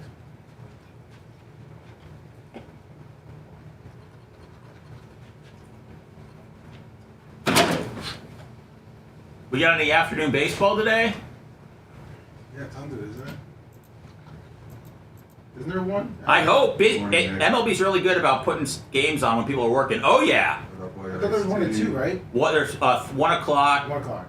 Detroit, 3 o'clock Cubs. Today? Yeah. 6 Red Sox, 9 Dodgers. Yeah, MLB in the playoffs, they like those 4 games in one game or one day. I like it. I do too. Except when we were the Rays and we'd get that 2 o'clock game. Well, yeah, you guys had it was the Rays versus Texas like 8 years in a row for the first game.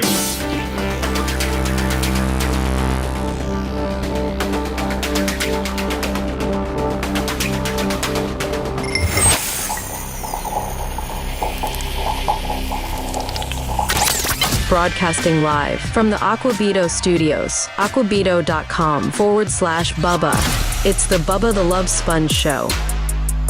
I'm going to end it with a little bit of a local story, but I was playing it during the hot mic, and Jay was like, "What?" Jay got totally. He was totally mesmerized by it, and Kush will be the same. Kush was like, "Well, we covered this story about 4 months ago when they were doing it in Phoenix." I'm like, "Yeah, but now it's here." It's here. Amazon is expanding its delivery options for some customers in Tampa Bay with the. Now we can't do it here at the studio, Lummy, because we're in a flight path. You cannot fly anything. Even if we had our own drone when we did, it won't take off from here. It's GPS locked out. Yeah, areas that are inside the airport, I think they said they're setting up like perimeters outside of it if you want to pick up your package. No, I'm okay. Launch of Prime Air. It's delivery by drone. Amazon launched the service in Phoenix earlier this year. Yeah, Fox 13's Kylie Jones shows us what we can expect as the service comes to the Tampa Bay area. Well, guys, it's not a bird, it's not a plane, it's your Amazon order. Amazon Prime Air is landing in parts of Tampa Bay to deliver certain orders via drone in as little as an hour. Now, that's a pretty big unit. Sure is. Not having it's as big as a jet ski. Before this gets into it, I think this would be great, like, when we're a hurricane-ravaged city. Will this be available when we actually need it, and it's not just a luxury? No, because the Amazon they're not going to be anywhere to be found. Package center doesn't have any jobbers to go load it up, and it might be flooded. It's faster than overnight delivery, even same-day delivery.